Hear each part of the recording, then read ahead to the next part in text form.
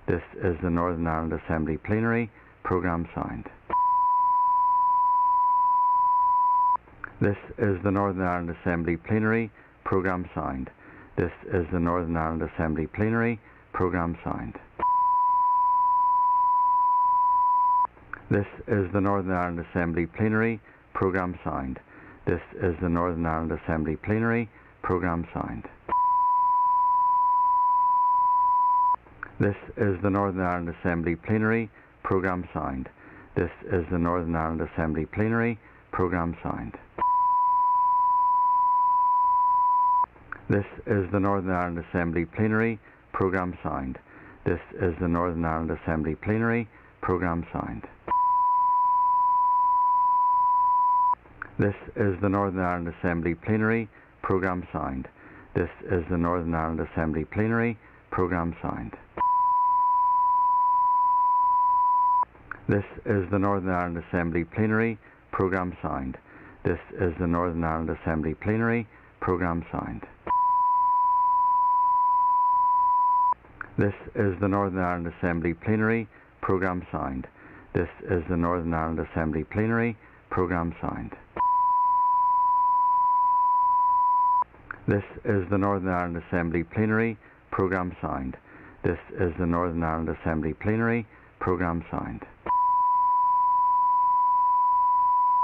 This is the Northern Ireland Assembly Plenary. Programme signed.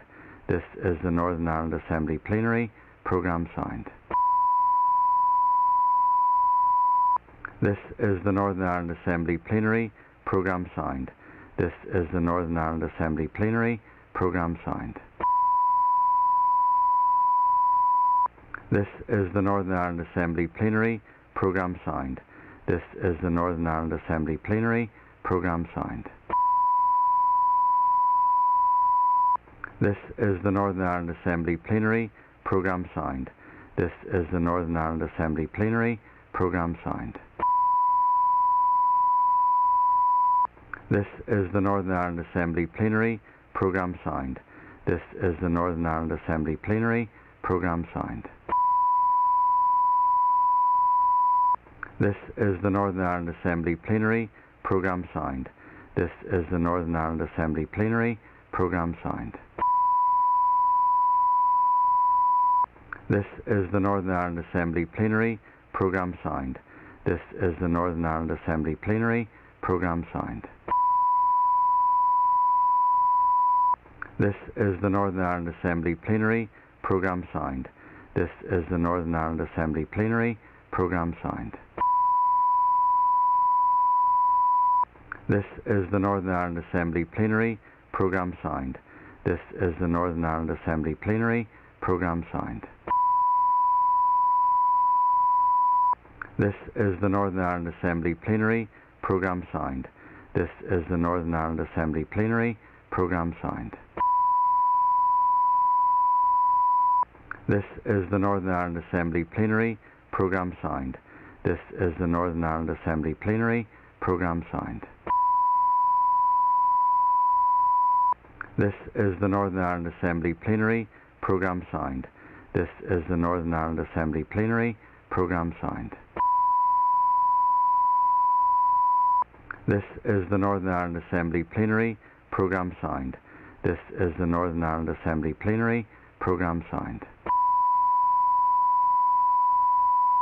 This is the Northern Ireland Assembly Plenary. Programme signed. This is the Northern Ireland Assembly Plenary. Programme signed. This is the Northern Ireland Assembly Plenary. Programme signed. This is the Northern Ireland Assembly Plenary. Programme signed. This is the Northern Ireland Assembly Plenary. Programme signed. This is the Northern Ireland Assembly Plenary. Programme signed. This is the Northern Ireland Assembly Plenary. Programme signed. This is the Northern Ireland Assembly Plenary. Programme signed. This is the Northern Ireland Assembly Plenary. Programme signed. This is the Northern Ireland Assembly Plenary. Programme signed. This is the Northern Ireland Assembly Plenary.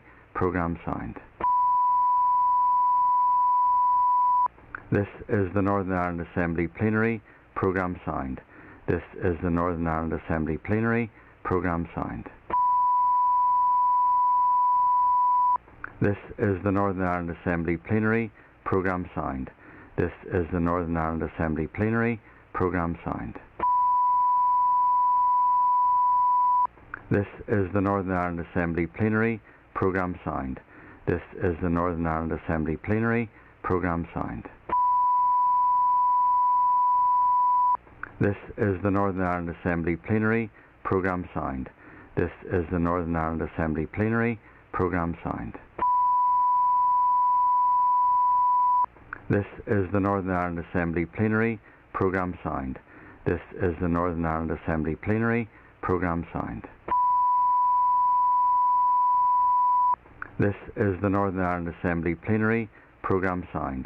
This is the Northern Ireland Assembly Plenary. Programme signed. This is the Northern Ireland Assembly Plenary. Programme signed. This is the Northern Ireland Assembly Plenary. Programme signed. This is the Northern Ireland Assembly Plenary. Programme signed. This is the Northern Ireland Assembly Plenary. Programme signed. This is the Northern Ireland Assembly Plenary. Programme signed. This is the Northern Ireland Assembly Plenary. Programme signed.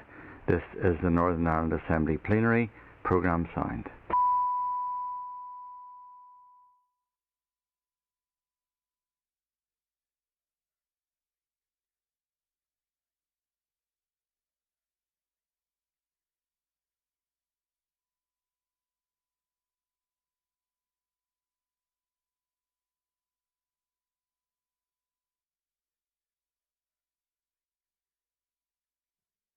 At the commencement of our sitting, let us be still.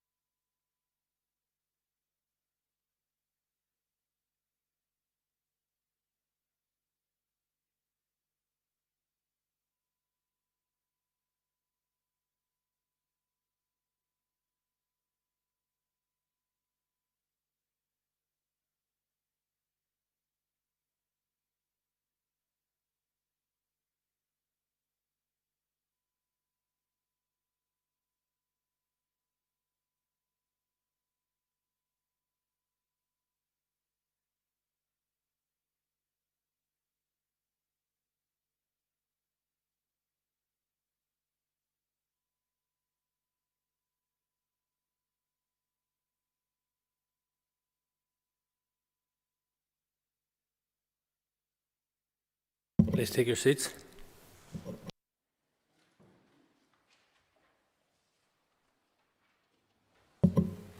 Members, Mr. Mervyn Storey has been given leave to make a statement on the HMICFRS's inspection of the PSNI's handling of the Bobby Storey funeral, which fulfils the criteria set out in Standing Order 24. If other members wish to be called, they should do so by rising in their places and continuing to do so. All members called will have up to 3 minutes to speak on the subject, and I would remind members that I will not take any points of order on this or any other matter until the item of business has finished, and I call Mr. Storey. Thank you, Mr. Speaker, and I welcome the opportunity to make this statement and these comments to the House today in relation to the findings of Her Majesty's Inspectorate of Constabulary that was published yesterday. The scenes witnessed at the funeral of Bobby Storey, when thousands of people were brought onto the streets by Sinn Féin, was in breach of the spirit and the letter of the COVID regulations. Their actions cast a dark shadow over the culture of lawfulness and was an embarrassment to law and order in Northern Ireland during this pandemic. Not for the first time in the history of Sinn Féin have we seen them use the dead or the dying for their own agenda. If they were prepared to ignore the dying wishes of one of their own Republican icons, Bobby Sands, then encouraging and organising thousands of people onto the streets of West Belfast would be seen by them as what needed to be done. No respect, no regard, no restraint. The movement was more important than any other consideration. How different the actions of many across Northern Ireland who had to bury their loved one alone, isolated and within the law. It all stands in stark contrast to the way in which Her Gracious Majesty the Queen laid to rest her beloved husband, Prince Philip, Duke of Edinburgh. Yet at the same time, the Deputy First Minister and other Sinn Féin executive ministers were calling us all to heed the advice that they were devising means whereby they would apply a different standard. Mr. Speaker, as we come to the House today, let it be remembered that my colleagues and myself on the board, the Policing Board, and I declare an interest as a member of the Northern Ireland Policing Board, supported bringing in HMIC to carry out this review. So we will not shy away from addressing the issues that it has raised or the commentary that it has made. We should also state that we will now apply ourselves to ensuring that everything is done that addresses the concerns that have been raised. We should also remember that we still don't know the outcome of the review of the PPS decision and whether or not the Ombudsman will carry out an investigation. So there is still some way to go in bringing this matter to a conclusion. The PSNI handling of the events and the engagement with the organisers, which the PPS and Her Majesty's Inspectorate have concluded provided a reasonable defence for prosecution, has contributed to the long-standing concerns and confidence in policing, particularly within the Unionist and Loyalist community. You bring your remarks to a close, Concerns Mr. Storey. that I am glad were particularly recognised by the Chief Constable yesterday. We will work with the police and our communities to ensure that there is not a double standard when it comes to applying the law. Thank you, Mr. Speaker. Thank you, and I call Gerry Kelly. And you know, when Mervyn Storey was up there speaking, he didn't once mention the Storey family as a grieving family. They are. Bobby Storey was a bad loss to his family and to many others. And perhaps in the middle of this, it's worth remembering that there is another family here. I accept entirely that people were hurt, that other families were hurt. And I've said that myself on a number of occasions, as have other members. What happened in the HMIC, this is the third, possibly the fourth investigation that has taken place.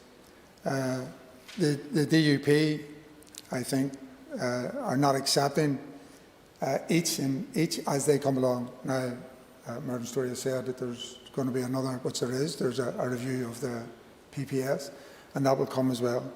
So at some stage, and I understand that he wants things corrected because there were some criticisms, but to be very clear, they said there was no bias or preferential treatment by the police in the funeral. There's no reason, in fact, I think the terms he used was, it was nowhere near the threshold for any disciplinary action against anybody who was involved. And of course, they took a different legal advice and came to the same conclusions as the PPS had done in terms of that. So at some stage, instead of just rejecting every report that comes along, maybe we'll get to the point, because there is a family grieving and they also have to move on, have to be able to move on, and every time this comes up, of course, that affects them as well. So maybe we can take some cognizance of that when we're dealing with this, and that is understanding that there was hurt because of the outcome of that day. So I suppose my appeal in the end is that we do move on. We have had that, and I should have said at the start, sorry, obviously I declare an interest. I spoke to the HMIC, and of course I was at the funeral. And I'm also a member of the policing board. Thank you. Thank you, and I call Dolores Kelly.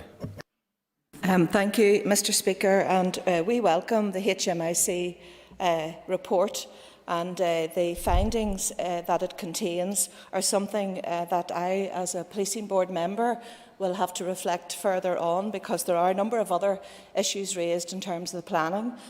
But I regret if this criticism ever turns into anything other. It is not a green and orange issue. Mr Story's family are grieving, but so are thousands, over 2,000 others, of people who weren't able to be at the bedside of their loved one as they gasped for breath. They weren't there whenever they were being lowered into the ground. And whilst there are many criticisms in here in relation to the regulations, and indeed there are questions in terms of the Health Department's legal advisor in terms of their interpretation and that which the HMIC legal advisors gave, the spirit of the regulations was very clear. I've said on numerous occasions the infographics on the motorway for anybody travelling down to Belfast was stay at home, is your journey essential? And indeed, on many occasions in the lead up to that funeral, the Deputy First Minister asked people to stay at home. Don't go out if you don't have to.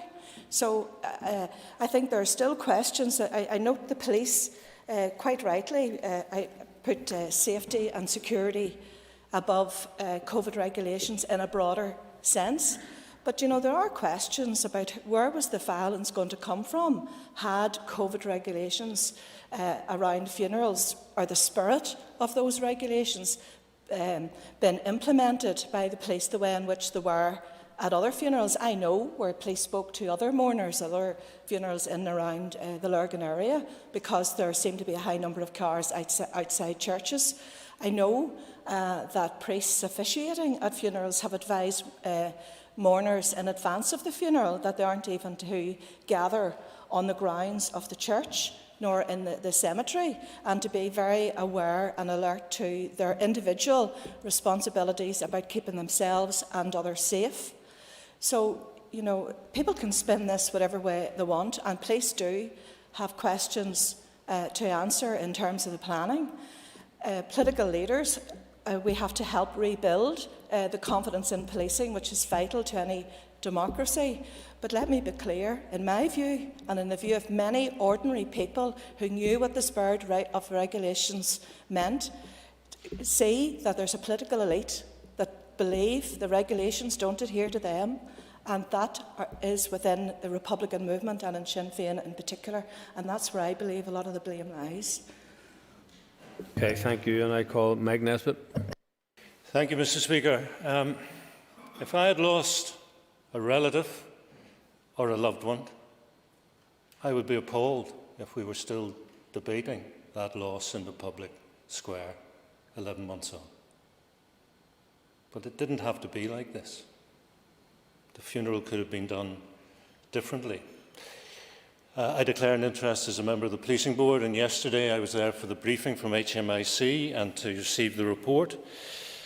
And the fact that the three priorities for the police were: number one, to avoid serious disorder; number two, to avoid the trappings of paramilitaries; and third, a perhaps distant third, no serious breach of the regulations. And I hear the criticism that the regulations were confusing, but I remember the Gold Commander coming to the Policing Board in April and saying I was clear about the regulations and my team were clear about the regulations.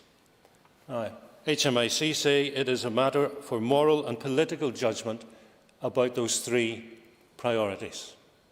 And politically, I understand that in terms of policing, there's a balance, there's a choice to be made between upholding the letter of the law and maintaining the peace. So you don't send policemen in riot gear into the middle of a funeral. I get that. But you negotiate it beforehand, and the problem is there isn't a proper paper trail. And do you know what it reminds me of, Mr. Speaker? RHI. Sir Patrick Coughlin, remember, told us that it was government by post-it notes. Where is the paper trail recording the communications between the funeral organisers and the PSNI? And to tell you what the problem is, for the lack of that paper trail, many people will now suspect that the trade-off was very simple. The PSNI saying to the funeral organisers, promise us there will be no volley of shots, no bury and no gloves in that coffin, and we will back off. We will effectively surrender the streets of West Belfast to the Republican movement. And there's evidence in this report. An inspector who was in a vehicle that didn't stop at any time because he said to stop would have been interpreted as provocative. He said, I was getting a clear picture from the steely looks I was getting. So can we go and do whatever we want in terms of criminality on the streets of Belfast, and when the police come, just give them a steely look and they'll back off? I welcome the Chief Constable saying he's now going to try to rebuild confidence in the community. And as members of the Policing Board, I think we all have a duty to weigh in behind him, because the community deserve it, and the officers of the Police Service of Northern Ireland deserve it too. Thank you. And I call Jim Allister. Thank you, Mr. Speaker. This report was a whitewash, and it was never intended to be otherwise. And anyone who listened this morning to the interview of Mr. Parr on the Nolan Show could have no doubt about that. Here was a man under interview who said some amazing things. And of course, the starting point of what's amazing is the primary conclusion that Sinn Féin might was more important on the day than the COVID regulations, that they were not just secondary, but a very distant third to the thought that might was right and might would prevail. And when you heard this morning Mr. Parr saying effectively that matters were abdicated to an IRA events company whose name he wouldn't give, he wouldn't say whether or not it was licensed. Indeed, he may never have inquired. And when you hear that a Gold Commander ordered that a helicopter should not oversee the wake event where hundreds of people were gathered, and when you hear that the video cameras were so far back that the footage was useless, then the conclusion is inescapable that the streets of West Belfast were deliberately, consciously surrendered on the day of the Story funeral. And the contrast is not with what would have happened with a loyalist funeral. The contrast is what did happen with the funerals of ordinary folk who were deprived of the basic rights that attend a funeral and who were required to obey. But when it came to Sinn Féin, they called the shots. There mightn't have been any shots over the coffin on that occasion, but there certainly were shots called by Sinn Féin, and we had the despicable scene of our compliant Chief Constable toadying to all of that. And what he did in that day is something which is incapable, in my book, of ever restoring confidence in him. And then we discover... Bring your remarks to a close, Mr. Then Officer. we discover the rules were changed by the executive the night before. That's another story. Mr. Officer, bring your remarks to a altogether. close, please. Thank you very much. Thank you for that. And I call Paula Bradshaw. Excuse me. Thank you, Mr. Speaker, and thank you to Mr. Storey for bringing the matter of the day. It is the responsibility of everyone to help maintain and build confidence in policing. It is not good enough for elected representatives and others to simply take perceived grievances and amplify them. It is up to us to lead and follow due process to allow the police to be properly scrutinised instead of jumping on a bandwagon. This report has carried out that scrutiny, and I hope people are now mindful of the consequences of their previous statements in relation to this matter. That is not to say the PSNI was perfect in its handling of the events around this funeral, even if they were not, and I quote, especially serious failings according to it.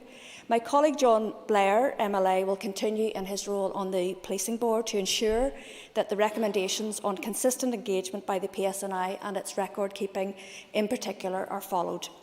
It is a matter of utmost importance that the Policing Board is now allowed to focus on its work, looking at issues that are in the interest of all people and their safety. I would like to place on record, Mr. Speaker, that the report demonstrated that it is not the case that the threat of violence influenced policing, as some are asserting. In every police operation, there are risks and challenges that need to be weighed up in order to maintain public order. Some are claiming that the police did not warn that they would be in breach of health protection regulations, for example. Again, this is not the case. And we as elected representatives need to be careful that we do not continue to fan the flame of tension in our society. Support for the PSNI and the rule of law is necessary in a civilised society, and I recognise that this process continues to evolve as we move through our peace process here in Northern Ireland. Lastly, I would like to place on record the thanks of myself and my party for Her Majesty's Inspector of Constabulary for their diligence in completing this report in a timely manner. Thank you. Thank you, and I call Trevor Clark. Mr. Speaker, and following on from some of the other speakers, in relation to the report, I have to say, and in Jim Allister's words, it was a whitewash. There was reference made to a bias.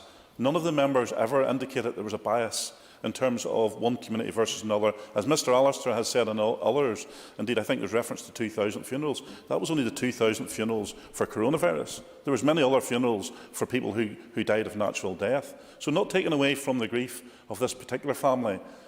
But there's something that's been missed here. There was 2,000 people recorded in the street that day.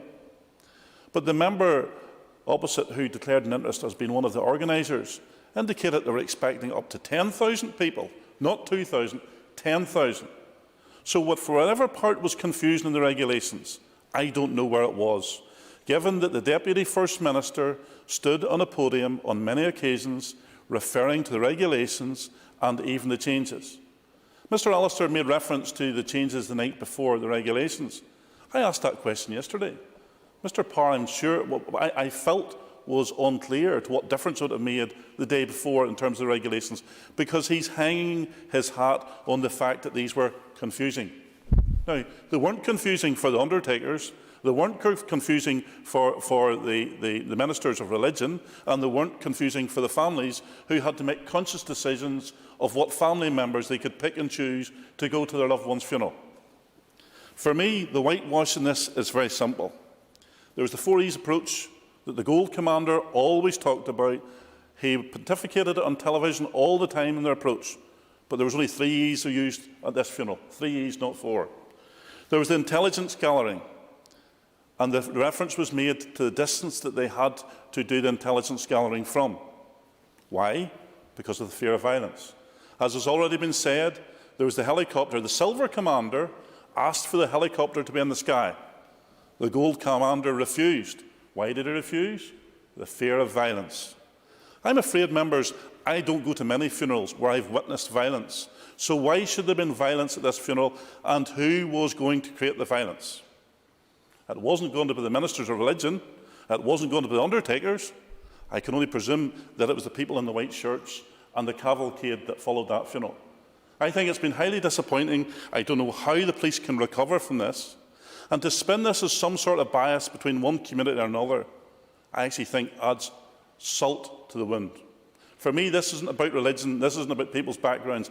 This is about the mere fact that there was rules And the Deputy First Minister of this government was there in clear breach of the rules, broke the rules, and nothing's been done, and it's been nothing but about whitewash. The only thing that's come out of this report for me is that I've agreed for the first time with Mrs Kelly.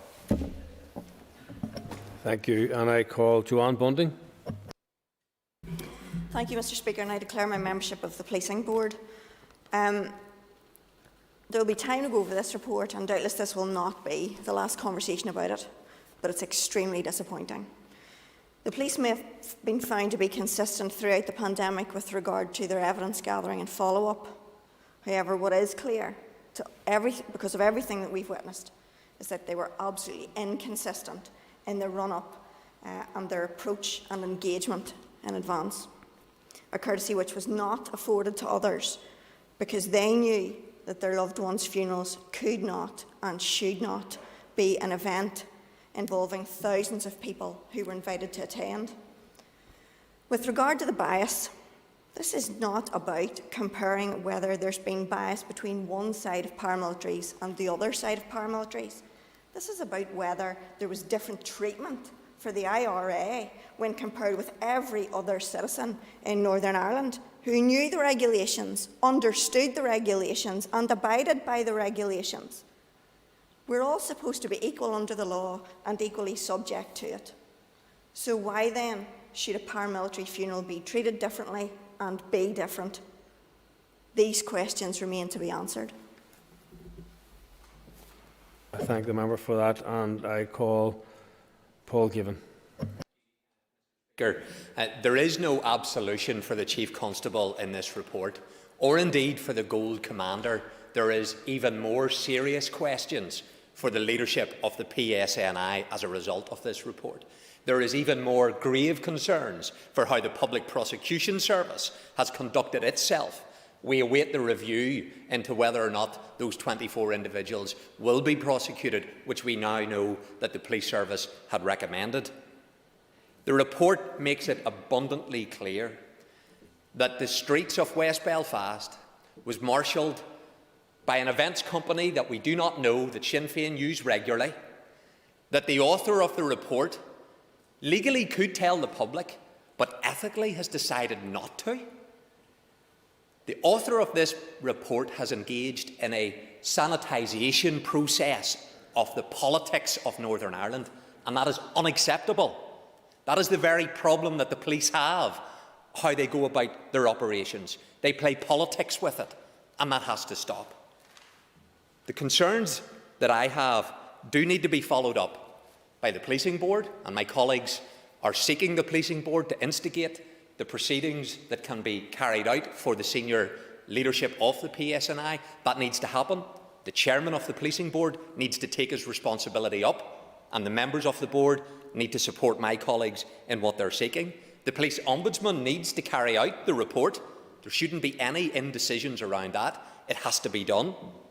And then the PPS need to come to the Justice Committee, as the committee has requested.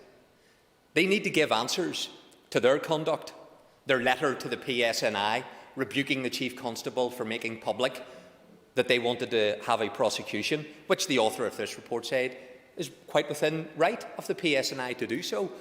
What is there to cover up by the PPS and their behaviour? Why are they not coming forward and giving answers whenever we have sought it? We need to have those answers. But primary responsibility for what took place on that day is at the feet of Sinn Féin.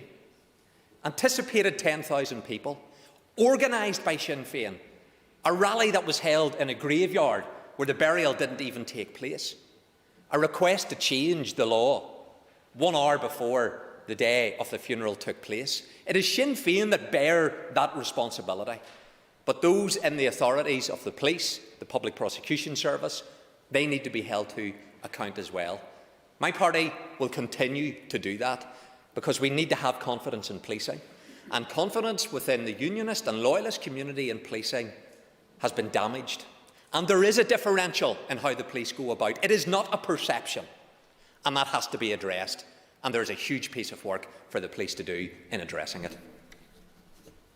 Thank the member for that, and that concludes this matter of the day debate.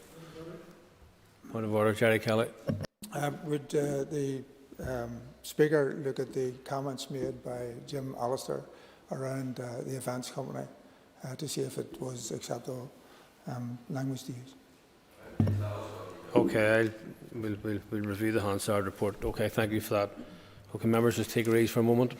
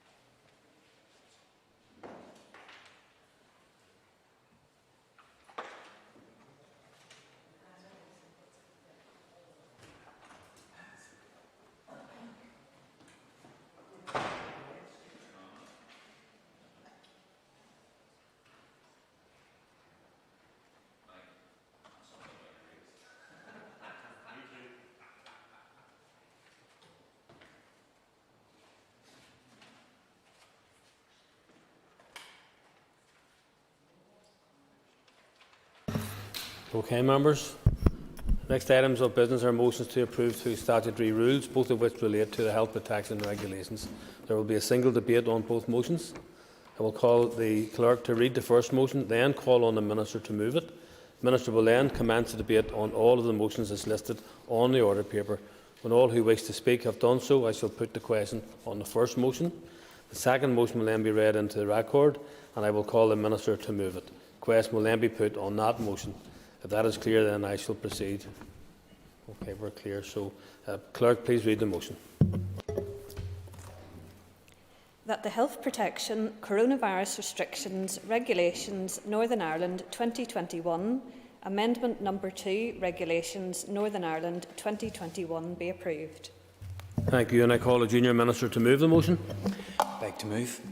Thank you, and the Business Committee has agreed that there should be no time limit on this debate. So I call the Junior Minister to open the debate on the motions. Minister. Thank you, Mr Speaker. I will be bringing forward amendments number 2 and 3 of the Health Protection and Coronavirus Restrictions Regulations. And with your permission, I will focus my remarks solely on those at the centre of today's debate. Amendment number 2, SR 2021 number 109, was made on the 22nd of April. It brought changes to the regulations to ease restrictions that would come into effect from the 23rd and the 30th of April respectively.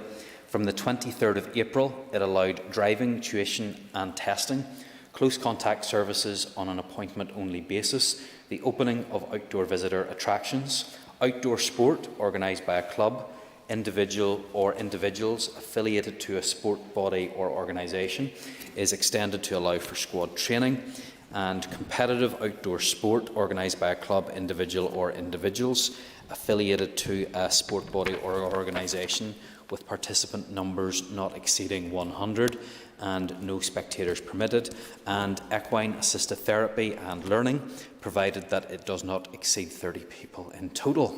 It also allowed the practice or rehearsal by a band outdoors, provided that the band does not engage in a procession, the gathering consists only of the band and no person in the gathering engages in singing.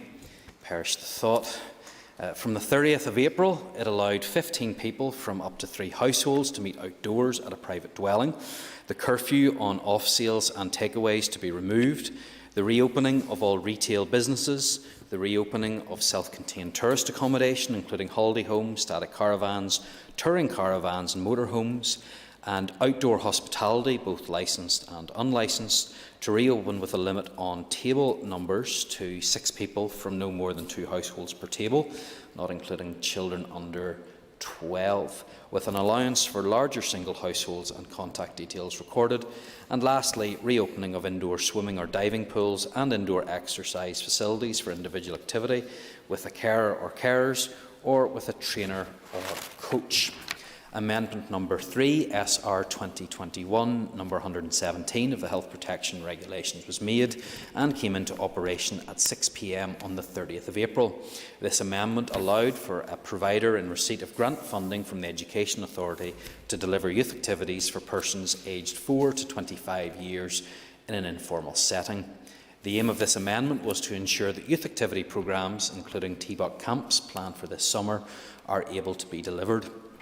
It also made an amendment to the regulations that clarifies that persons from the same household or bubble or the same party can be seated at the same table in outdoor hospitality without the need to be 2 metres socially distant from each other. I commend the regulations to the Assembly. Thank you. And I call the Chairperson for the Committee of the Executive Office, Colin McGrath. Mr. Speaker, and I rise to speak on behalf of the Committee for the Executive Office. The Health Committee has undertaken the hard work of scrutinising these regulations, and I look forward to hearing from that committee later in the debate. I will just say a few words in relation to the strategic oversight role of my committee in these matters. The committee has consistently maintained that there needs to be clear, unambiguous messaging on the nature of restrictions and the need for them. There also needs to be clarity for those that are expected to enforce the regulations. It is encouraging that we are in a position, based on sound evidence, to relax some of those restrictions, and I would again pay tribute to those in our society who have borne the brunt of treating those who have become ill or caring for those in need and providing essential services for us all to keep the economy going. As the restrictions ease, we would also appeal for caution. We are not out of the woods yet.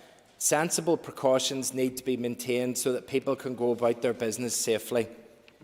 The committee is accustomed to hearing from a range of sectors on the impact and implications of responses to the pandemic. We have a unique opportunity to plan for a constructive and inclusive recovery for which the committee needs to be part of the conversation, and we look forward to engaging with the First and Deputy First Minister and the junior ministers as the pathway out of restrictions progresses. I'd like to say a few points just in my capacity as an individual MLA. The amendments that we are discussing today include the reopening of close contact services such as driving instructors and hairdressers, something many of us are again enjoying the benefits of, although as I look across the chamber, some of us more than others.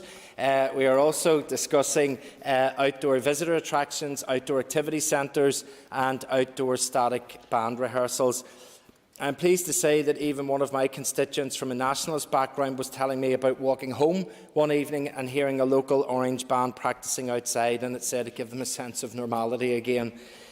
The other amendment we discussed concerns educational activities and seating within hospitality settings. And if I can say, particularly on a personal level, I welcome the easements with regard to youth activities. It's enabled me to get back into the work that I do on a Wednesday evening, where I do some volunteering with a group of foreign nationals in the Downpatrick area. They have really enjoyed being able to get back in and engage and have structured activities available for them, as all the young people that participate in the activities. And you can see that once again they have a sense of structure and purpose to their evenings and social time, and also that critical interaction that they have with adults, which will help them as they progress through the rest of the year. It is heartening that the amendments that we discussed today and hopefully into the future are concerned with how we emerge from the pandemic. We all know that there is no return to the status quo. There has been much discussion over what will be the new normal, and it would be my hope that as these amendments and future amendments progress, that the Executive Office will be in a position to place greater focus on our COVID recovery. We will be discussing mental health awareness today, and mental health, particularly for our younger and older people, is something that we need to pay close attention to, as will be our high street recovery. I am glad to see that the task force is in operation. There are some issues surrounding the size of that need to be ironed out, but I welcome the fact that it is there and will hopefully reach out and help high street businesses as they emerge from COVID as well. Ultimately, it is welcome that we are moving step by step out of restriction and into a place of recovery. As I mentioned, the committee will need to be a part of that recovery, but equally so, the public need to have their voices heard too. The public need to have their voices heard on the lived experience of the pandemic and the restrictions which we have legislated for. However, for now, we are discussing the continued easing of restrictions, and I am glad to support today's amendments. Thank you. Thank you, and I call the Chairperson for the Committee for Health, Colin Gildernew. First of all, I would like to welcome that we are now over 1 million people here in the North vaccinated with their first dose, and over 500,000 people fully vaccinated. The vaccination programme has been a great success and has provided for the gradual easing of restrictions that we are considering here today and in the future. I would encourage all of those that are eligible at the present time to get onto the system and book their vaccine, as it is one important element on the road to recovery and will provide protection to you, your friends, your family and community as we ease restrictions. It is also important to note that the issue and the system of find, test, trace, isolate and support must also continue to play a role as we go forward. And it is worrying in that respect that we have now seen cases of the Indian variant here in the north, and that those are rising as well. And we do hope that the procedures and processes in place will allow these isolated instances to be contained rather than further transmitting the variant, and find, test, trace, isolate and support will be key to that. I note the latest research that which seem to indicate that the vaccines are effective against the Indian variant, which again is another reason for everyone to ensure they get vaccinated as soon as possible. Our thoughts today are very much with those in hospital with COVID-19 at this time, and with all those who are facing this virus across the world, and every one of our families and individuals who have suffered the loss of someone as a result of this horrible, horrible virus. We have all seen the harrowing pictures from the spread of the virus in India, and I think it was good to see that we supplied assistance via the way of generators to India. I think international solidarity in this respect is something that is hugely important, and I think that we need to remember that in an interconnected world, if anyone is at risk, we are all at risk, and I think helping and reaching out to others across the world is the right thing to do at this time, and I would like to welcome that.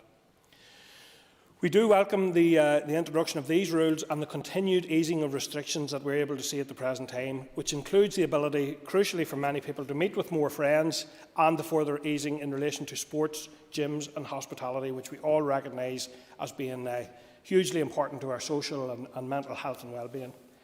Last week, during Mental Health Awareness Week, we met with a number of groups and with many young people to discuss the impact of COVID-19 on them, and the number of young people that highlighted that they missed the social interaction with their friends, they missed school, they missed sport, and one mentioned discos also, they missed the discos.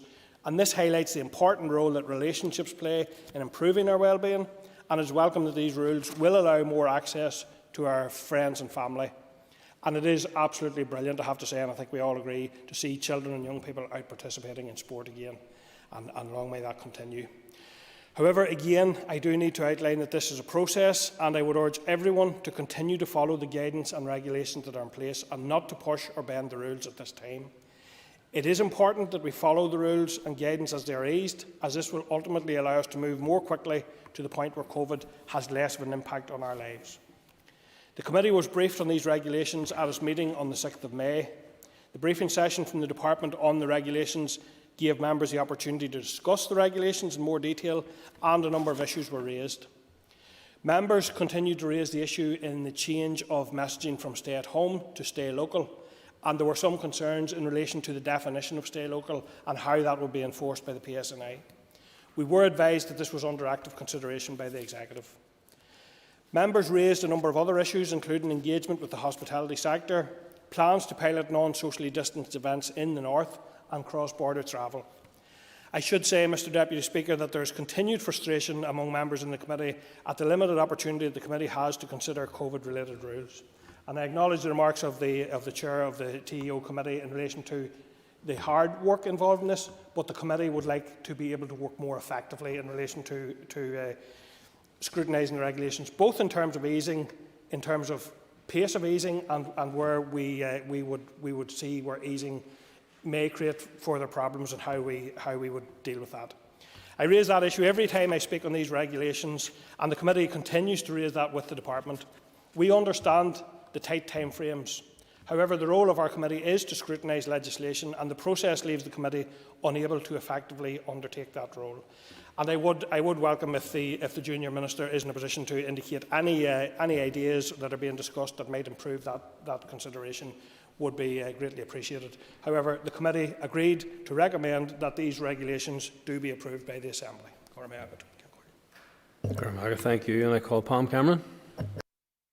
Thank you, Mr Speaker, and I rise once again to welcome the continued progress we enjoy towards restoring freedoms, restoring normality and helping us to get all aspects of our lives back.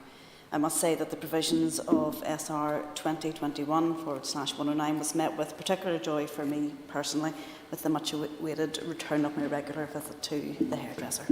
And it was most certainly justified, and I thank my good friend Emma at Sheer Madness in Antrim for sorting out the lockdown hair. Between that and the much-anticipated event, that of having a bite to eat and a beer with best friends at our local, it certainly makes us all appreciate the simple things in life that I think until this last year we've very much taken for granted. But Mr Speaker, while it's okay to joke, it's also worth remembering that for those in close contact services and in hospitality, the sacrifice we have asked of them and their businesses has been incredible, and I want to say thank you to them. The role that you have played in helping control COVID has been significant, and the mitigation measures you have put in place for continued client safety is greatly appreciated. Resumption of driving lessons and testing is also very much welcome. Mr Speaker, these regulations also signal the reopening of our retail. Our high streets have borne the brunt of restrictions with shutters down, and sadly some businesses have not and will never reopen.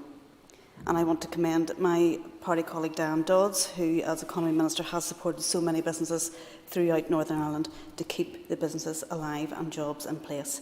It goes without saying too that the support we have received from our government at Westminster has been unprecedented, and once again showing how we are better in this union of the United Kingdom.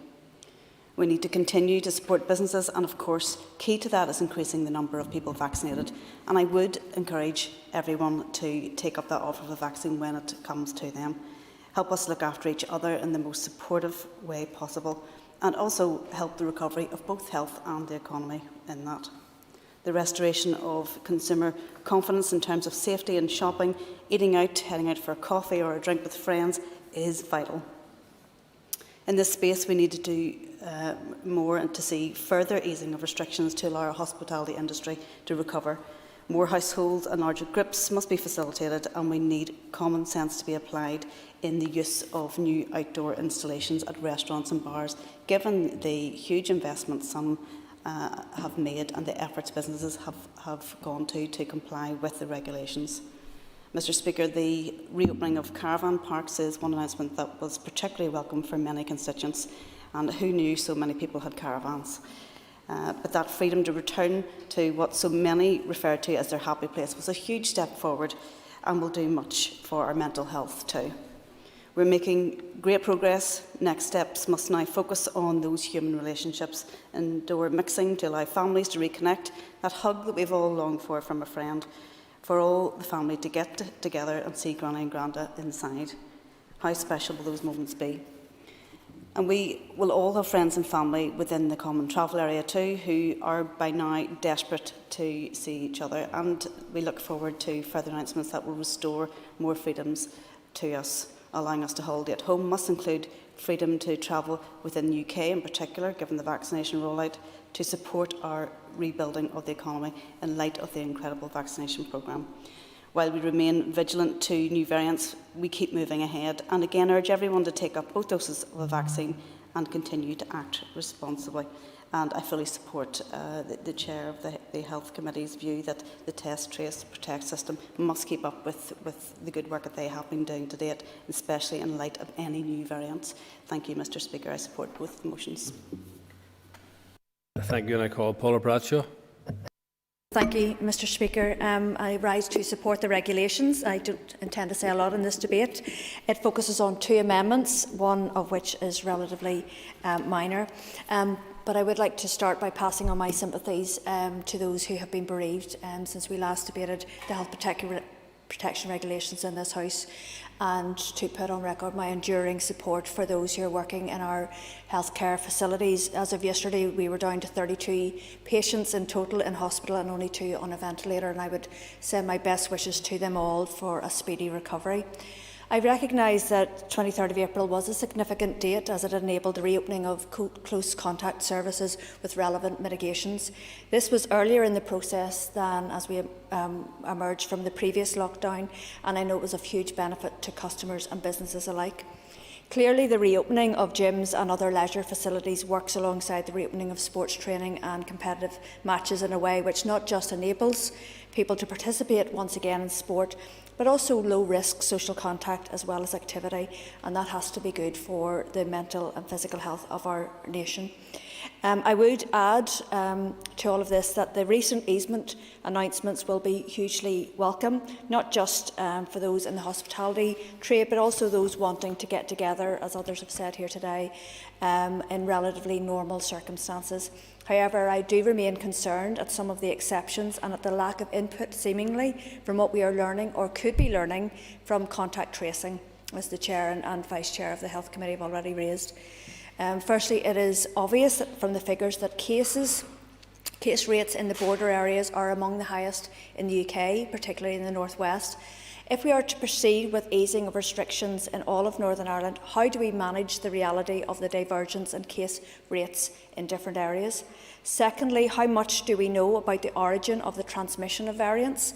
We have been told that the opening of schools and hospitality at the same time will inevitably see case rises.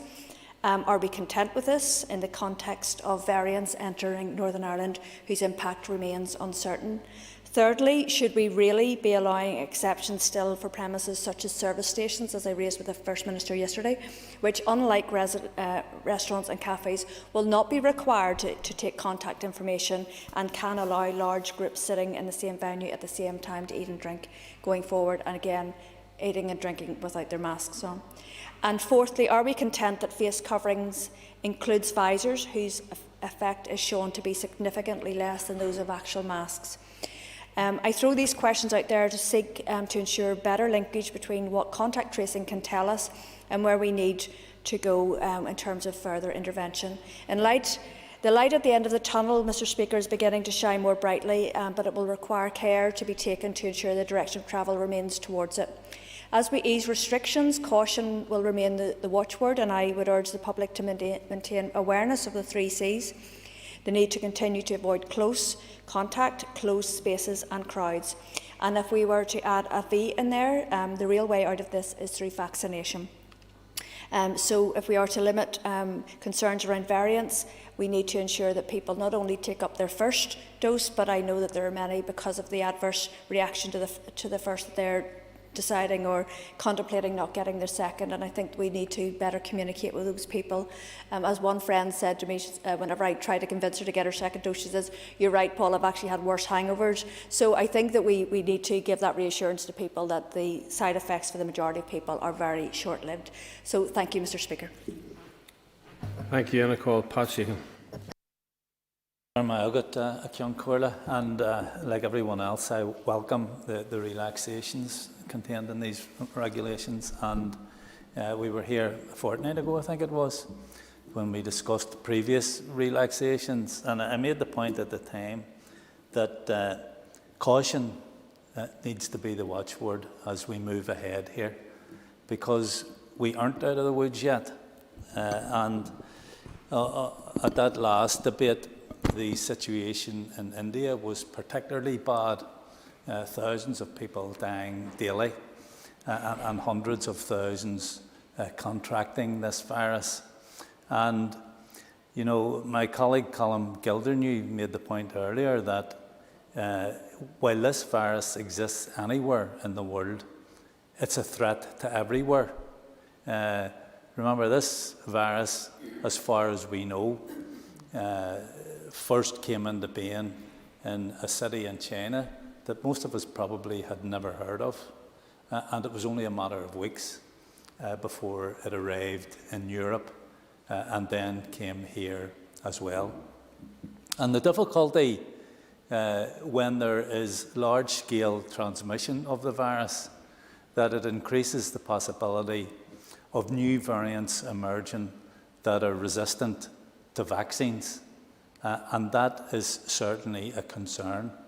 And I note that the British government is already now throwing doubt on the possibility of a full opening up of society on the 21st of June, I think the date is, because of the advent of what's known as the Indian variant across the water.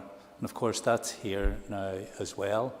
And I doubt if Boris Johnson is concerned about the health and well-being of the people in Britain, given his previous utterances about piling bodies high.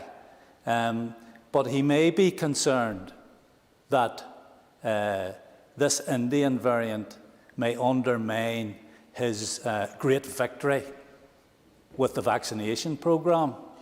So we need to be concerned.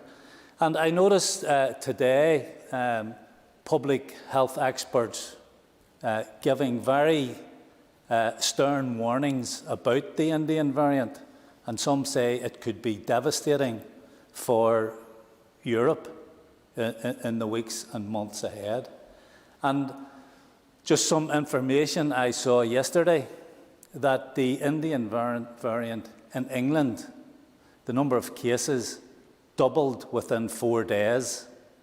So it went from just over 2,000 cases to over 4,000 cases within the space of 4 days. So what's it going to be like in another 4 days or another 4 weeks? And it seems to be clear that this variant is much more transmissible than the dominant variant that exists on these islands at the minute, known as the Kent variant. So I welcome these relaxations, but we need to continue to be vigilant and to be aware that the dangers from this virus are still out there. However, it has been a challenging year for everyone, and no doubt these relaxations will be welcomed by most people out there. But as I said at the outset of this contribution, caution must be the watchword in the time ahead. Thank you. And I call Justin McNulty.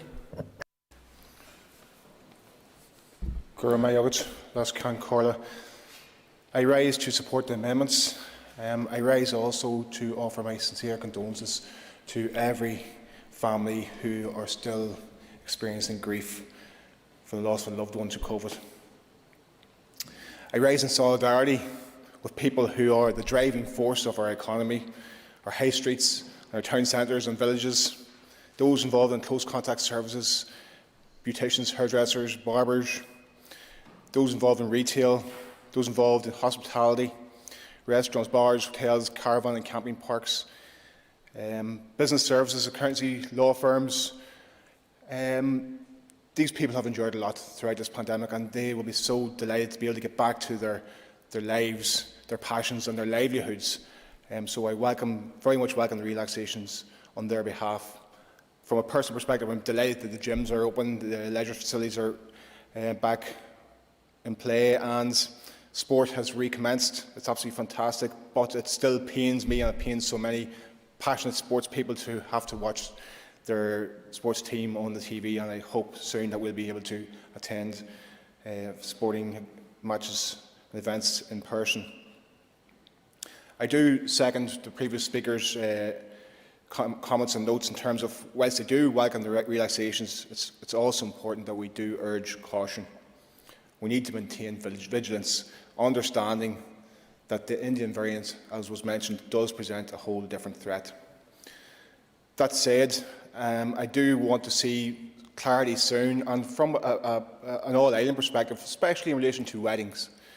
We have so many people here, young couples, who are excited about their big day, and it's planned for the coming months, and they don't know whether they can have it north or south. They don't know how many numbers will be able to attend. They don't know if they're going to be able to have a boogie.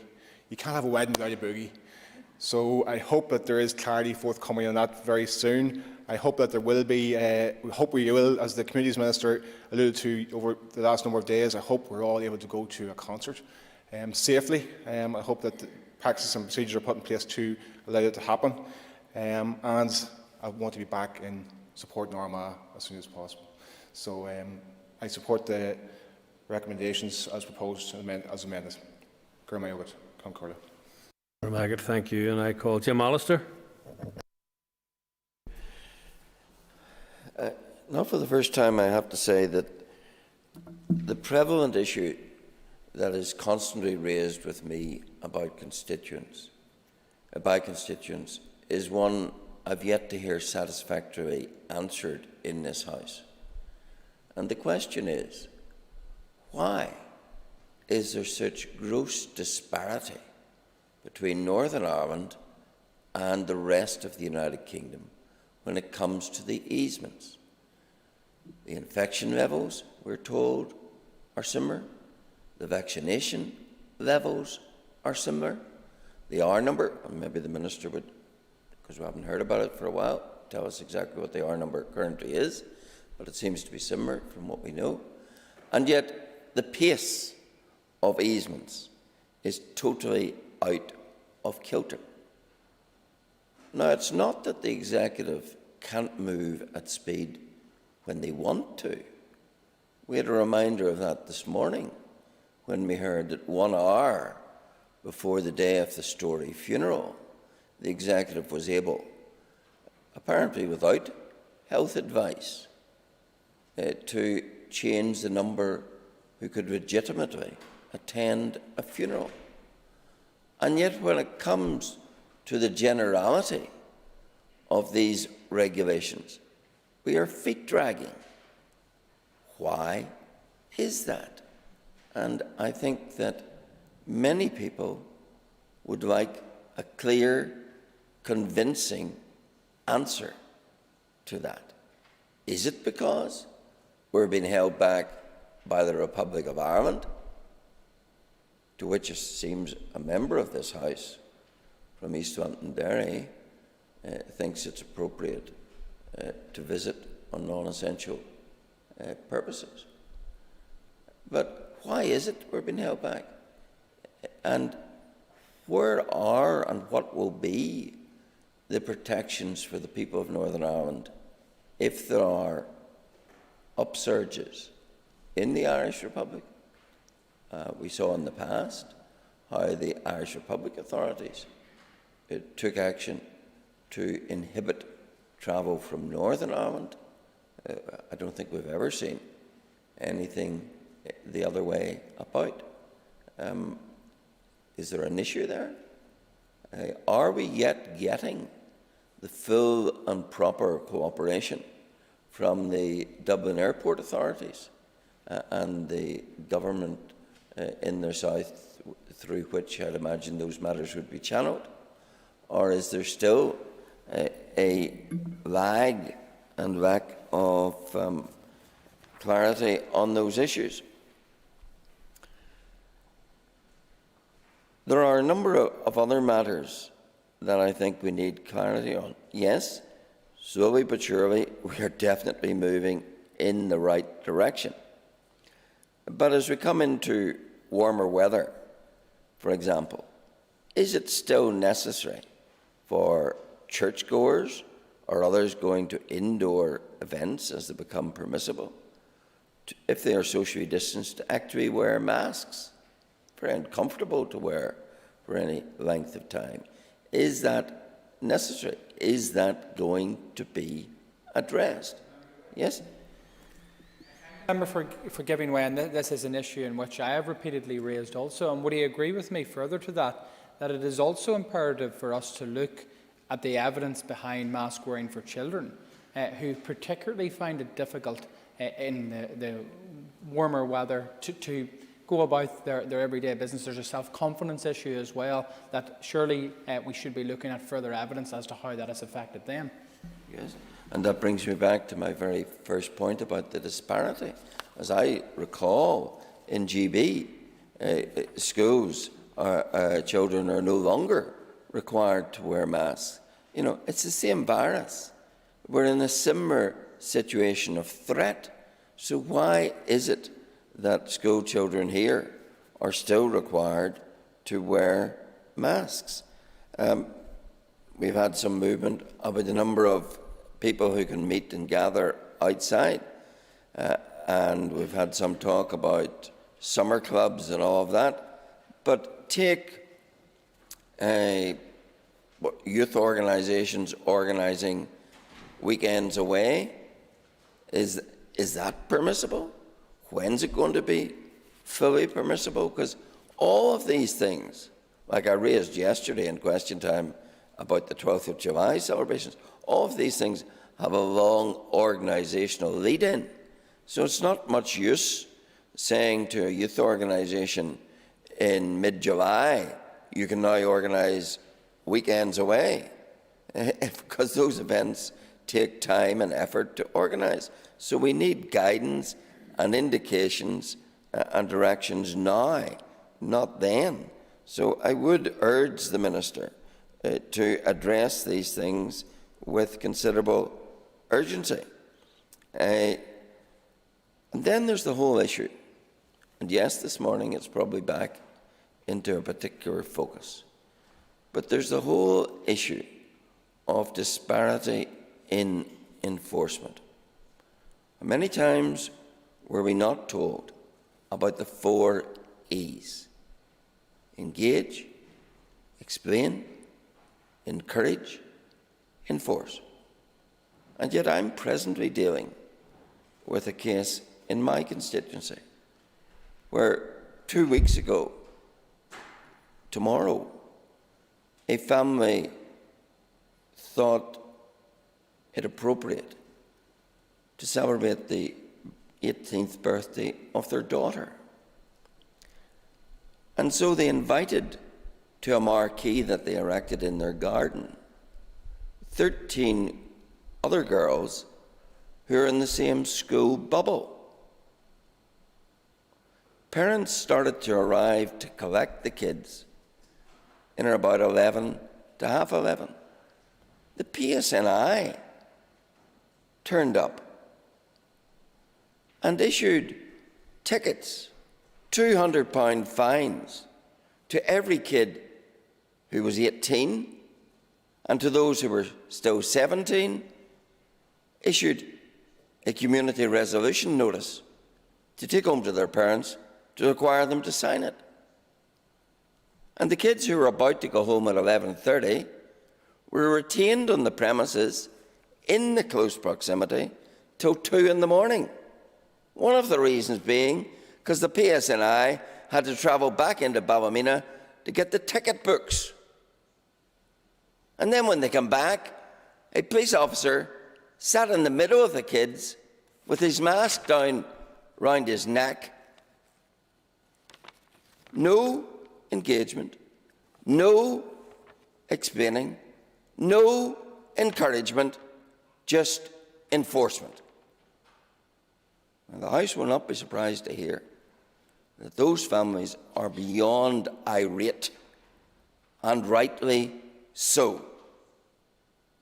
So I do say to the House that yes, of course, it's necessary to enforce regulations, but they need to be enforced in a consistent and sensible manner. Where was the sense in keeping kids that were about to disperse for another 2.5 hours in the very proximity which was the objection and the cause of the complaint? Where were the first 3 E's of the 4? I've been in correspondence with the Chief Constable's office since the morning after. I can't even get an answer.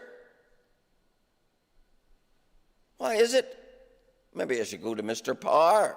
He seems to have a particular take on regulations. But it really is shameful, the manner in which some of these matters are being dealt with.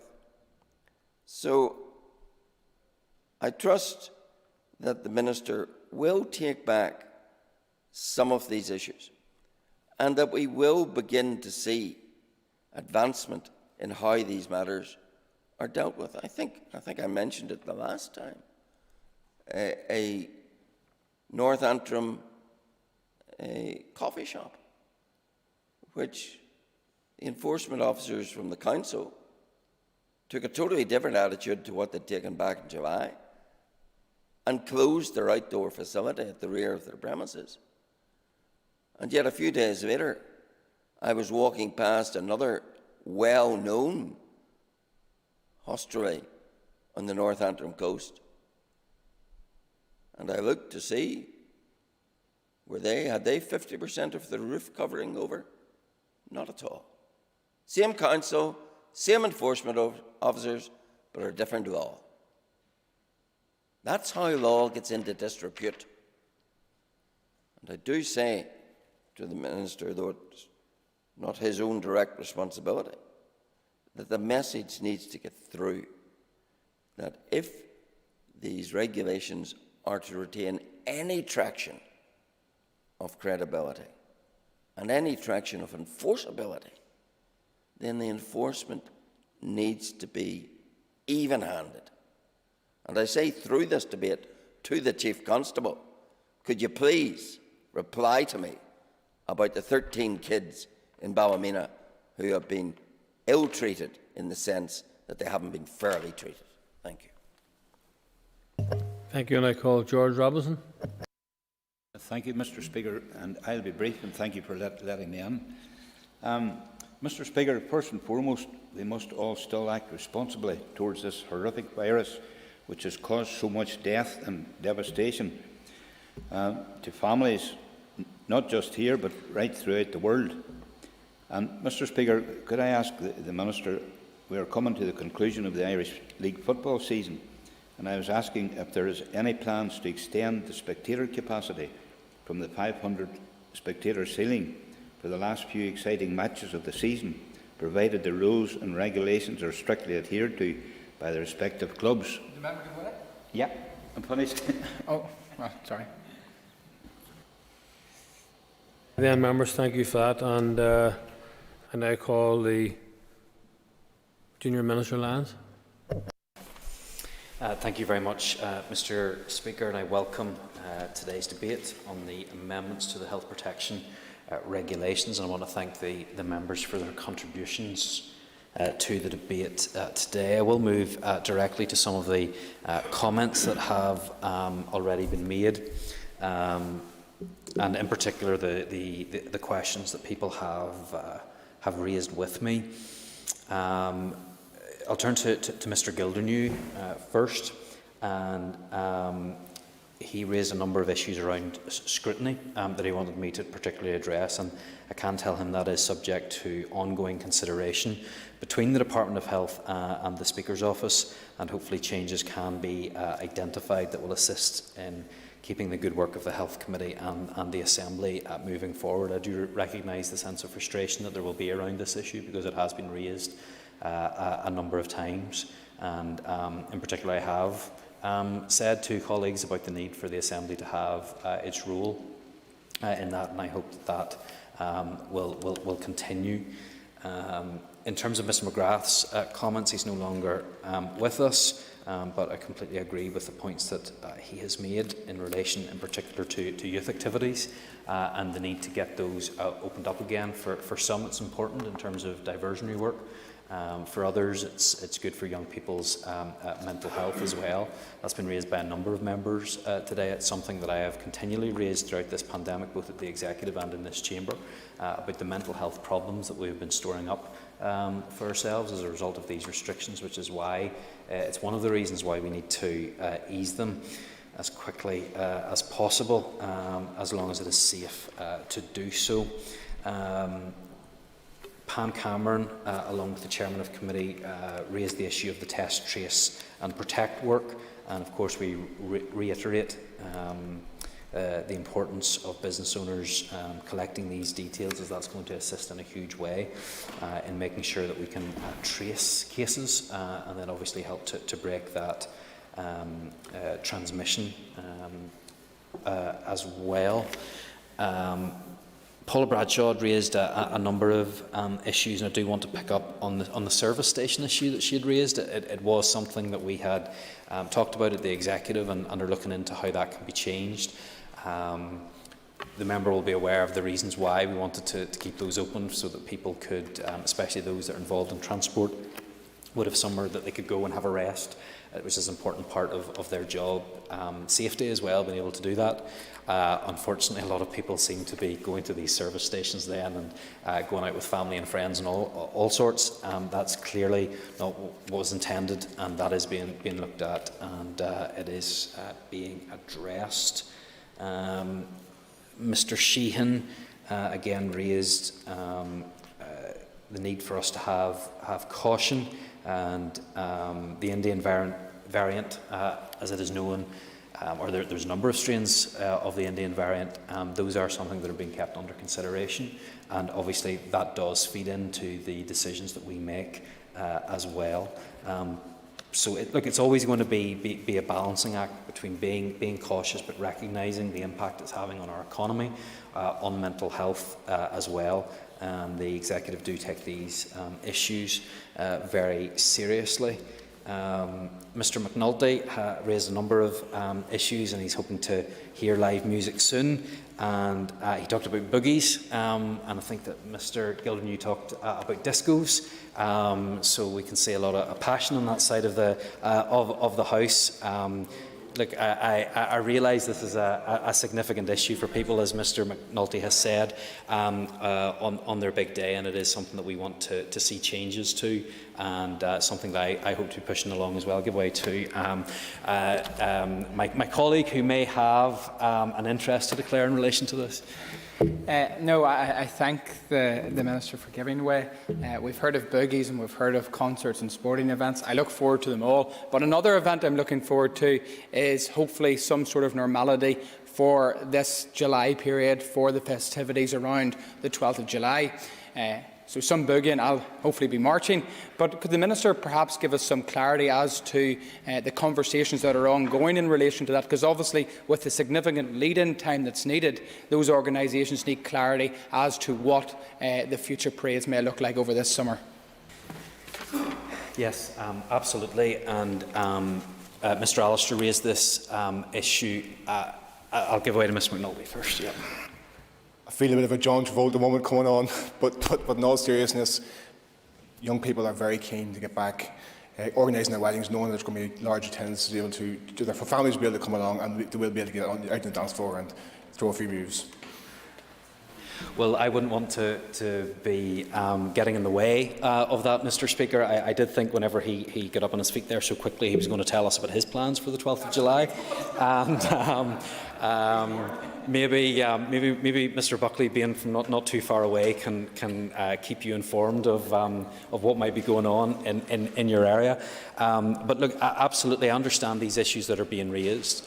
I understand as well the importance of lead-in times, because whether it's somebody's wedding, whether it is the celebrations on the 12th of July, or whether it's some of the youth activity over the summertime that Mr Allister was talking about, these obviously need lead-in times. You can't change it days before, in particular when we consider the 12th of July, and the forms that need to go into the Parades Commission as well. So it is important that we give certainty and clarity as soon as we can on that. The First Minister and I have put in requests to the Department of Health in relation to this, and there are going to be meetings with Grand Lodge and the First Minister and the Health Minister as well to see how the parades and the celebrations can take place.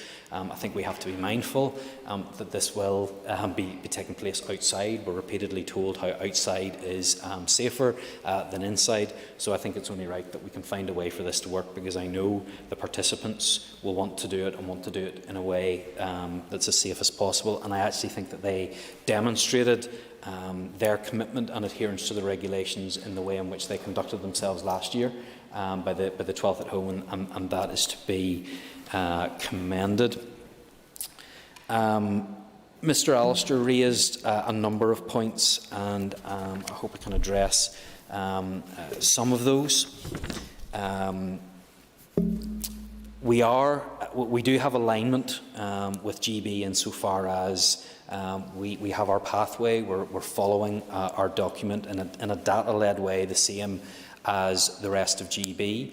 There are other factors that we have to take into consideration, and it is correct that the lower vaccination level in the Republic of Ireland and the increased number of cases in the Republic of Ireland do impact upon decisions that we will make as well, because we have to take into consideration the prevalence of the virus there and how it obviously crosses the border. And I think we do have to consider, and I think it's only right and proper, that if we do see outbreaks in certain parts of the Republic of Ireland, or perhaps parts very, very close to the border with Northern Ireland, it is important that we take whatever steps are necessary to stop the spread of the virus, and that's something that we will certainly have to consider. He also asked about the R number, and the member can always find that on the Department of Health website, where it's published weekly. But I have been told that as it currently stands, the R rate for cases is stable at around 1.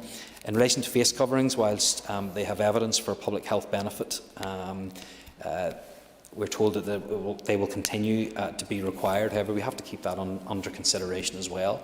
And especially if the rate of transmission is so low and we are making progress, I think it's only right that we look at where those are required. And I do take the point that Mr. Buckley made about in schools in particular, and it needs to be data-led and evidence-based. He raised a number of other issues, yes, in particular in regards to the disparity in enforcement. And we have been told time and time again it's about engage, explain, encourage and enforce. And for the second time in 2 weeks, he has brought to me in this House another example of the disparity in terms of how these are enforced, this time by the PSNI, previously by the Environmental Health and Causeway Coast and Glens Borough Council. And I think nothing irritates people more than being seen to be held to a different standard than everybody else. And I can understand his constituents' concern and anger at what had taken place, because I think it's very clear that if the police had turned up at that event, it would have been entirely reasonable for them to have engaged, explained and encouraged people to go home. I think there's a problem if we're going straight in there with fines all the time. They're not adhering to what they themselves have said that they are going to do. And I think that the police need to be held accountable for that. It's absolutely right that he has written to the Chief Constable about it. I hope that the Chief Constable has heard what is said here today, because whether or not it's an isolated case or not, it needs to be addressed, because it sends out a terrible message. And I think that if we want to have success in the application of these regulations, there needs to be a consistent approach, because if there's not a consistent approach, you're not going to have the buy-in from the public that is needed. And I know that is very, very frustrating for people. And my sense is that people want to follow the rules, they want to work in accordance with them, and sometimes the police need to explain what they actually say to provide that little bit more clarity and that's what should have taken place. And of course the nonsense of it all is, as the member has pointed out, is that they're trying to stop people gathering together, yet by trying to enforce the regulations, they are actually encouraging some of the behaviour that they tried to stop. So a little bit of common sense might come in handy as well, but the member has very clearly put his remarks on the record, and I hope that they will be listened to. I just want to come then finally to the points made by Mr Robinson, who in the last set of regulation debates that we had in this chamber, he had asked for more spectators to be able to be allowed at sporting events. And he must be a very persuasive member, Mr Speaker, because just last week we were able to announce 500 spectators, and I know that that will be very welcome. And then the members come back again, and he's looking for more.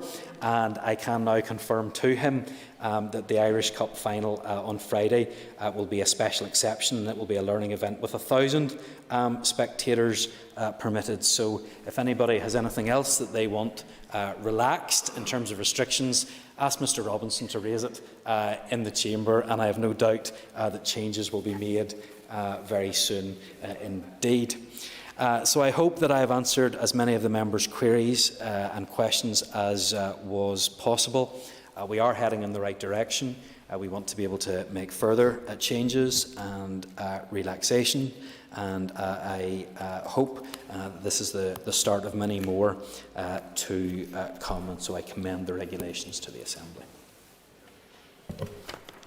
Thank you, members, all the members for their contributions. And the question is that the Health Protection Coronavirus Restrictions Regulations NI 2021 Amendment Number 2 Regulations NI 2021 be approved. All those in favour say aye.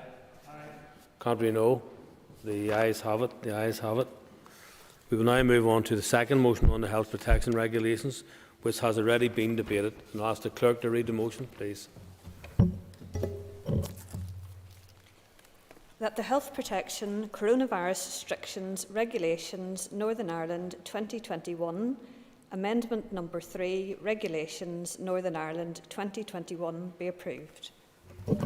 Thank you, and I call the Junior Minister to move the motion. Beg to move.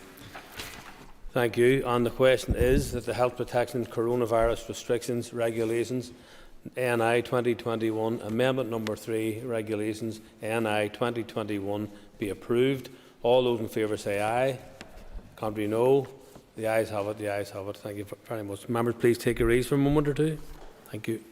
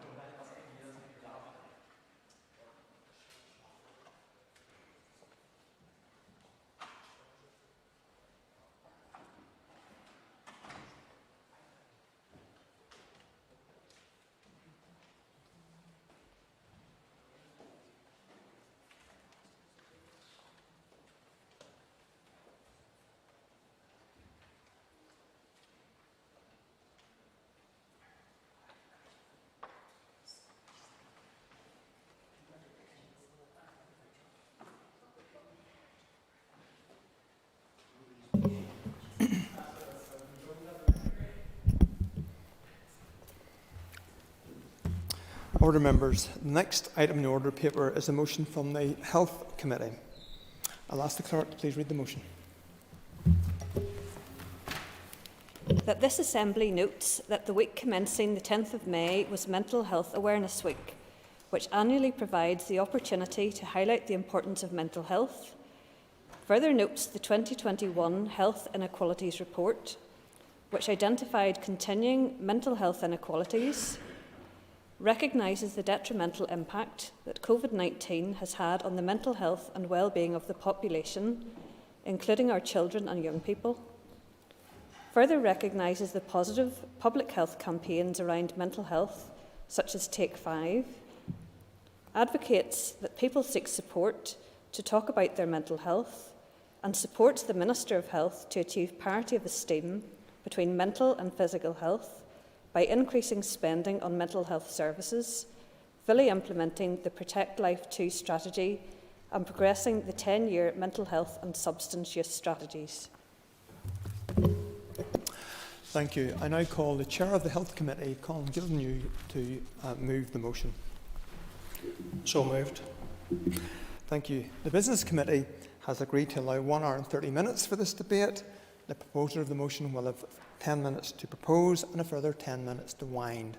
All other speakers will have 5 minutes. And I invite you to open the debate on the motion.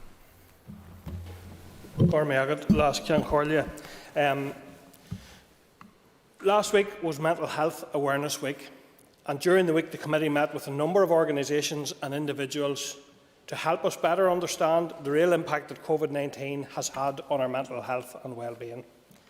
I would like to, first of all, thank all of those organisations and individuals who met with the committee over the course of the week. We do very much appreciate every one of their expertise and experience. My thanks to the Royal College of Psychiatrists, Inspire Wellbeing, Action Mental Health, the Psychological Society, VOIPIC, Youth Action, the Children's Commissioner, the Interim Mental Health Champion and the 123 GP campaign. And I would like to especially thank Kirsty and Julie, who shared their lived experience of the help that counselling has provided to them in very, very difficult circumstances. I also want to very deeply and sincerely thank all of the young people who met the committee members last Wednesday night to share with us the impact that lockdown has had on them. So a very special thanks this morning to Lee, Deirdre, Destiny, Ciara, Orla, Jamie, Dara, Troy and Niall.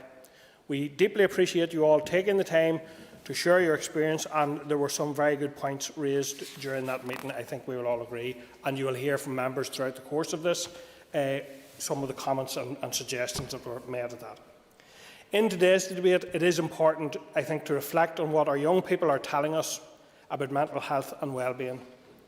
They very articulately outlined that they fear not being heard, that we are not listening to their worries, concerns and fears.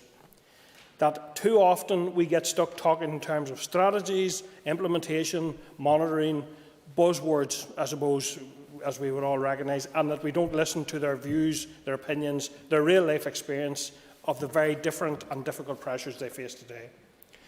So this is the true essence of co-design, where people can take ownership and feel that they have been heard and responded to. We need to harness that creativity and energy that young people bring to the debate and not dismiss it. These young people were very clear in that they know what they need and when and where they need it. So hopefully we can give a voice to these young people this afternoon. One of the young people outlined how difficult it was in knowing what services were available to them, and this is coming from young people who are generally tech-savvy and fairly well informed. They outlined that just knowing where the support is there and where they can find it and access it sometimes was all the reassurance that they needed. One of the other key issues that they highlighted was that they needed support at the time of the crisis, that support down the line is not often appropriate, and that they actually need support at the time when the crisis is happening around them.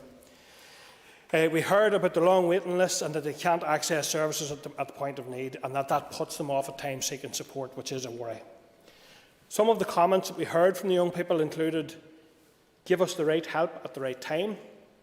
We need help and support services outside Monday 9 to 5. And I think, we need to listen to this and respond effectively to what they're saying. During the meeting, they all emphasised how much they miss social interaction with their friends. They said that they miss going out to school, they miss participating in sport, and they miss going to the local youth club. The also members, and I think they very effectively have put it on our agenda this morning in the earlier debate, mentioned not being able to go to discos and all of that socialising. And while many of us here will not be rushing back out to the discos anytime soon, apart maybe from Justin, And I have to say the Deputy Chair also said not to rule her out in that respect as well, so I suppose we just have to watch that space. So it is very, very clear, members, that mental health and positive mental health is more than just health services. It is about social interaction, it's about being connected, it's about being active, feeling involved and being heard. I think is also an important element of it. So it's therefore understandable that COVID-19 and the lockdowns have had a significant impact on not only the well-being of our children and young people, but for everyone who was starved of that social interaction for long periods of time and are now slowly being allowed to interact more normally. We need to ensure, members, that we support our children and young people through this process. We need to listen to them, we need to heed them, and we need to respond effectively to them. The young people highlighted the good work being undertaken in the voluntary and community sector, which we all would recognise in this chamber. I think we've all experienced that ourselves. They outlined the work happening in youth clubs, sporting organisations and others in encouraging them to discuss their mental health and well-being. They also argued effectively, in my opinion, that sometimes it's easier to talk in that setting of sport and schools and youth clubs rather than school or more formal settings, where they told us it can at times feel like a box-ticking exercise to discuss mental health. And that's not to take away from the massive and the very good work that is done in education settings, but I think, again, we need to listen, to heed what we're hearing and to respond where we can. Many of the organisations that we met with last week emphasised the size and the complexity and sheer scale of the task at hand. We have seen in the media recently the extent of waiting lists for children and young people's access to the CAM service. Latest information from the Department, or recent information from the Department, states that there are over 900 children and young people on the waiting list for CAMs, with over 380 waiting more than 9 weeks for access to services. That is clearly not good enough for our children and young people. Although I do want to also acknowledge, Minister, that we received a letter from you, I think, yesterday with further information around CAMs. I look forward to looking at that in more detail, but I do welcome the fact that there is an indication of more spend to come, although it's marginal. It's, I think, 8% up to 10%. But anyway, there are some things there which I think are steps in the right direction, and also that recognise that the waiting list does fluctuate at times as a result of vacancies. And I hope to come back to that later. It was also stark the level of service provided by the community and voluntary sector because the Trust don't provide it, and that they are picking up the slack of all of that. So, for example, the only counselling services Belfast Trust provides, the North largest trust, only provides counselling as part of its Lifeline suicide prevention service, and that's at the very top end of the scale.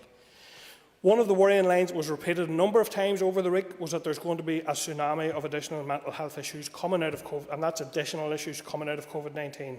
And that we need to prepare, resource and fund additional access to counselling services in GP surgeries and through the community sector to deal with that fourth oncoming tsunami.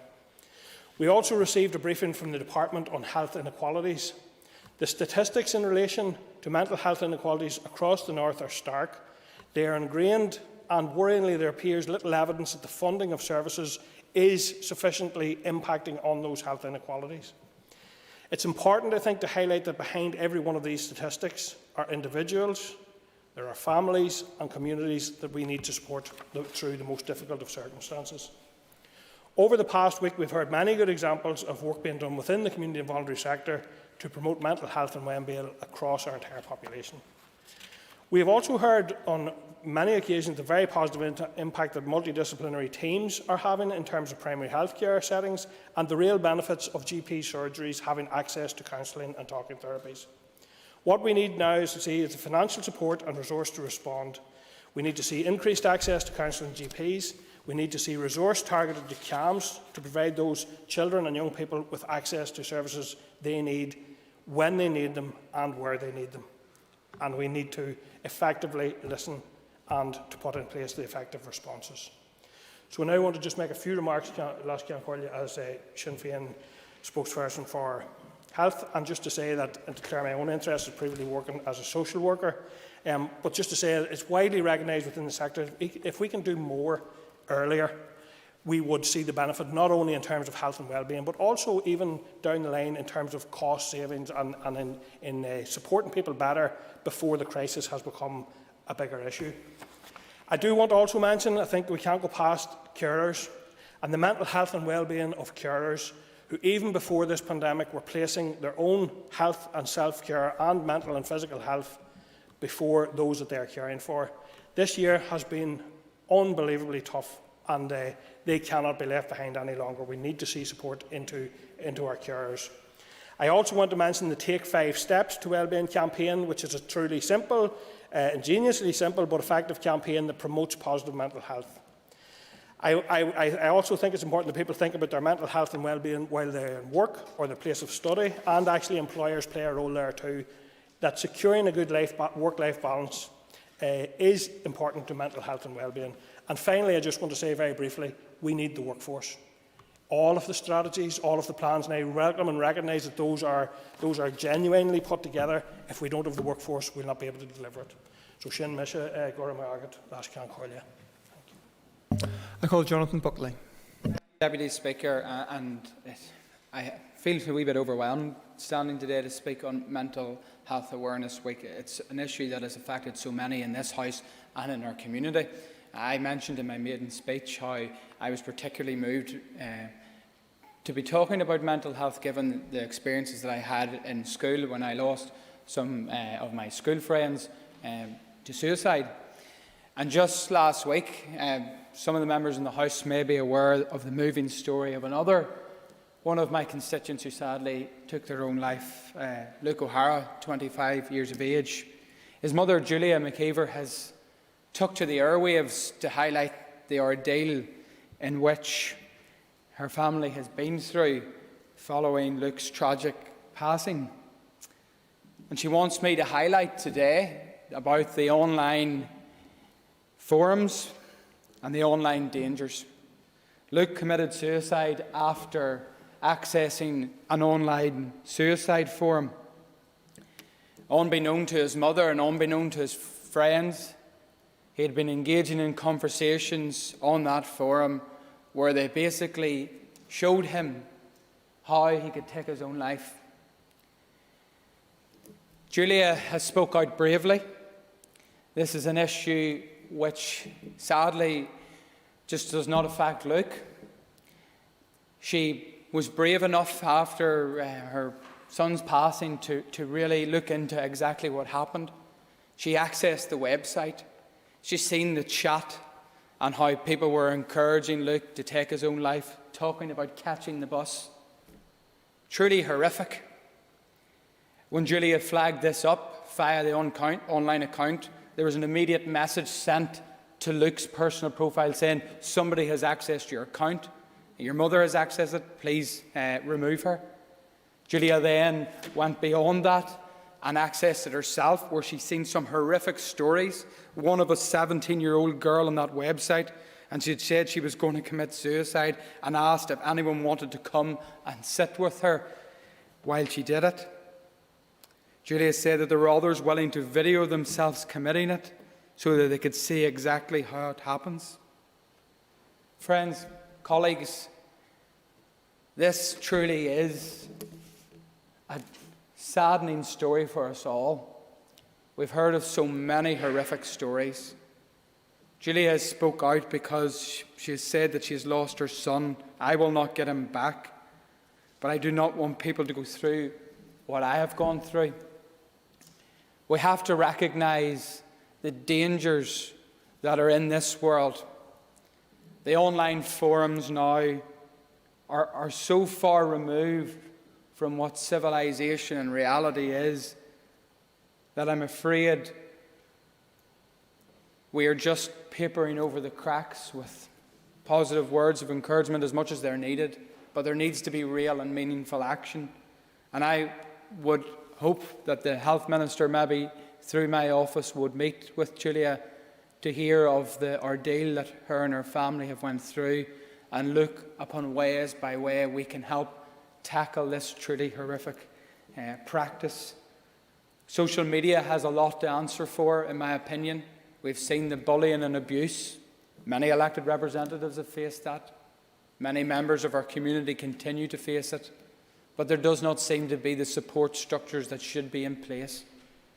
And I feel that this Assembly needs to look at ways in which that they can help, ways in which they can be part of the conversation, so that people can show and treat each other with basic courtesy and respect. Luke was diagnosed with autism at 14 years of age. There is no doubt he was a vulnerable young man, and those online forums preyed on that vulnerability, and sadly, I will indeed. And I thank the member for sharing his story. We would like to give him the extra minute to continue. I thank the Minister for that. This is a truly horrific experience. As an elected representative to listen to it, I helped Luke, I helped his family in cases before this happened. And for his mother to describe arriving at a scene at Luke's flat with police and forensic suits and ambulance services knocking in doors, and for her to have to unravel the story of what happened to her son through that means is truly horrific. I'm not the only one that can claim to know about these stories. I know there is members in this House who have all heard of the horrific ordeal of suicide and the mental health issues that are facing our community. It is my hope, and I've said this from the beginning in which I came to this House, I do sense a genuine cross-party support for the ordeal of mental health and suicide, and I just hope that collectively as an assembly and as a society we can put the support structures in place and help those vulnerable young people and indeed our general society. So thank you, Mr. Speaker, and thanks for the Minister for giving me an extra minute. And could we have Mark Durkin onto your screens?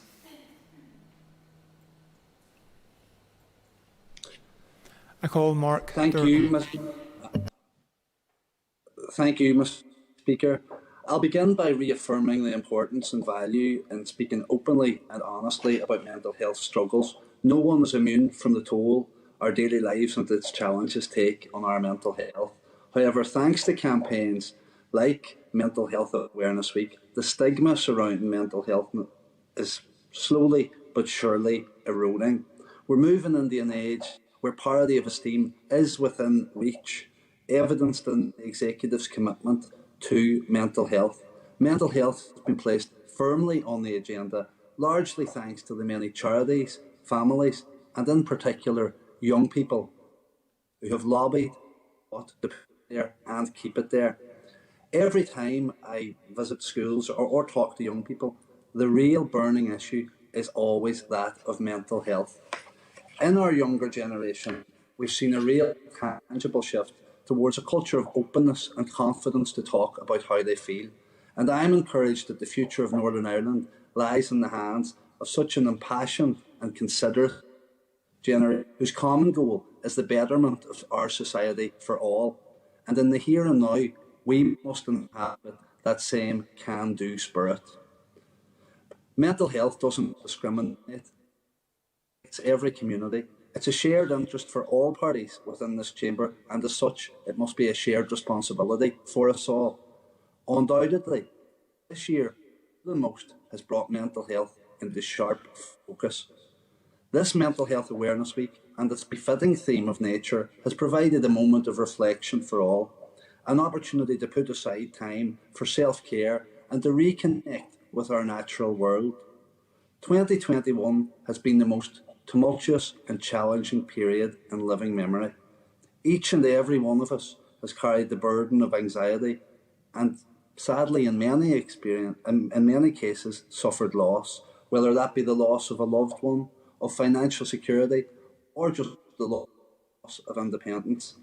A recovery period for our mental health should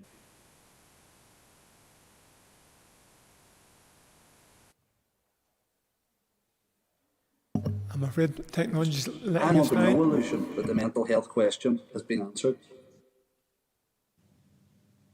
It has been and will remain the Executive's biggest hurdle to overcome in a post-COVID landscape. And while it's good to talk, that sentiment falls flat without appropriate support in place. In my own constituency of Foyle, the vital Community Crisis Intervention Service has once more found itself in an all too familiar position, threatened with closure. The funding clock's ticking and they're forced to present the begging bowl again. It's regrettable that such a service is necessary in the North West, but it's scandalous that such a vital service is forced to fight year upon year for survival. We currently have thousands waiting to access mental health care, and Northern Ireland persists as the perennial black spot for highest levels of mental health issues within these islands.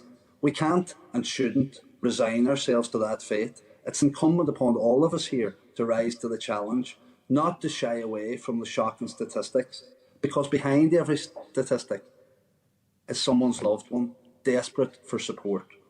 We owe it to them to come together to demand different thinking and develop creative solutions to ensure appropriate and accessible models of care at the first point of contact. One solution, which we've touched on before, is the role of GP surgeries and in-house counselling as laid out in the 123 GP campaign. It's vital they are resourced to provide effective and timely support in the months ahead. If we can take any positive from this desperate year, it has to be the reconnection with nature. Embracing a greater connection to the natural world is a simple but effective option that can work wonders for improving well-being. And it's that kind of thinking that we need to see embedded within our health service. Small, simple steps can make a huge difference. It's imperative that the Executive now takes the big steps to prevent the North sleepwalking from one pandemic into a mental health pandemic. No one should be left suffering on ever-increasing waiting lists. Time is of the essence with mental health matters, and it's vital that we lay the groundwork to ensure that no one is left behind.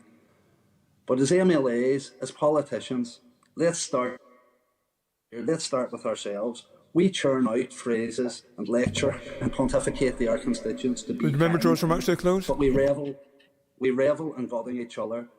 1 second, Mr. Deputy Speaker. As political opponents, even colleagues, with little or no regard for the impact that public humiliation, scurrilous rumours and scandal have on people already under massive strain, carrying the worries and problems of our constituents. The member's time Let's is be up. kind to each other. Thank you. I now call Alan Chambers.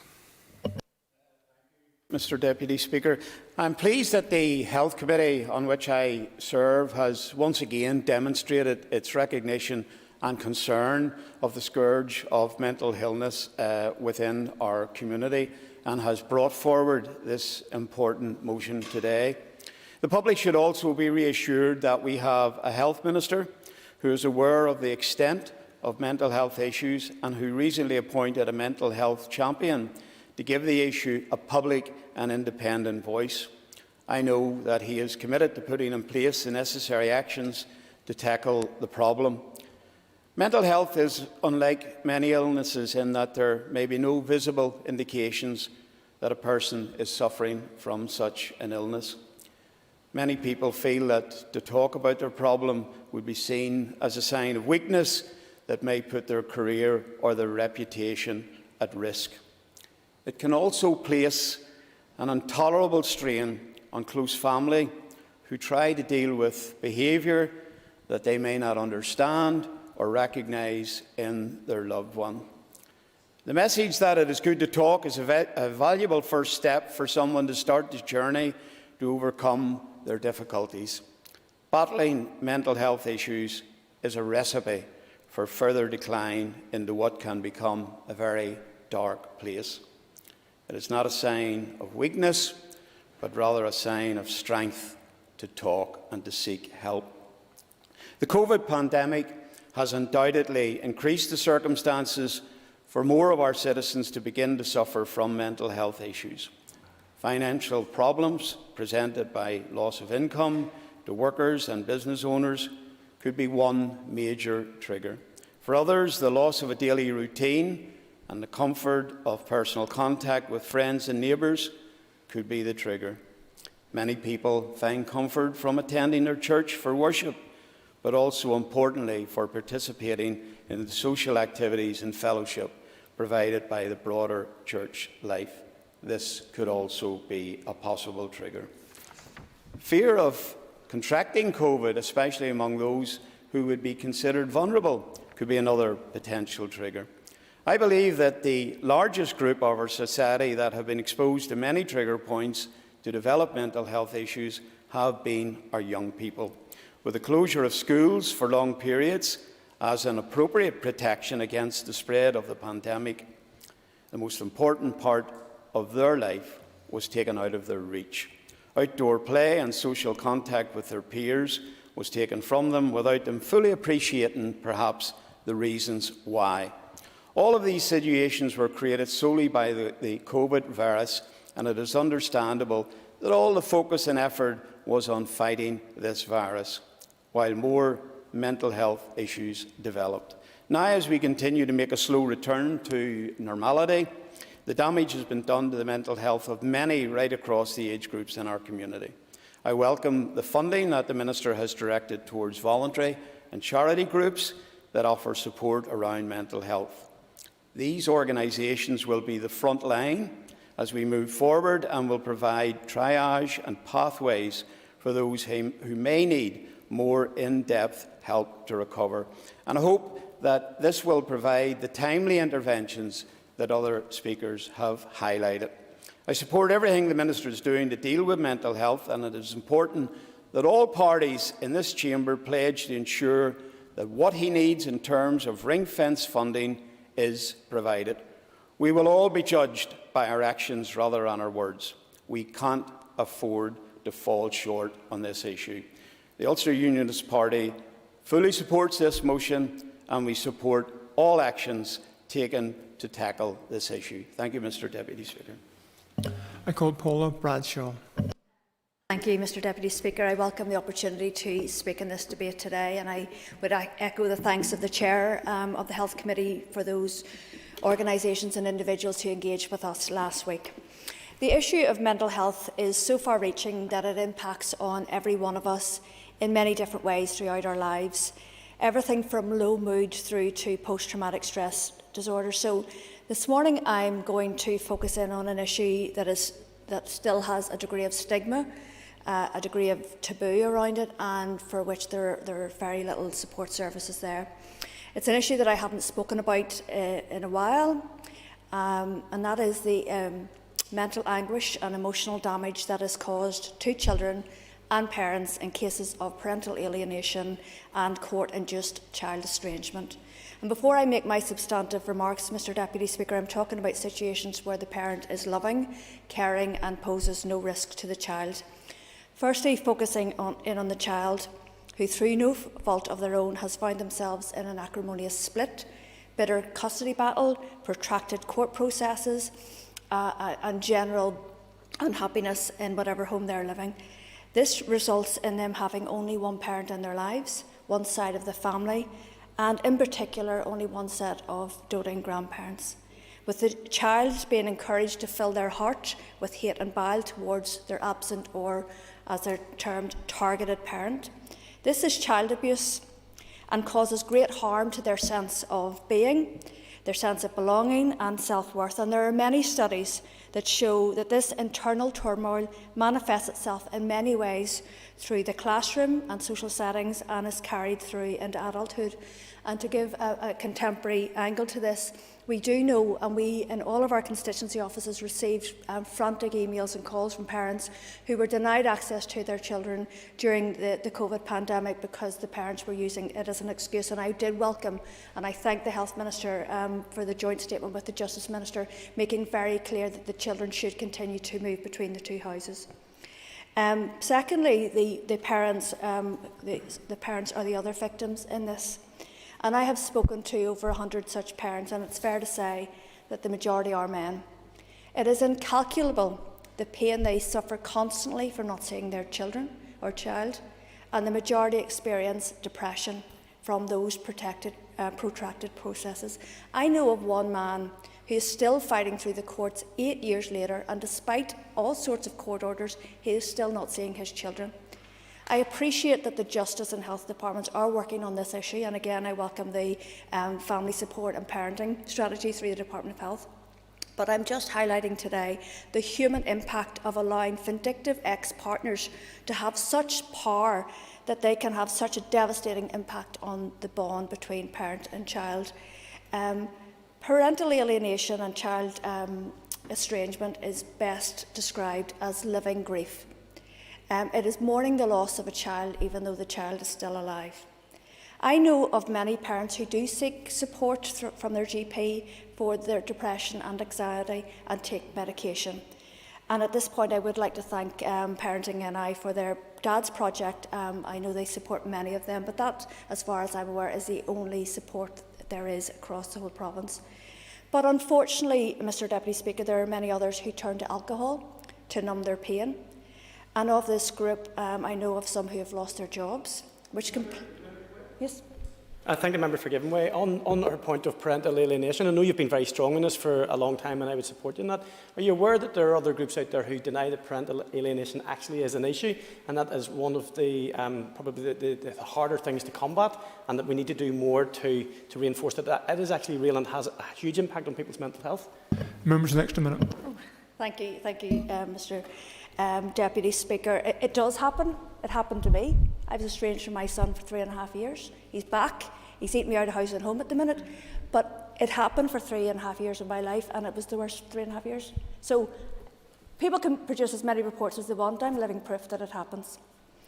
But as I say, the majority are men, and probably the fact I've now stood up and said that is I'm probably going to regret it in about an hour, because there is a taboo and a stigma, because you feel that you're going to be judged that you were a bad parent. Anyway, to go back onto this, those people who turn to alcohol, they lose their jobs, and this then completely compounds the situation and further impacts their mental health.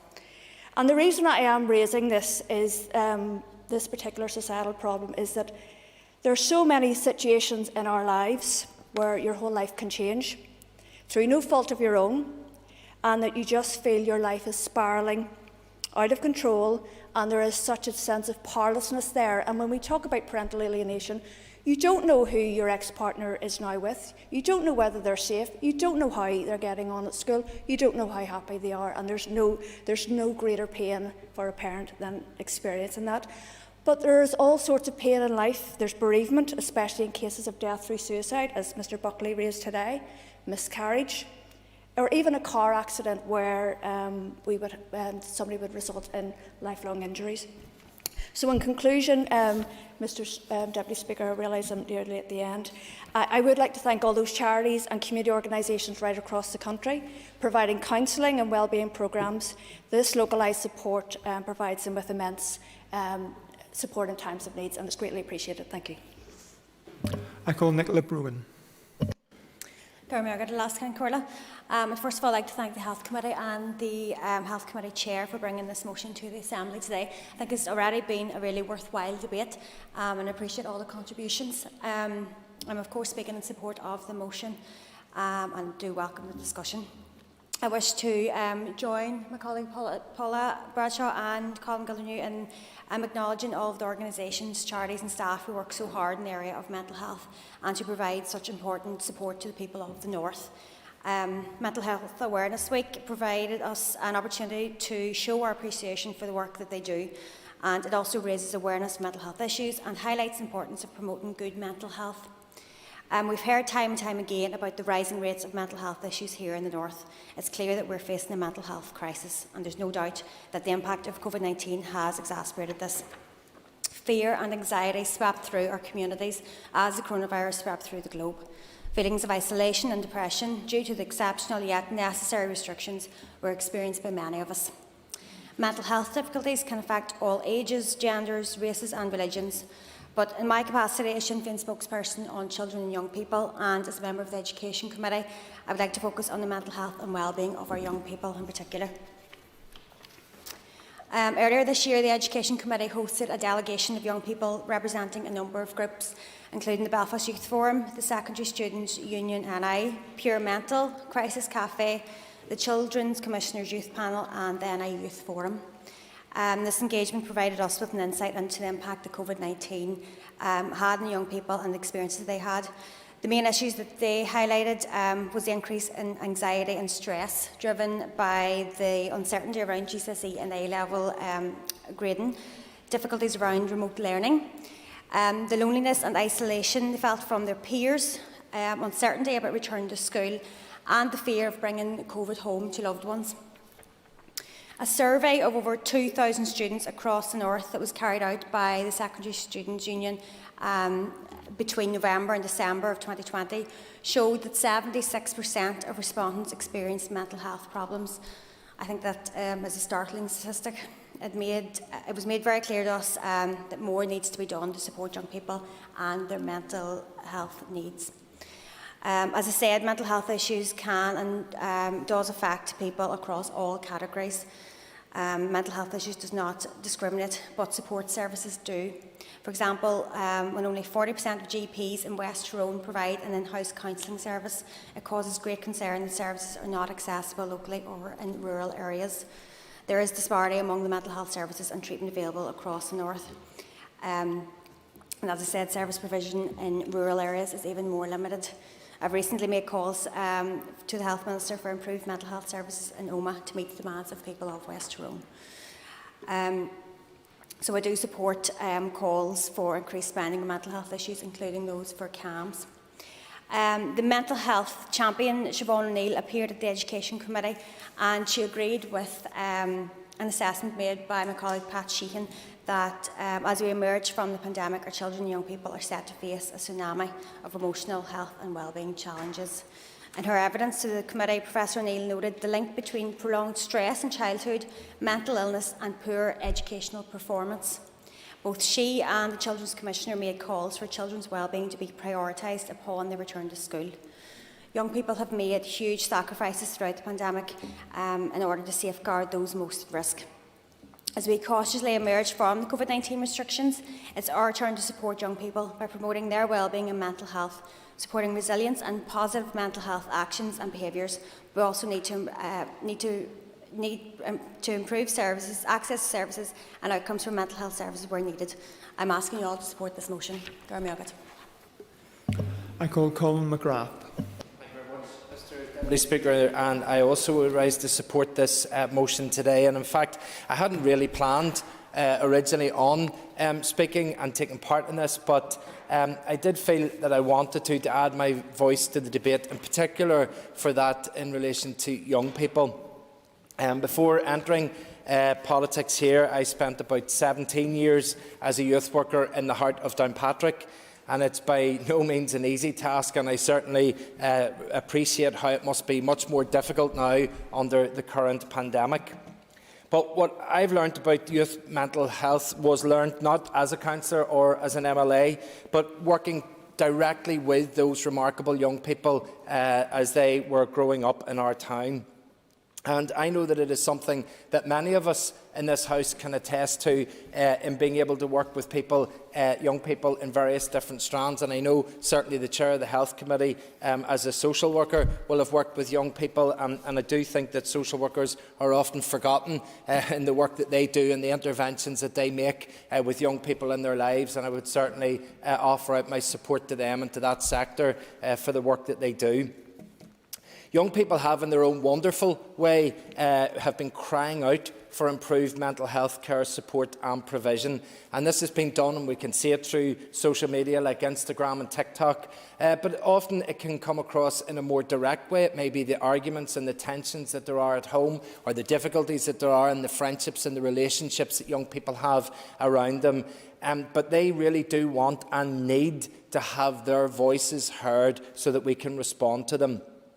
And there are many organisations out there that are doing great work at supporting and helping young people. I think of, for example, the Flare project through Youth Services that is providing great support and intervention for young people right across Northern Ireland. And I know that that has become a service that many young people have come to rely on.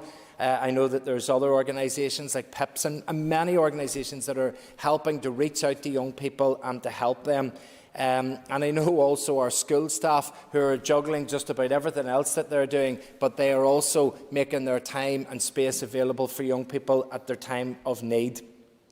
But we really do need to see much more and much more support to the work that is currently happening. Yes?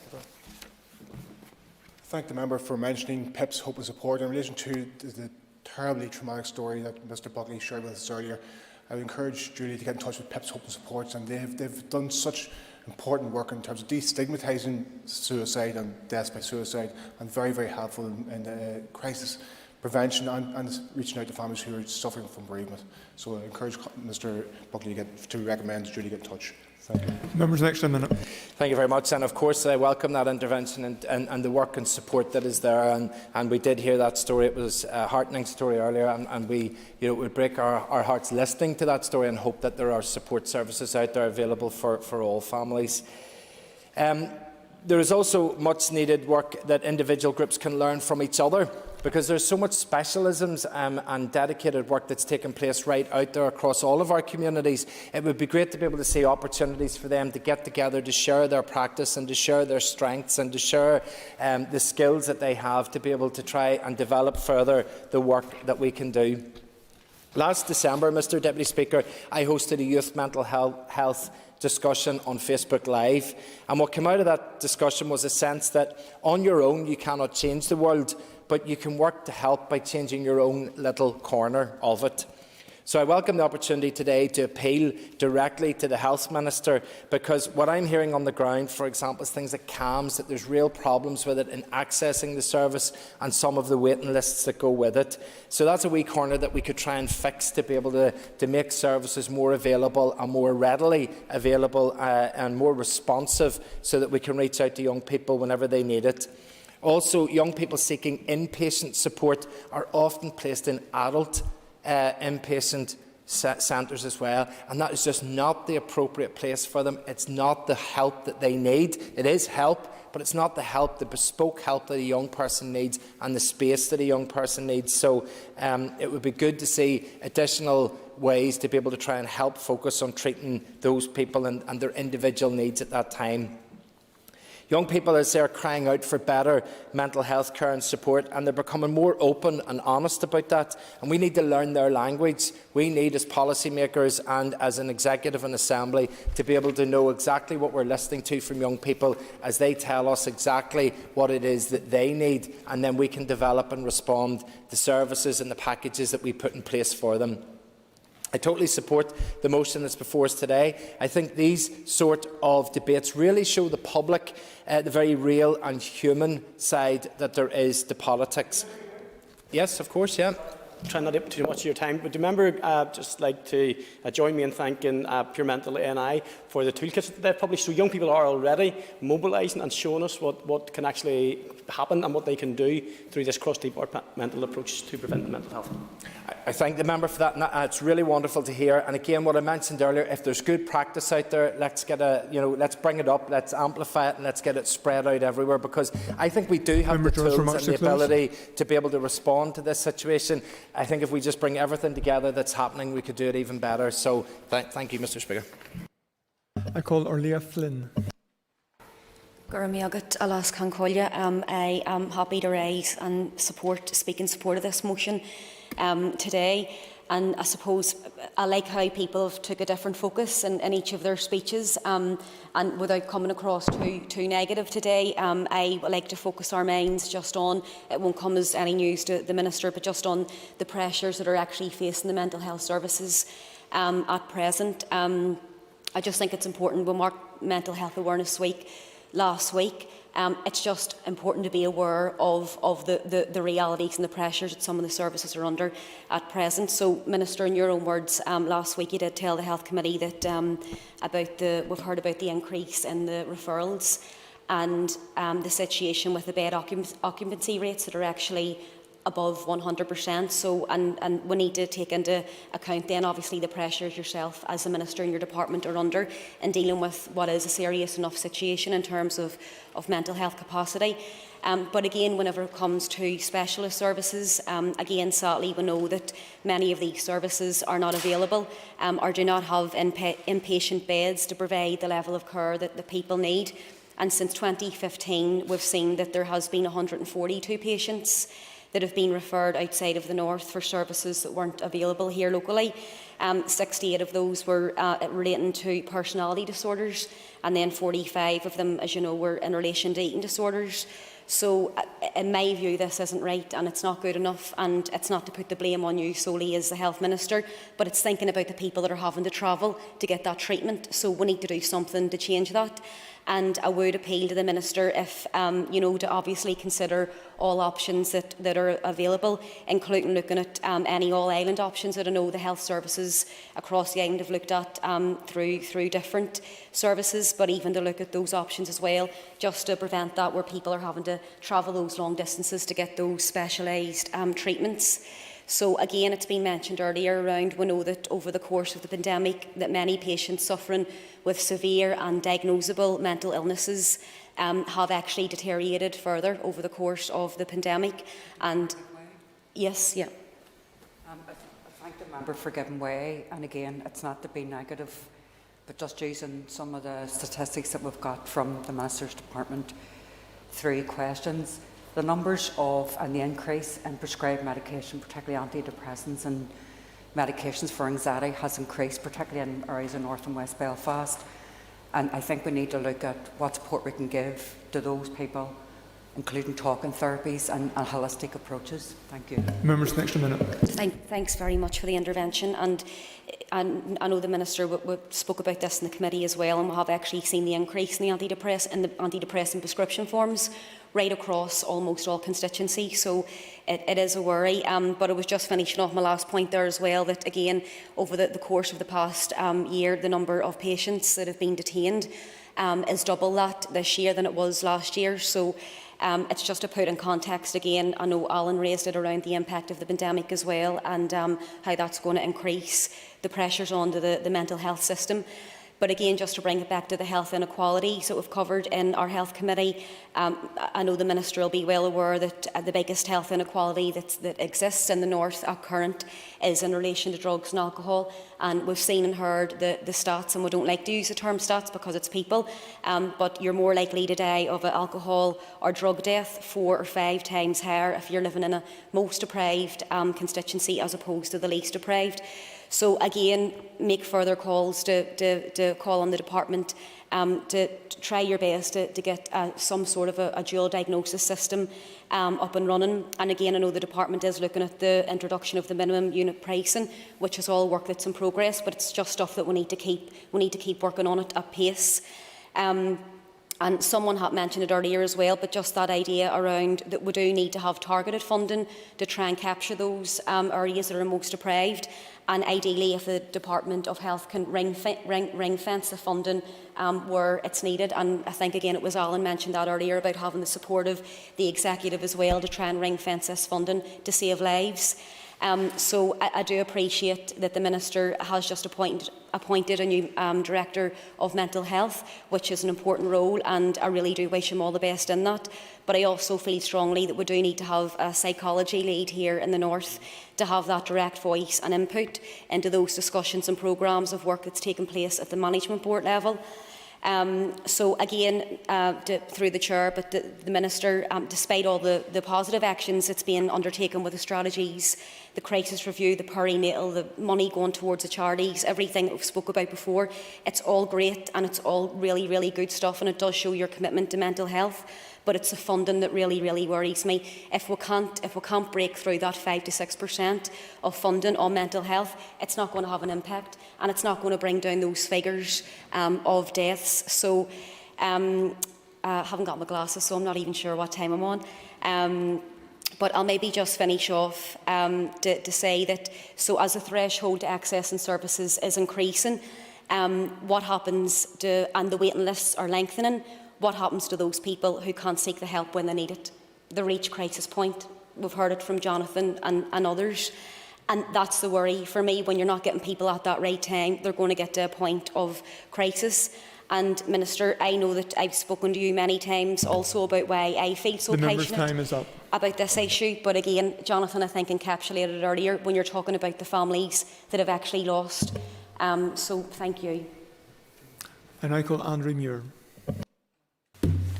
Thank you very much, Mr Deputy Speaker, and I thank the Health Committee for bringing the motion through to the Assembly here today. This is an important issue, and today I intend to talk about something, as some other members have, that is quite close to me, but also relates to many people within this chamber and beyond. This week marks the LGBT Awareness Week. Yesterday was International Day Against Homophobia, transphobia and biphobia, and it was great to see that being marked. As members within this chamber will be aware, there's many particular issues concerning mental health that affect LGBT people.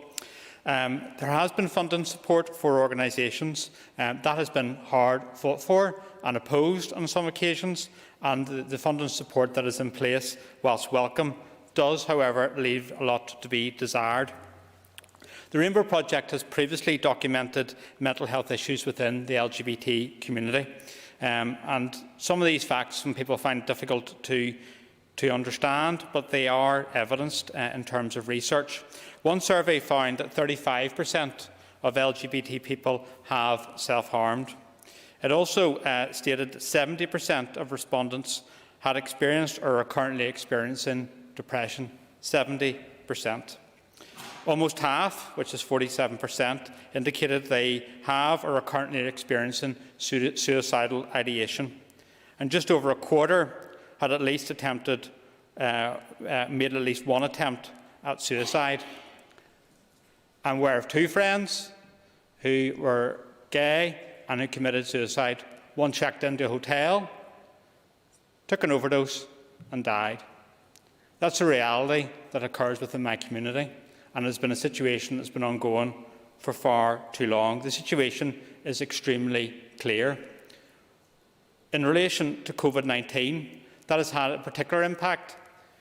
Just think if that, as a result of the lockdowns, we've had numerous lockdowns, being in a home with parents who either don't accept your sexuality or gender identity, or that you're there and you're not out, and trying to live within that home. There's so many stories of the impact of COVID-19 and the lockdown has had on people. Another example is in relation to domestic violence.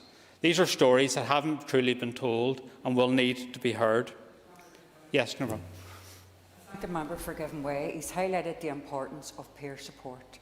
So groups like Rainbow and Here NI and Women's Aid and many others who have been through similar experiences have that empathy, and the members obviously agrees that it's important that these projects are supported. Members, next Thank you, Deputy Speaker, and I thank Carol for her intervention. That support and those interventions are absolutely vital. And today we have been given rightly credit to those interventions that are made, and they need to do more, whether that is from third sector organisations, whether it's from statutory agencies and also from others, and more can be done. But today, in speaking to this motion, for me, the bigger and perhaps better and more significant intervention is building a new type of society where, rather than tackling just the symptoms, we tackle the causes around this. A society where it's easier to talk about mental health, a society which is more respectful to each other, and a society which values each individual without discrimination or conditionality. And I would say to members here today that that job of work rests with us, primarily as civic leaders, to start that work and to build that society. In terms of a more respectful society, you only have to look at social media and the cesspit it is in terms of lack of respect. And it rests upon us to be able to show some leadership in that and to ensure that we don't denigrate ourselves in terms of engaging with that and challenging it where it occurs. Also, in terms of building a society which values each individual, it's about being conscious of the impact of the words and the language that we use. Yes. Thank the member for giving way on the need for a respectful society that he mentions. Would the member agree with me that education is key here too, and that we need mandatory and comprehensive RSE that reflects the lives of everybody here, and that it is also a disgrace that no funding from departments with responsibility for equality have been provided to LGBT groups since Peter Hain was Secretary of State? I would agree. In 2021, we shouldn't have to be debating these issues.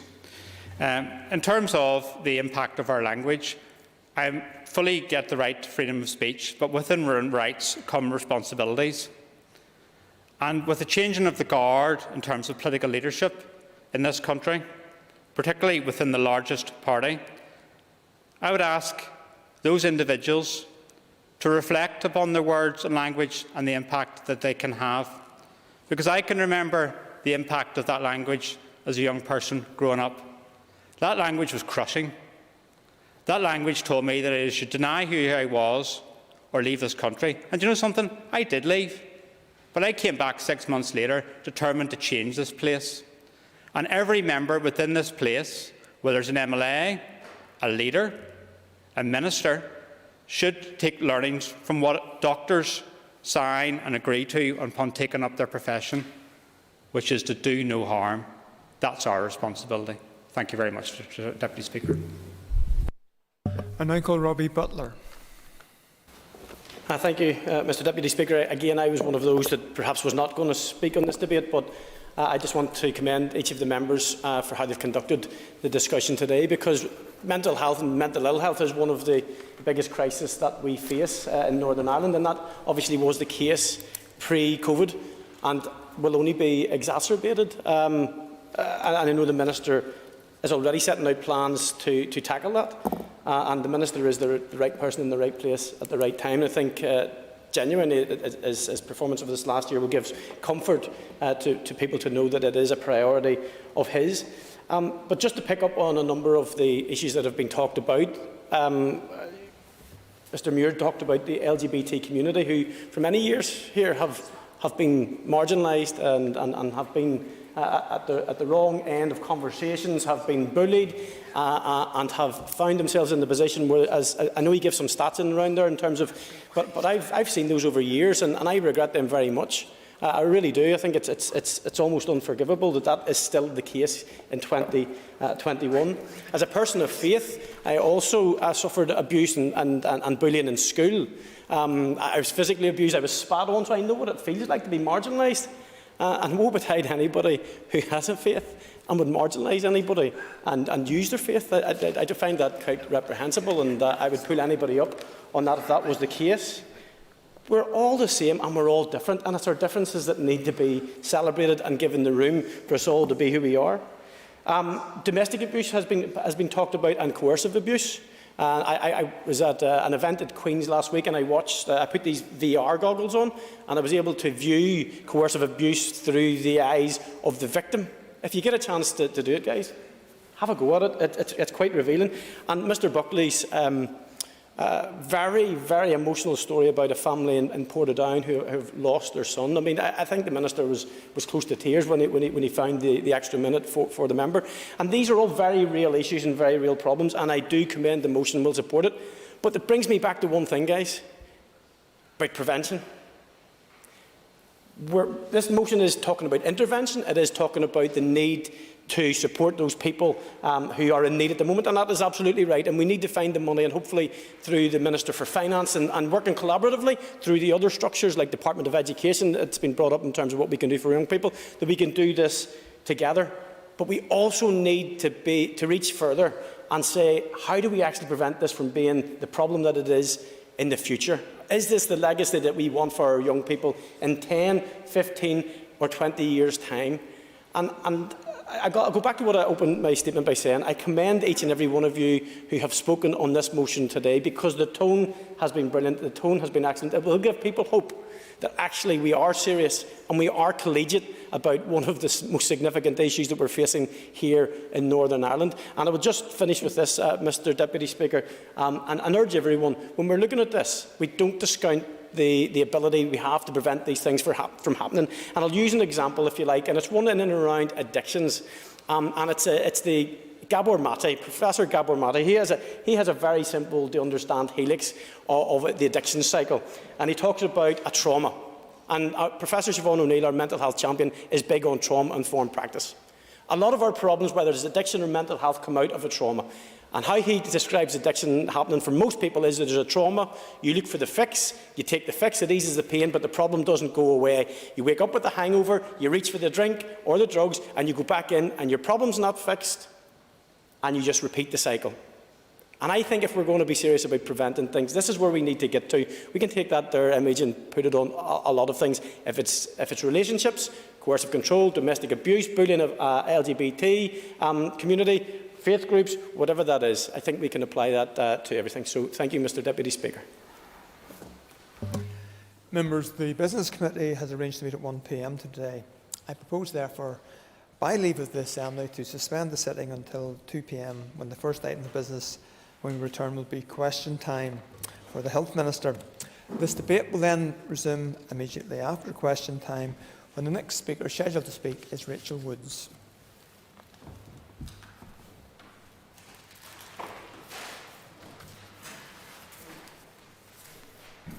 The Northern Ireland Assembly Plenary Programme signed. This is the Northern Ireland Assembly Plenary Programme signed. This is the Northern Ireland Assembly Plenary Programme signed. This is the Northern Ireland Assembly Plenary Programme signed. This is the Northern Ireland Assembly Plenary Programme signed. This is the Northern Ireland Assembly Plenary Programme signed. This is the Northern Ireland Assembly Plenary Programme signed. This is the Northern Ireland Assembly Plenary Programme signed. This is the Northern Ireland Assembly Plenary Programme signed. This is the Northern Ireland Assembly Plenary Programme signed. This is the Northern Ireland Assembly Plenary Programme signed. This is the Northern Ireland Assembly Plenary Programme signed. This is the Northern Ireland Assembly Plenary Programme signed. This is the Northern Ireland Assembly Plenary Programme signed. This is the Northern Ireland Assembly Plenary Programme signed. This is the Northern Ireland Assembly Plenary Programme signed. This is the Northern Ireland Assembly Plenary Programme signed. This is the Northern Ireland Assembly Plenary Programme signed. This is the Northern Ireland Assembly Plenary Programme signed. This is the Northern Ireland Assembly Plenary Programme signed. This is the Northern Ireland Assembly Plenary Programme signed.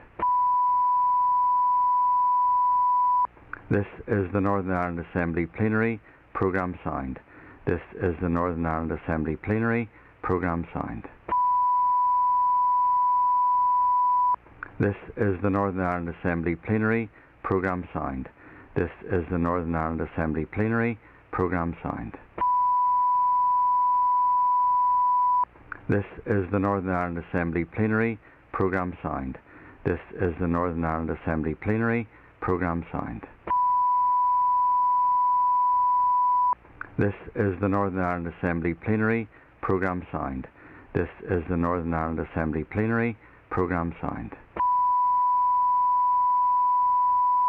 This is the Northern Ireland Assembly Plenary Programme signed. This is the Northern Ireland Assembly Plenary Programme signed. This is the Northern Ireland Assembly Plenary Programme signed. This is the Northern Ireland Assembly Plenary Programme signed. This is the Northern Ireland Assembly Plenary Programme signed. This is the Northern Ireland Assembly Plenary Programme signed. This is the Northern Ireland Assembly Plenary Programme signed. This is the Northern Ireland Assembly Plenary Programme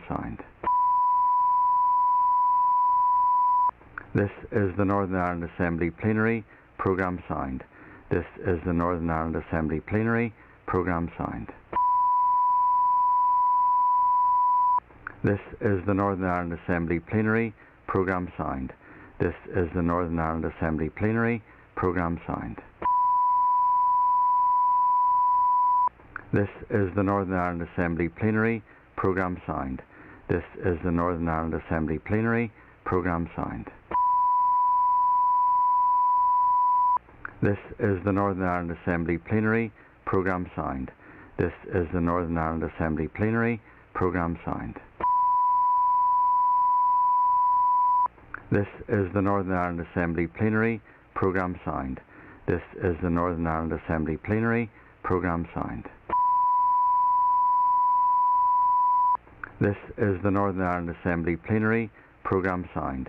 This is the Northern Ireland Assembly Plenary Programme signed.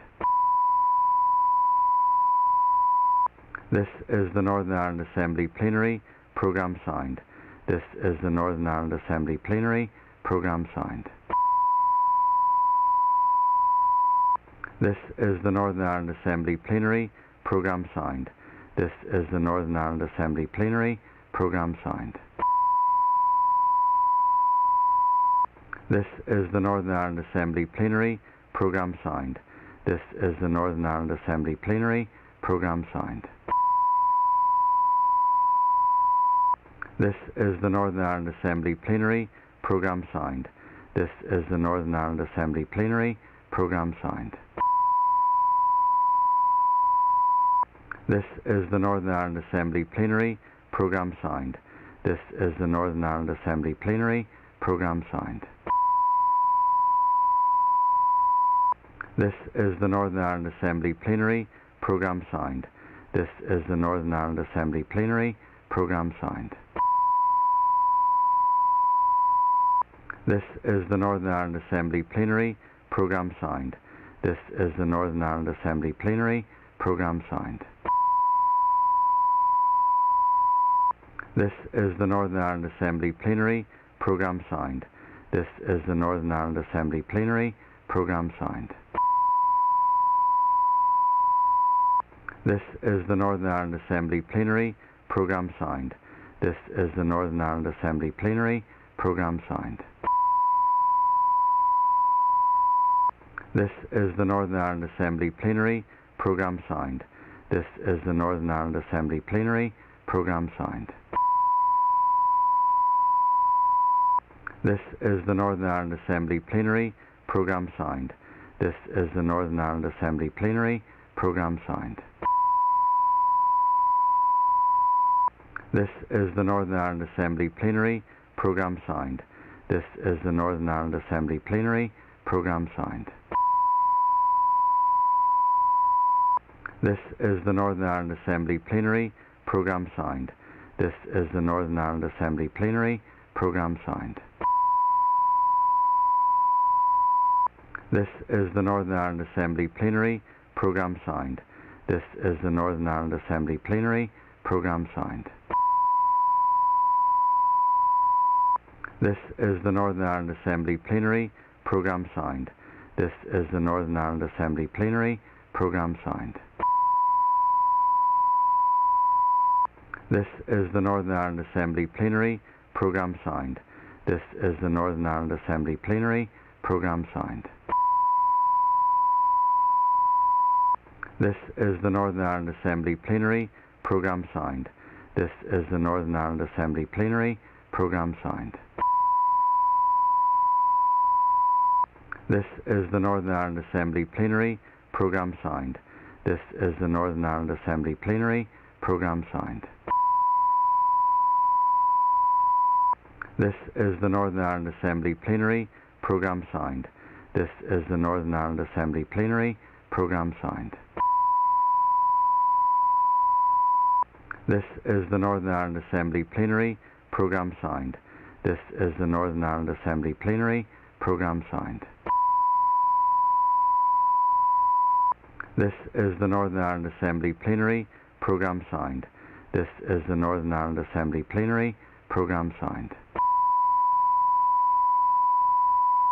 This is the Northern Ireland Assembly Plenary Programme Sound. This is the Northern Ireland Assembly Plenary Programme Sound. This is the Northern Ireland Assembly Plenary Programme Sound. This is the Northern Ireland Assembly Plenary Programme Sound. This is the Northern Ireland Assembly Plenary Programme Sound. This is the Northern Ireland Assembly Plenary Programme Sound. This is the Northern Ireland Assembly Plenary Programme Sound. This is the Northern Ireland Assembly Plenary Programme Sound. This is the Northern Ireland Assembly Plenary Programme Sound. This is the Northern Ireland Assembly Plenary Programme Sound. This is the Northern Ireland Assembly Plenary Programme Sound. This is the Northern Ireland Assembly Plenary Programme Sound. This is the Northern Ireland Assembly Plenary Programme Sound. This is the Northern Ireland Assembly Plenary Programme Sound. This is the Northern Ireland Assembly Plenary Programme Sound. This is the Northern Ireland Assembly Plenary Programme Sound. This is the Northern Ireland Assembly Plenary Programme Sound. This is the Northern Ireland Assembly Plenary Programme Sound. This is the Northern Ireland Assembly Plenary Programme Sound. This is the Northern Ireland Assembly Plenary Programme Sound. This is the Northern Ireland Assembly Plenary Programme Sound. This is the Northern Ireland Assembly Plenary Programme Sound. This is the Northern Ireland Assembly Plenary Programme Sound. This is the Northern Ireland Assembly Plenary Programme Sound.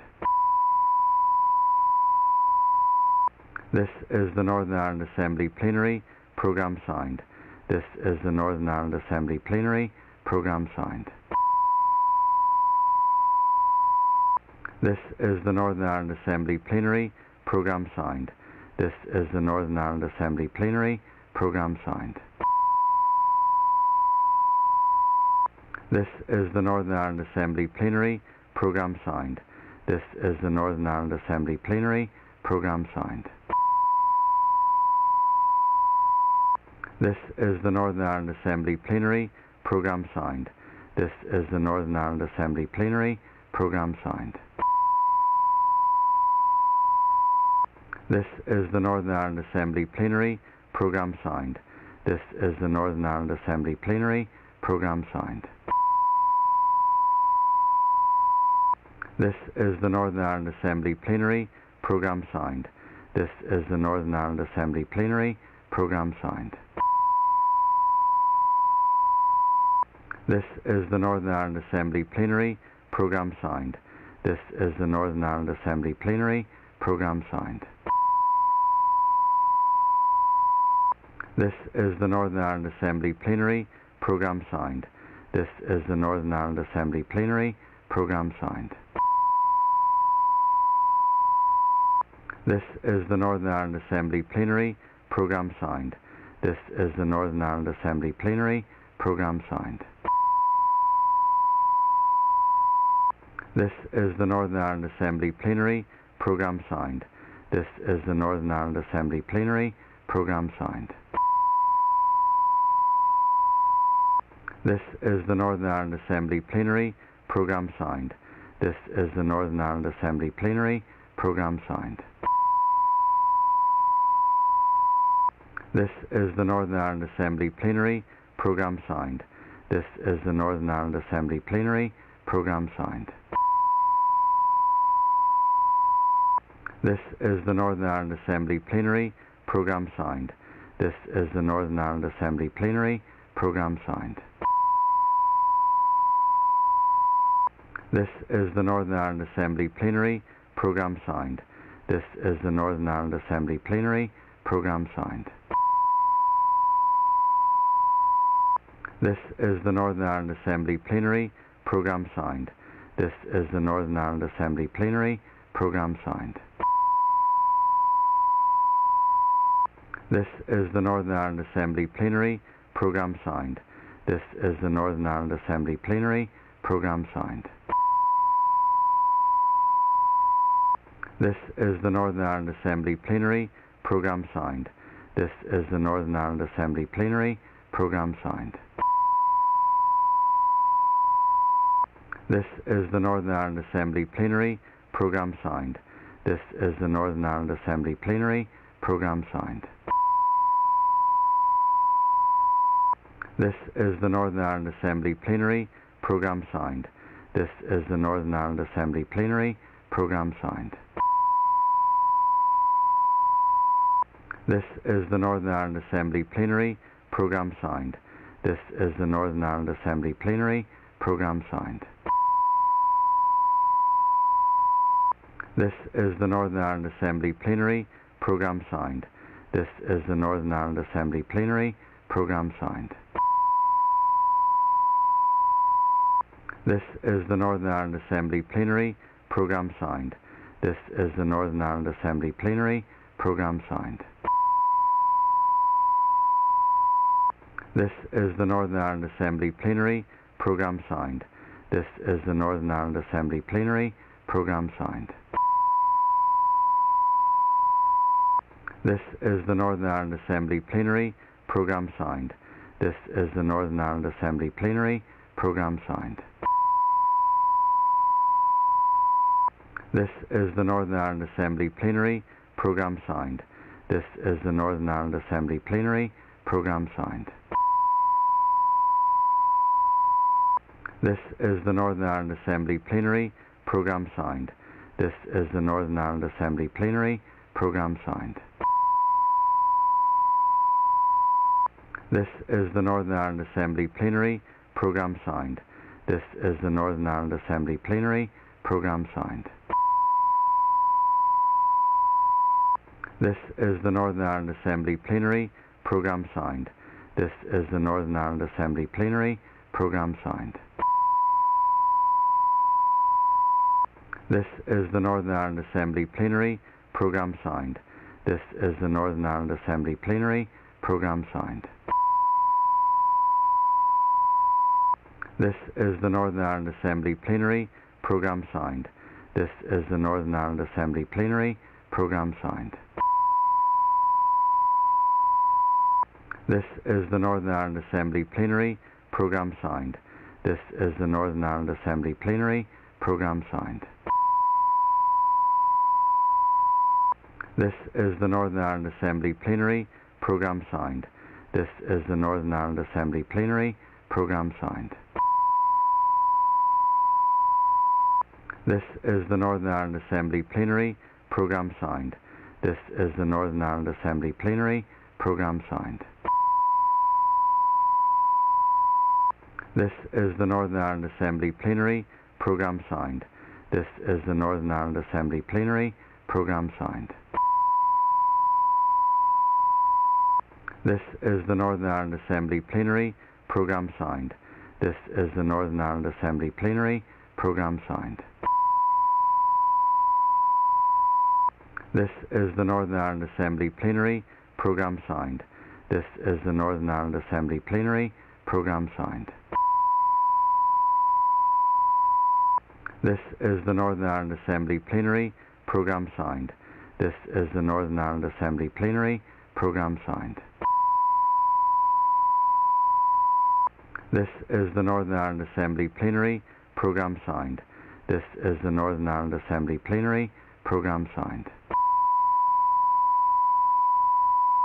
This is the Northern Ireland Assembly Plenary Programme Sound. This is the Northern Ireland Assembly Plenary Programme Sound.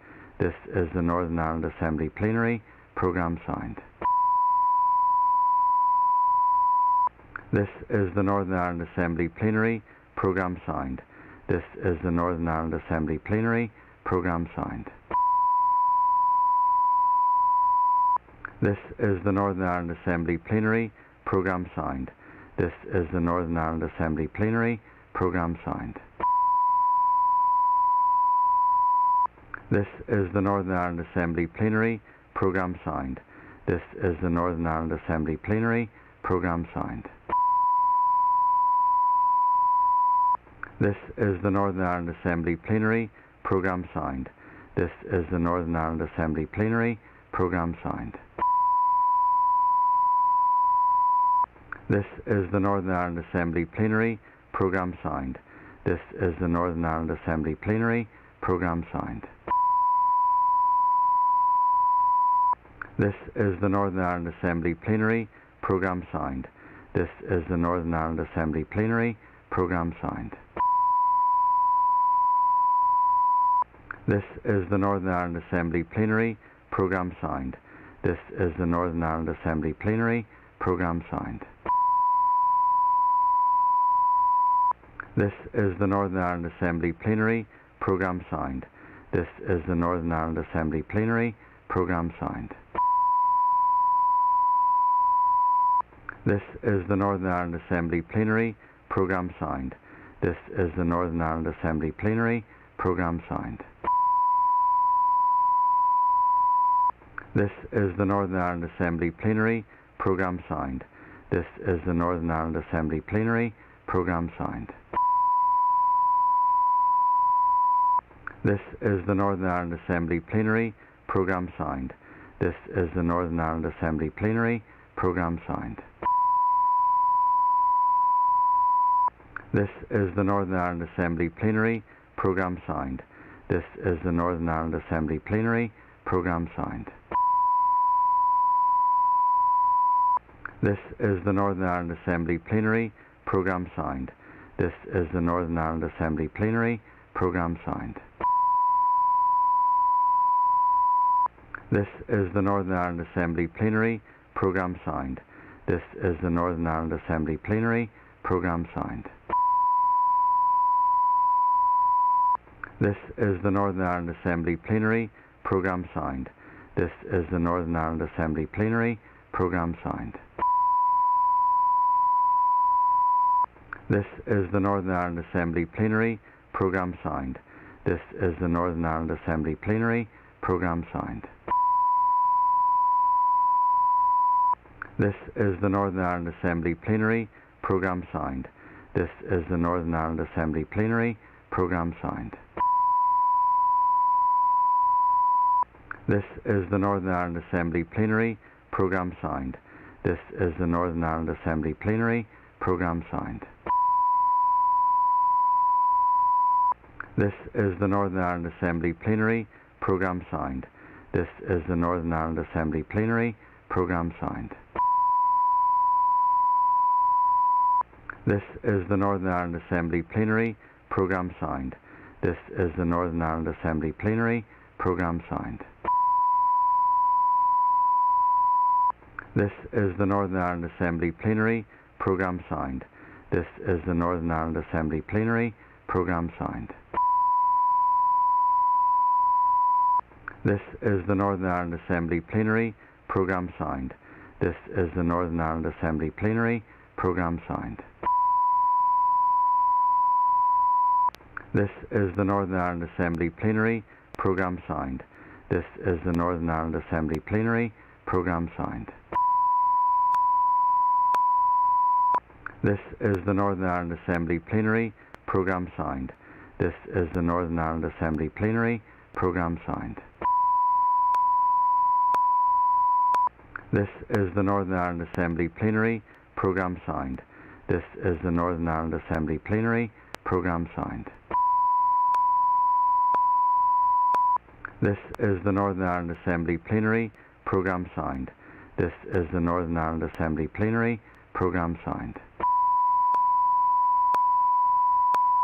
This is the Northern Ireland Assembly Plenary Programme Sound. This is the Northern Ireland Assembly Plenary Programme Sound. This is the Northern Ireland Assembly Plenary Programme Sound. This is the Northern Ireland Assembly Plenary Programme Sound. This is the Northern Ireland Assembly Plenary Programme Sound. This is the Northern Ireland Assembly Plenary Programme Sound. This is the Northern Ireland Assembly Plenary Programme Sound. This is the Northern Ireland Assembly Plenary Programme Sound. This is the Northern Ireland Assembly Plenary Programme Sound. This is the Northern Ireland Assembly Plenary Programme Sound. This is the Northern Ireland Assembly Plenary Programme Sound. This is the Northern Ireland Assembly Plenary Programme Sound. This is the Northern Ireland Assembly Plenary Programme Sound. This is the Northern Ireland Assembly Plenary Programme Sound. This is the Northern Ireland Assembly Plenary Programme Sound. This is the Northern Ireland Assembly Plenary Programme Sound.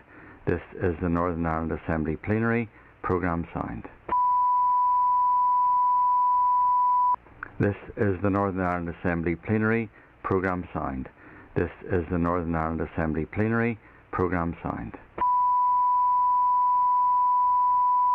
This is the Northern Ireland Assembly Plenary Programme Sound. This is the Northern Ireland Assembly Plenary Programme Sound. This is the Northern Ireland Assembly Plenary Programme Sound. This is the Northern Ireland Assembly Plenary Programme Sound. This is the Northern Ireland Assembly Plenary Programme Sound.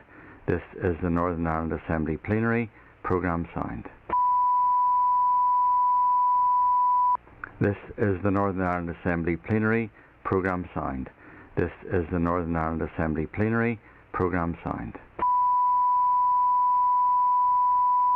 This is the Northern Ireland Assembly Plenary Programme Sound. This is the Northern Ireland Assembly Plenary Programme Sound. This is the Northern Ireland Assembly Plenary Programme Sound. This is the Northern Ireland Assembly Plenary Programme Sound. This is the Northern Ireland Assembly Plenary Programme Sound. This is the Northern Ireland Assembly Plenary Programme Sound. This is the Northern Ireland Assembly Plenary Programme Sound. This is the Northern Ireland Assembly Plenary Programme Sound. This is the Northern Ireland Assembly Plenary Programme Sound. This is the Northern Ireland Assembly Plenary Programme Sound. This is the Northern Ireland Assembly Plenary Programme Sound. This is the Northern Ireland Assembly Plenary Programme Sound. This is the Northern Ireland Assembly Plenary Programme Sound. This is the Northern Ireland Assembly Plenary Programme Sound. This is the Northern Ireland Assembly Plenary Programme Sound. This is the Northern Ireland Assembly Plenary Programme Sound. This is the Northern Ireland Assembly Plenary Programme Sound. This is the Northern Ireland Assembly Plenary Programme Sound. This is the Northern Ireland Assembly Plenary Programme Sound. This is the Northern Ireland Assembly Plenary Programme Sound. This is the Northern Ireland Assembly Plenary Programme Sound.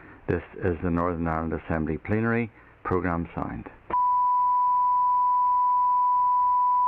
This is the Northern Ireland Assembly Plenary Programme Sound. This is the Northern Ireland Assembly Plenary Programme Sound.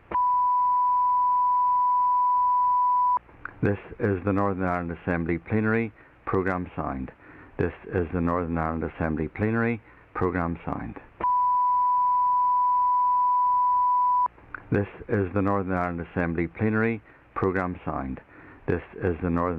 Assembly Plenary Programme Sound. This is the Northern Ireland Assembly Plenary Programme Sound. This is the Northern Ireland Assembly Plenary Programme Sound. This is the Northern Ireland Assembly Plenary Programme Sound. This is the Northern Ireland Assembly Plenary Programme Sound. This is the Northern Ireland Assembly Plenary Programme Sound. This is the Northern Ireland Assembly Plenary Programme Sound.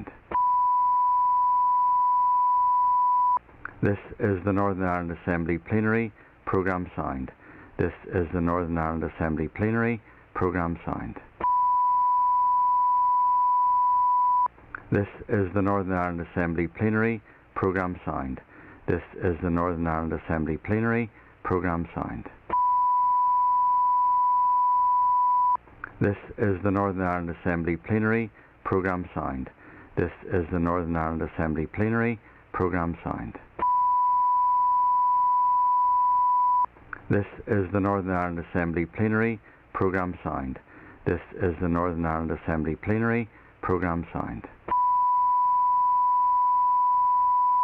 This is the Northern Ireland Assembly Plenary Programme Sound. This is the Northern Ireland Assembly Plenary Programme Sound. This is the Northern Ireland Assembly Plenary Programme Sound. This is the Northern Ireland Assembly Plenary Programme Sound. This is the Northern Ireland Assembly Plenary Programme Sound. This is the Northern Ireland Assembly Plenary Programme Sound. This is the Northern Ireland Assembly Plenary Programme Sound. This is the Northern Ireland Assembly Plenary Programme Sound.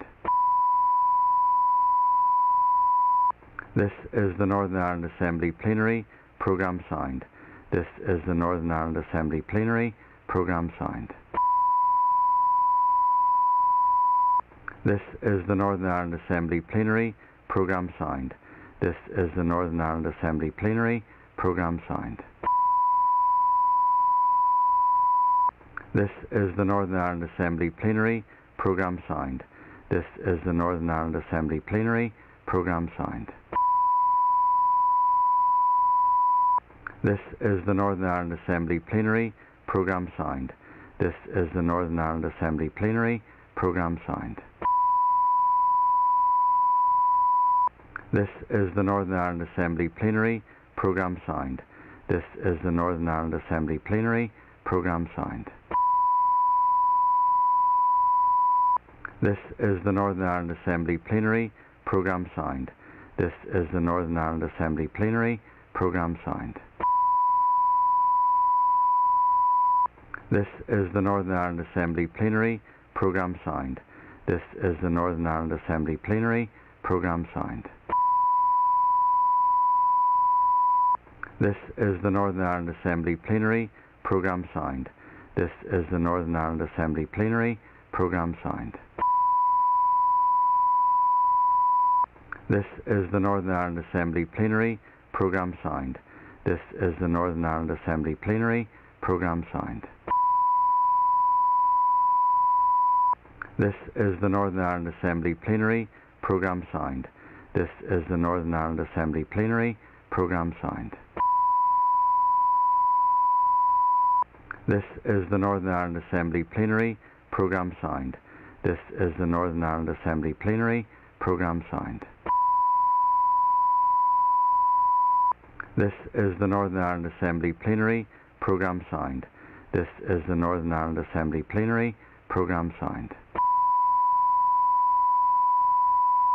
This is the Northern Ireland Assembly Plenary Programme Sound. This is the Northern Ireland Assembly Plenary Programme Sound. This is the Northern Ireland Assembly Plenary Programme Sound. This is the Northern Ireland Assembly Plenary Programme Sound.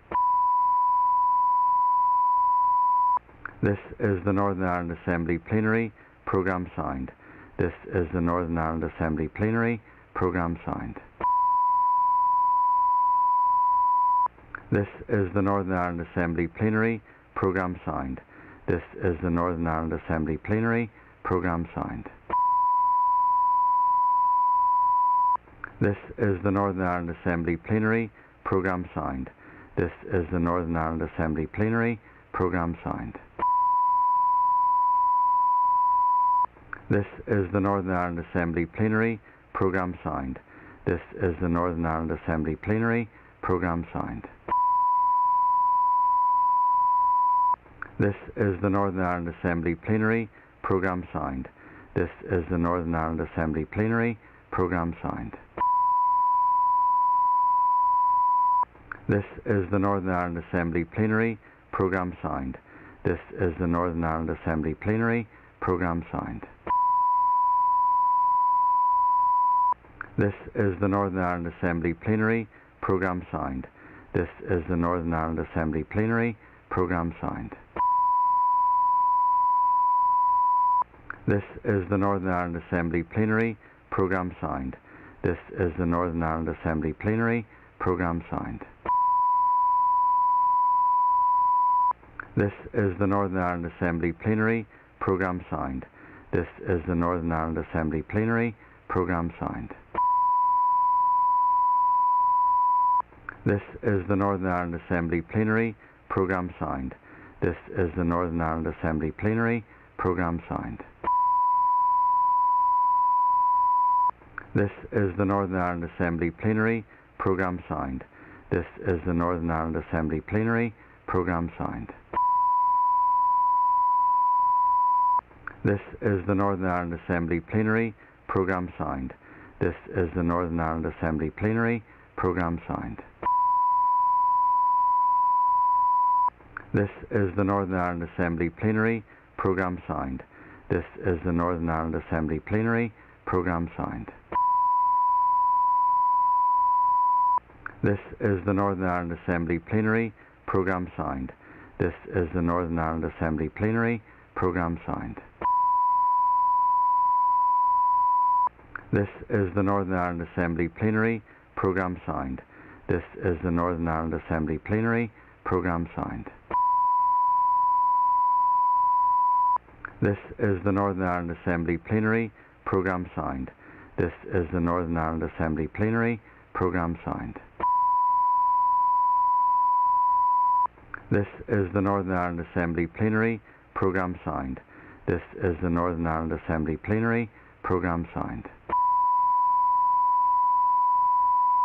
This is the Northern Ireland Assembly Plenary Programme Sound. This is the Northern Ireland Assembly Plenary Programme Sound.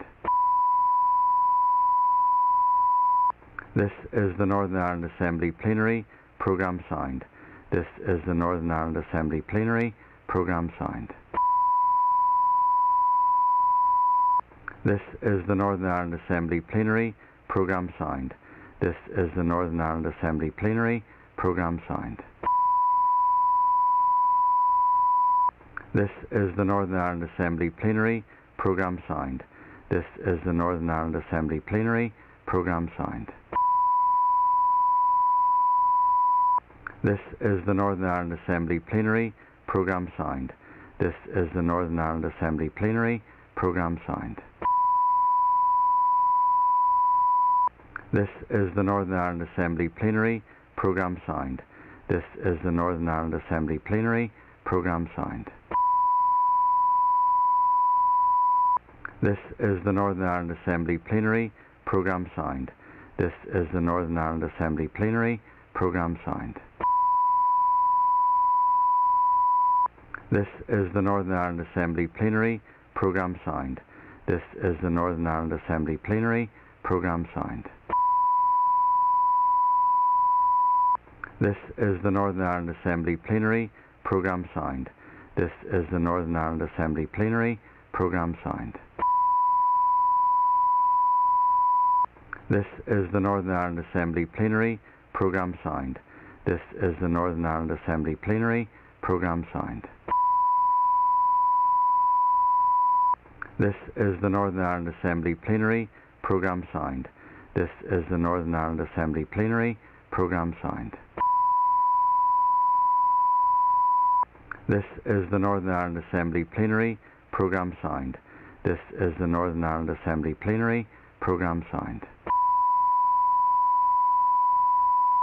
This is the Northern Ireland Assembly Plenary Programme Sound.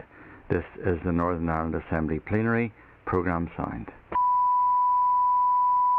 Assembly Plenary Programme Sound. This is the Northern Ireland Assembly Plenary Programme Sound. This is the Northern Ireland Assembly Plenary Programme Sound. This is the Northern Ireland Assembly Plenary Programme Sound. This is the Northern Ireland Assembly Plenary Programme Sound. This is the Northern Ireland Assembly Plenary Programme Sound. This is the Northern Ireland Assembly Plenary Programme Sound. This is the Northern Ireland Assembly Plenary Programme Sound. This is the Northern Ireland Assembly Plenary Programme Sound. This is the Northern Ireland Assembly Plenary Programme Sound. This is the Northern Ireland Assembly Plenary Programme Sound. This is the Northern Ireland Assembly Plenary Programme Sound. This is the Northern Ireland Assembly Plenary Programme Sound. This is the Northern Ireland Assembly Plenary Programme Sound. This is the Northern Ireland Assembly Plenary Programme Sound. This is the Northern Ireland Assembly Plenary Programme Sound. This is the Northern Ireland Assembly Plenary Programme Sound. This is the Northern Ireland Assembly Plenary Programme Sound. This is the Northern Ireland Assembly Plenary Programme Sound. This is the Northern Ireland Assembly Plenary Programme Sound. This is the Northern Ireland Assembly Plenary Programme Sound. This is the Northern Ireland Assembly Plenary Programme Sound. This is the Northern Ireland Assembly Plenary Programme Sound. This is the Northern Ireland Assembly Plenary Programme Sound. This is the Northern Ireland Assembly Plenary Programme Sound. This is the Northern Ireland Assembly Plenary Programme Sound. This is the Northern Ireland Assembly Plenary Programme Sound. This is the Northern Ireland Assembly Plenary Programme Sound. This is the Northern Ireland Assembly Plenary Programme Sound. This is the Northern Ireland Assembly Plenary Programme Sound. This is the Northern Ireland Assembly Plenary Programme Sound. This is the Northern Ireland Assembly Plenary Programme Sound. This is the Northern Ireland Assembly Plenary Programme Sound. This is the Northern Ireland Assembly Plenary Programme Sound. This is the Northern Ireland Assembly Plenary Programme Sound. This is the Northern Ireland Assembly Plenary Programme Sound. This is the Northern Ireland Assembly Plenary Programme Sound. This is the Northern Ireland Assembly Plenary Programme Sound. This is the Northern Ireland Assembly Plenary Programme Sound. This is the Northern Ireland Assembly Plenary Programme Sound. This is the Northern Ireland Assembly Plenary Programme Sound. This is the Northern Ireland Assembly Plenary Programme Sound.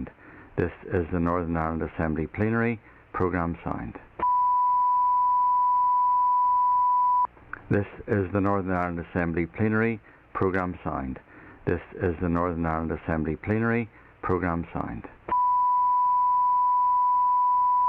This is the Northern Ireland Assembly Plenary Programme Sound. This is the Northern Ireland Assembly Plenary Programme Sound. This is the Northern Ireland Assembly Plenary Programme Sound. This is the Northern Ireland Assembly Plenary Programme Sound. This is the Northern Ireland Assembly Plenary Programme Sound. This is the Northern Ireland Assembly Plenary Programme Sound. This is the Northern Ireland Assembly Plenary Programme Sound.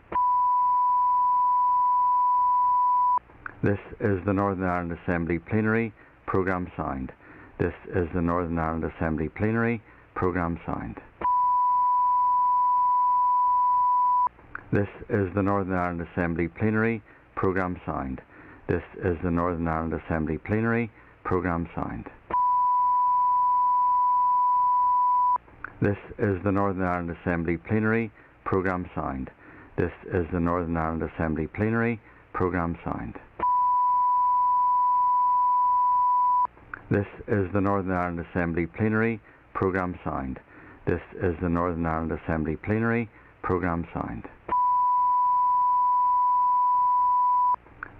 Northern Ireland Assembly Plenary Programme Sound. This is the Northern Ireland Assembly Plenary Programme Sound. This is the Northern Ireland Assembly Plenary Programme Sound. This is the Northern Ireland Assembly Plenary Programme Sound. This is the Northern Ireland Assembly Plenary Programme Sound. This is the Northern Ireland Assembly Plenary Programme Sound.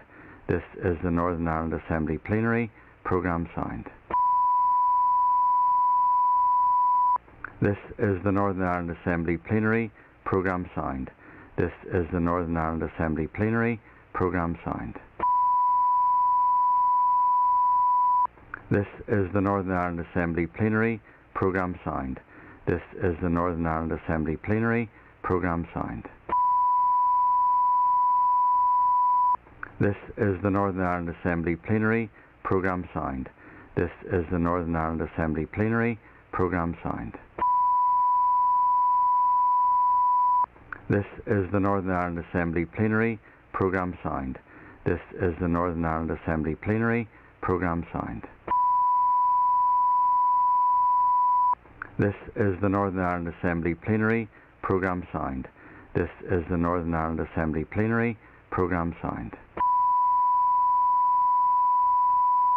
This is the Northern Ireland Assembly Plenary Programme Sound. This is the Northern Ireland Assembly Plenary Programme Sound. This is the Northern Ireland Assembly Plenary Programme Sound. This is the Northern Ireland Assembly Plenary Programme Sound. This is the Northern Ireland Assembly Plenary Programme Sound. This is the Northern Ireland Assembly Plenary Programme Sound. This is the Northern Ireland Assembly Plenary Programme Sound. This is the Northern Ireland Assembly Plenary Programme Sound. This is the Northern Ireland Assembly Plenary Programme Sound. This is the Northern Ireland Assembly Plenary Programme Sound. This is the Northern Ireland Assembly Plenary Programme Sound.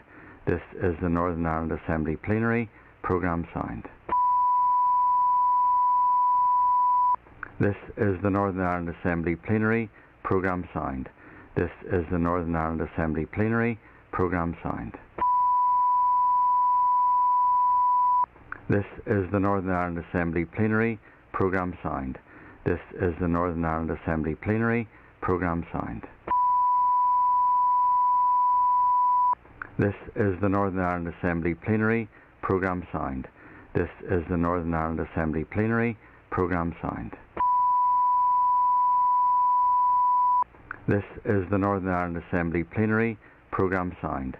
This is the Northern Ireland Assembly Plenary Programme Sound. This is the Northern Ireland Assembly Plenary Programme Sound. This is the Northern Ireland Assembly Plenary Programme Sound. This is the Northern Ireland Assembly Plenary Programme Sound. This is the Northern Ireland Assembly Plenary Programme Sound. This is the Northern Ireland Assembly Plenary Programme Sound. This is the Northern Ireland Assembly Plenary Programme Sound. This is the Northern Ireland Assembly Plenary Programme Sound. This is the Northern Ireland Assembly Plenary Programme Sound. This is the Northern Ireland Assembly Plenary Programme Sound. This is the Northern Ireland Assembly Plenary Programme Sound.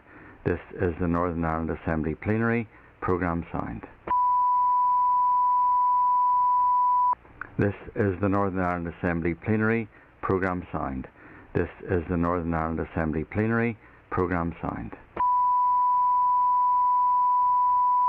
This is the Northern Ireland Assembly Plenary Programme Sound.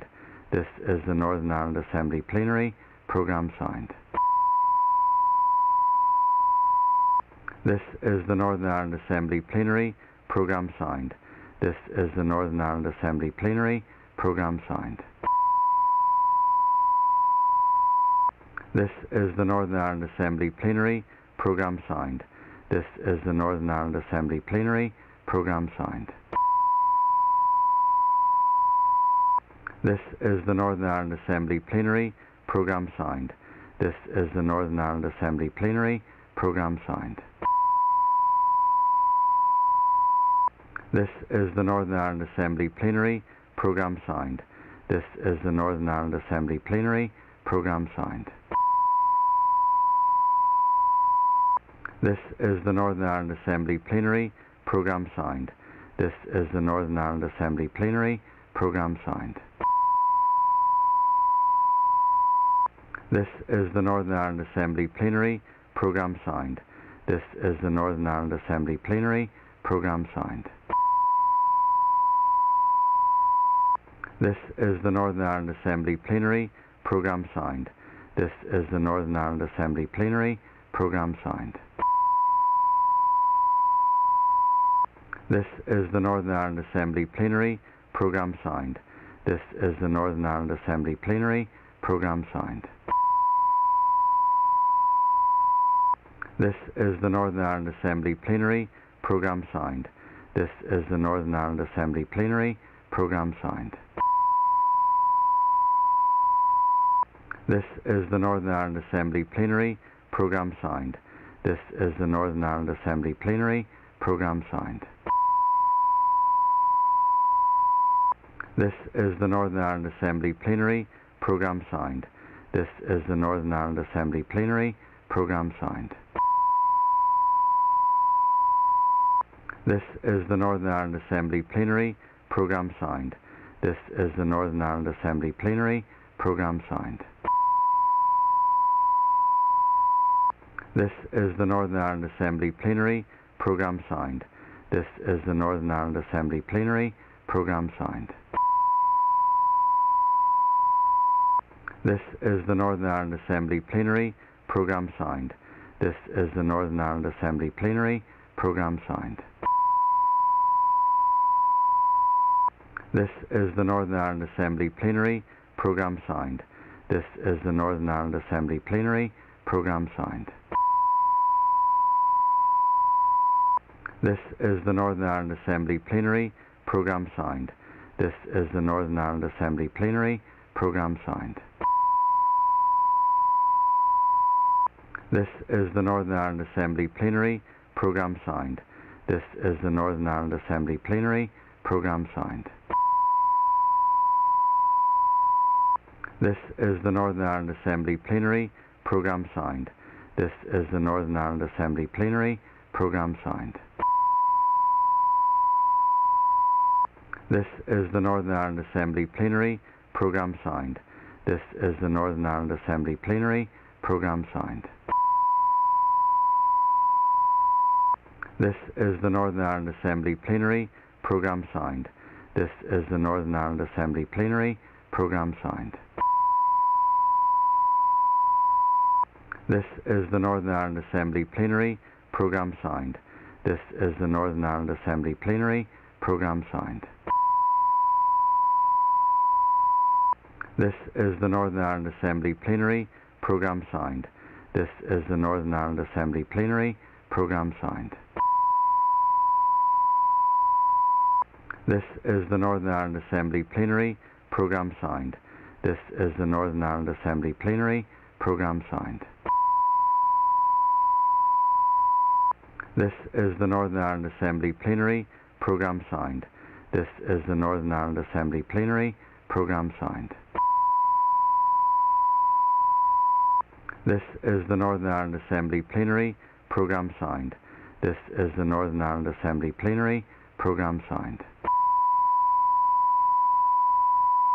This is the Northern Ireland Assembly Plenary Programme Sound. This is the Northern Ireland Assembly Plenary Programme Sound.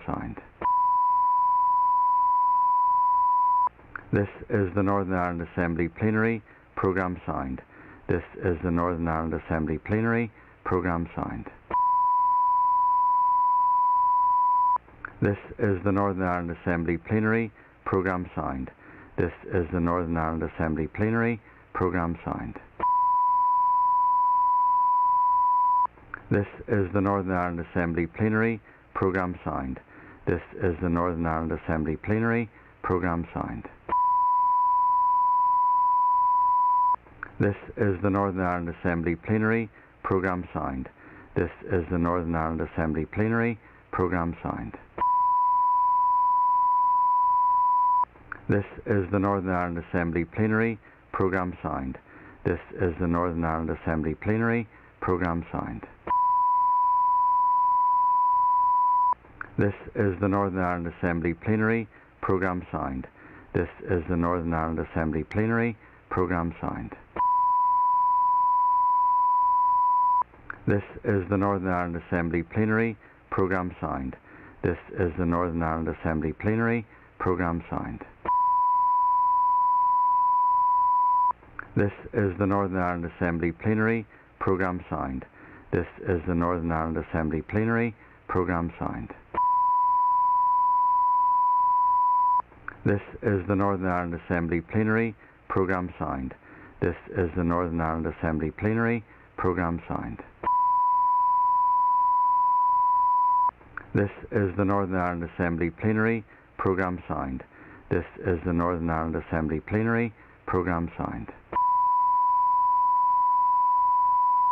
This is the Northern Ireland Assembly Plenary Programme Sound.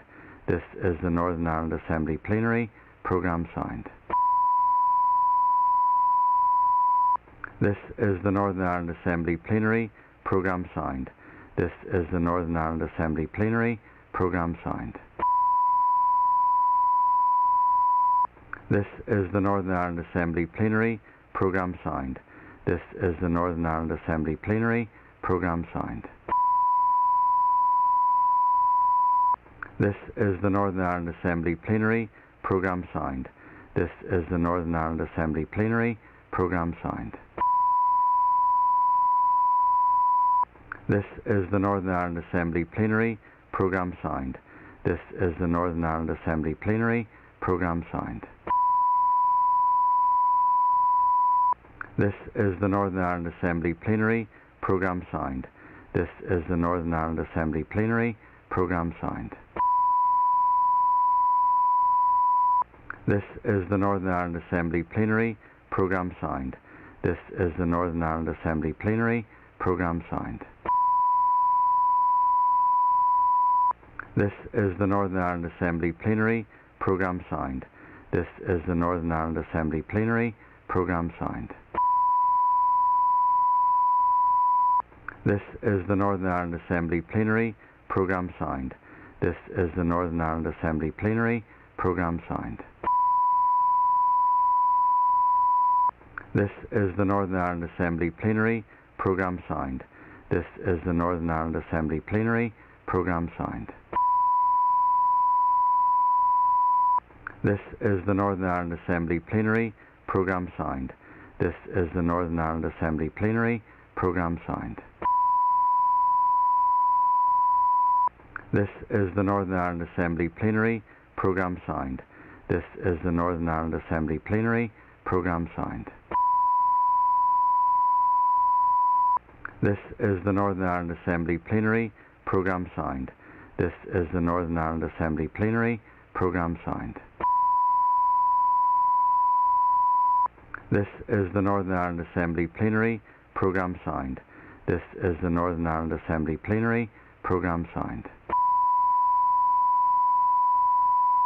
This is the Northern Ireland Assembly Plenary Programme Sound. This is the Northern Ireland Assembly Plenary Programme Sound. This is the Northern Ireland Assembly Plenary Programme Sound. This is the Northern Ireland Assembly Plenary Programme Sound. This is the Northern Ireland Assembly Plenary Programme Sound. This is the Northern Ireland Assembly Plenary Programme Sound. This is the Northern Ireland Assembly Plenary Programme Sound. This is the Northern Ireland Assembly Plenary Programme Sound. This is the Northern Ireland Assembly Plenary Programme Sound.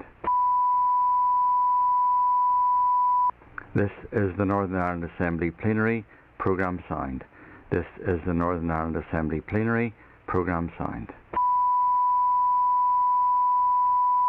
This is the Northern Ireland Assembly Plenary Programme Sound. This is the Northern Ireland Assembly Plenary Programme Sound. This is the Northern Ireland Assembly Plenary Programme Sound. This is the Northern Ireland Assembly Plenary Programme Sound. This is the Northern Ireland Assembly Plenary Programme Sound. This is the Northern Ireland Assembly Plenary Programme Sound.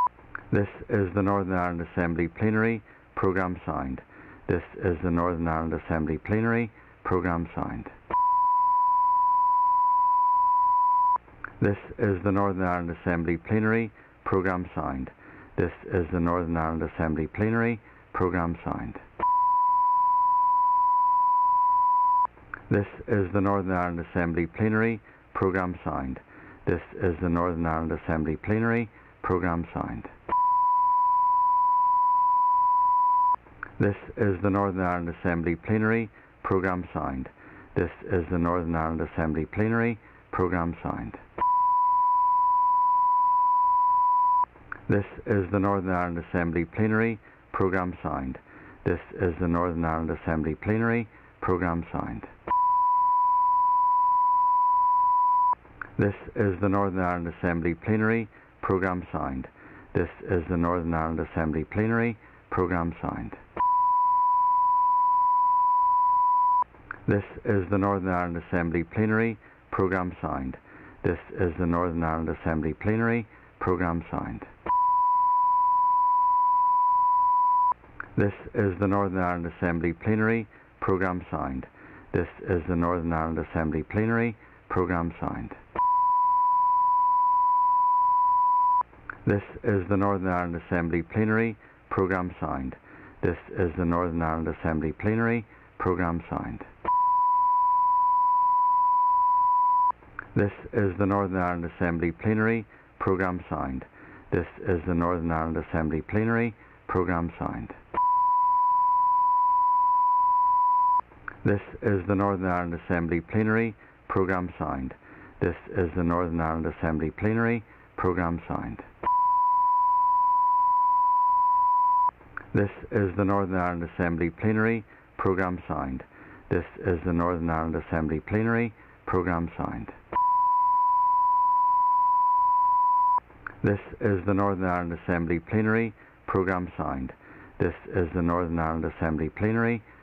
Sound. This is the Northern Ireland Assembly Plenary Programme Sound.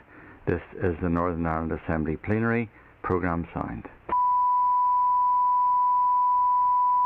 This is the Northern Ireland Assembly Plenary Programme Sound. This is the Northern Ireland Assembly Plenary Programme Sound. This is the Northern Ireland Assembly Plenary Programme Sound.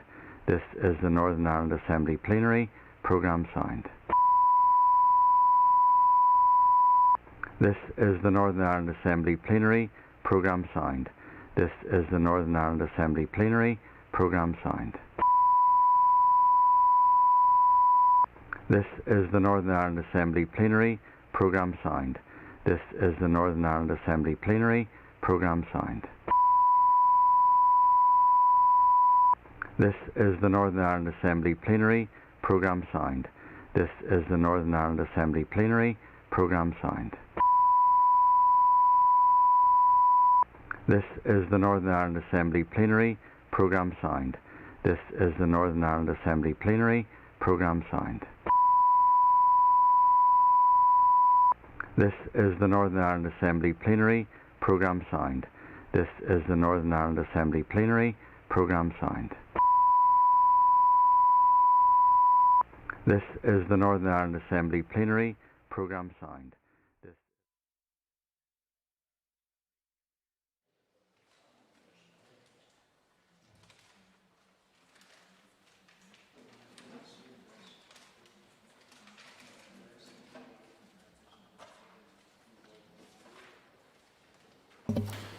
Thank you, members. We're now moving on to questions to the Minister for Health, Mr Robin Swan. Before I call the first person, which is Mr Daniel McCrossan, could I advise the House that question number 9, standing in the name of Ms Cara Hunter, has been withdrawn, and topical question number 3, standing in the name of Mr Gary Middleton, has been withdrawn.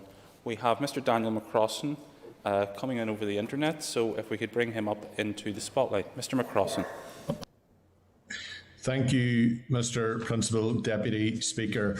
And just before I ask the Minister a question, I'd just like to put on record my sincerest appreciation and thanks to all those carers for those with Alzheimer's or dementia right across Northern Ireland who are doing great work in supporting the vulnerable people of our society who are battling this awful, awful illness. Question 1, Minister. I thank the member. Work carried out to date has already made significant improvements to the lives and well-being of people with dementia and their carers, and it is vital that we continue to push forward with this work. In 2019, regional dementia leads, integrated care partnerships and trusts established multi-agency working groups to consider what arrangement structures and resources were required to support the rollout of the regional dementia care pathway. Legacy funding from the Delivery Social Change Dementia Signature Programme supported the recruitment of 2 dementia service improvement leads in each trust, with specific responsibility for coordinating the pathway implementation programme within their respective trusts. The Regional Dementia Lead and commissioning staff at the HSCB have drawn up a detailed commissioning specification and invited the local implementation groups to submit investment proposal templates to support the implementation of a prototype within each area to be completed and returned to the Health and Social Care Board by the 30th of June this year. The implementation structures have been agreed to include a regional steering group who will have oversight of implementation across all 5 trust areas, which will ensure consistency and shared learning, a regional stakeholder reference group, local multi-agency and disciplinary implementation groups, including people with a dementia and carers, and the expectation is that a pathway will be rolled out across all areas within a 3-year time frame, subject to the availability of any funding necessary. As members will know, we face and are likely to continue to face an extremely challenging fiscal environment. Before I call Mr McCrossan for a supplementary, Minister, just some members have advised me they're struggling to hear you, so if you could maybe move your mics a wee bit closer. Mr McCrossan for a supplementary. Thank you, Mr Principal Deputy Speaker, and thank you, Minister, for that answer. Minister, those living with dementia have been worst hit by the pandemic, with NISRA's published statistics indicating that dementia and Alzheimer's disease was the most common pre-existing condition appearing in a third of all COVID-19 related deaths in Northern Ireland. Given that this week is Dementia Action Week, can you, Minister, outline what steps your department are taking to ensure that the views of those living with dementia are heard as we will build back a better health service? And I thank the member, and I think in regards to some of the content in my previous answer in regards to the Regional Dementia Lead and the commissioning of staff that have been drawn up by the Health and Social Care Board, those implementation groups have been asked to submit investment proposal templates to support the implementation of a prototype. That's due to end that bidding process, or that implementation process is due to end by the 30th of June this year. In regards to the reform of dementia services, my department has previously provided funding to support the rollout of actions from Delivering Social Change Dementia Programme, and this has included the appointment of 10 dementia service improvement leads, 10 dementia navigators, 44 dementia champions, and in addition work is ongoing to support the rollout of products and findings from the Delivering Social Change Phase 2 programme, and that will be included, and that takes account of input from users and dementia sufferers as well in that co-production approach. Ms Caroline Killen. And Collier, and I want to thank the member for his question and the Minister for a response. He mentioned the reform of dementia care services, which is crucially important, and all the actions outlined in that. Can I ask the Minister, in relation to families, what support are they going to get, but particularly the carers, and when does he intend to publish the reform of his adult social care services also? And again, I thank the member for that important question and the support for carers that do need, because they have had a particularly hard time over the past 14 months. And that social care recommendations are still going on, and it's been worked through the department as well, because we have looked at those, especially in care homes and people with a dementia, how we can support them through the Care Partner programme, so that we can ensure there was a familiar face, there was a family member who could get into homes to actually give them that support while they were in the care homes as well. So that work is ongoing, and as I say, the vital piece for that of us is it is co-produced as well, because one of the things we have to do out of the last 14 months is actually learn from the lived experience of those people who suffered from dementia and their carers as well. Mr Keith Buchanan. Deputy Speaker, sorry, question 2, please. And I thank the member for his question. Domiciliary care is an essential frontline community care service which has been sustained throughout the COVID-19 pandemic. Statutory and independent sector domiciliary care providers have liaised closely during the pandemic to maintain service provision. The pandemic has presented challenges for the sector, such as the suspension of some domiciliary care packages at various stages, and that was at the request of service users or families to reduce the risk of contact and the transmission of the virus. Some domiciliary care providers have experienced COVID-19 related staff shortages, which led to changes in service provision. Trusts have worked to address these, for example by reconfiguring service provision across geographical areas. Now and throughout the pandemic, health and social care trusts and providers have endeavoured to ensure any full or partial outstanding domiciliary care packages are still provided. As of the 26th of April of this year, there were 23,188 domiciliary care packages being provided in the community. Over the last 12 months, I am pleased to note that the social care workforce has expanded significantly, with an increase of 2,086 registered workers between May 2020 and April 21. While this is welcome, more staff are clearly still needed to ensure services continue to be delivered as and when they are required. Trusts aim to achieve timely discharge in every case. However, sometimes there are delays in getting people home. In some cases, this can be as the result of delays in getting the right care package in place, and there are also occasions where individuals are returned home into their family's care until a package can be implemented. While delays in implementation can be frustrating for all concerned, it is vital that the patient's safety and well-being remains at the forefront of decision-making in hospitals. Some £275 million has been invested in domiciliary care in the financial year 2018-19, and the Department remains committed to providing a high-quality domiciliary care service to support people to remain in their home. I was about to say, if the Minister wanted to conclude, because Mr Buchanan has a supplementary, so we'll be able to get to the end of the text anyway. Mr Buchanan. Thank you, Mr Deputy Speaker, and thank the Minister so far as answer. Minister, obviously care packages for people have been prior to COVID, and I appreciate COVID has put strain on that. And I'm still aware, no doubt other members in the Chamber are, of issues across other areas, not only but Ulster. What's the financial situation in regard to bed blocking in respect to putting additional resources? I appreciate your point about the additional resources you have, but obviously there's still bed blocking going on and still people not getting out in a timely manner, putting pressure on families and pressure on hospitals. So is there any more resources you can put to this to prevent this in totality? And I thank the member for that point, because it is about patient flow and flow management. And as constituency MLAs, we all know of those challenges when the appropriate care package isn't available, that some family members want to retain their loved one in the hospital setting until that package is provided. I understand that there are currently several hundred fully or partially outstanding domiciliary care packages of care actually across Northern Ireland at present. And while this is not the situation that I want to see, the Trust do have mitigation measures in place to ensure care is still provided to these individuals. And that's to ensure the continuation of care, that the Trust actually sends a list of outstanding cases to both their in-house domiciliary care service and all the independent sector providers, each day requesting their assistance with accepting these packages of care, either in full or in part. And that outstanding list is shared with the commissioning teams and key workers every evening for review and validation. So that's an ongoing process of that review of people who are still in hospital but need that support package. And I would urge, it's not that they're viewed as bed blockers, it's basically until we get the appropriate care and support mechanisms in place to ensure that they're going home to a safe environment. But it is vital that we get that flow right throughout our entire health service so that we can get as many people seen in the hospital setting. Mrs Rosemary Barton. Thank you. I thank the Minister for his answers so far. I too would like to put on record my thanks to the domiciliary care staff and givers. They have provided great service to those that have needed them, particularly over this COVID period, but also for many people that need them in their homes to be looked after there. Minister, in Fermanagh and South Tyrone, we have quite a number of problems in relation to domiciliary care packages.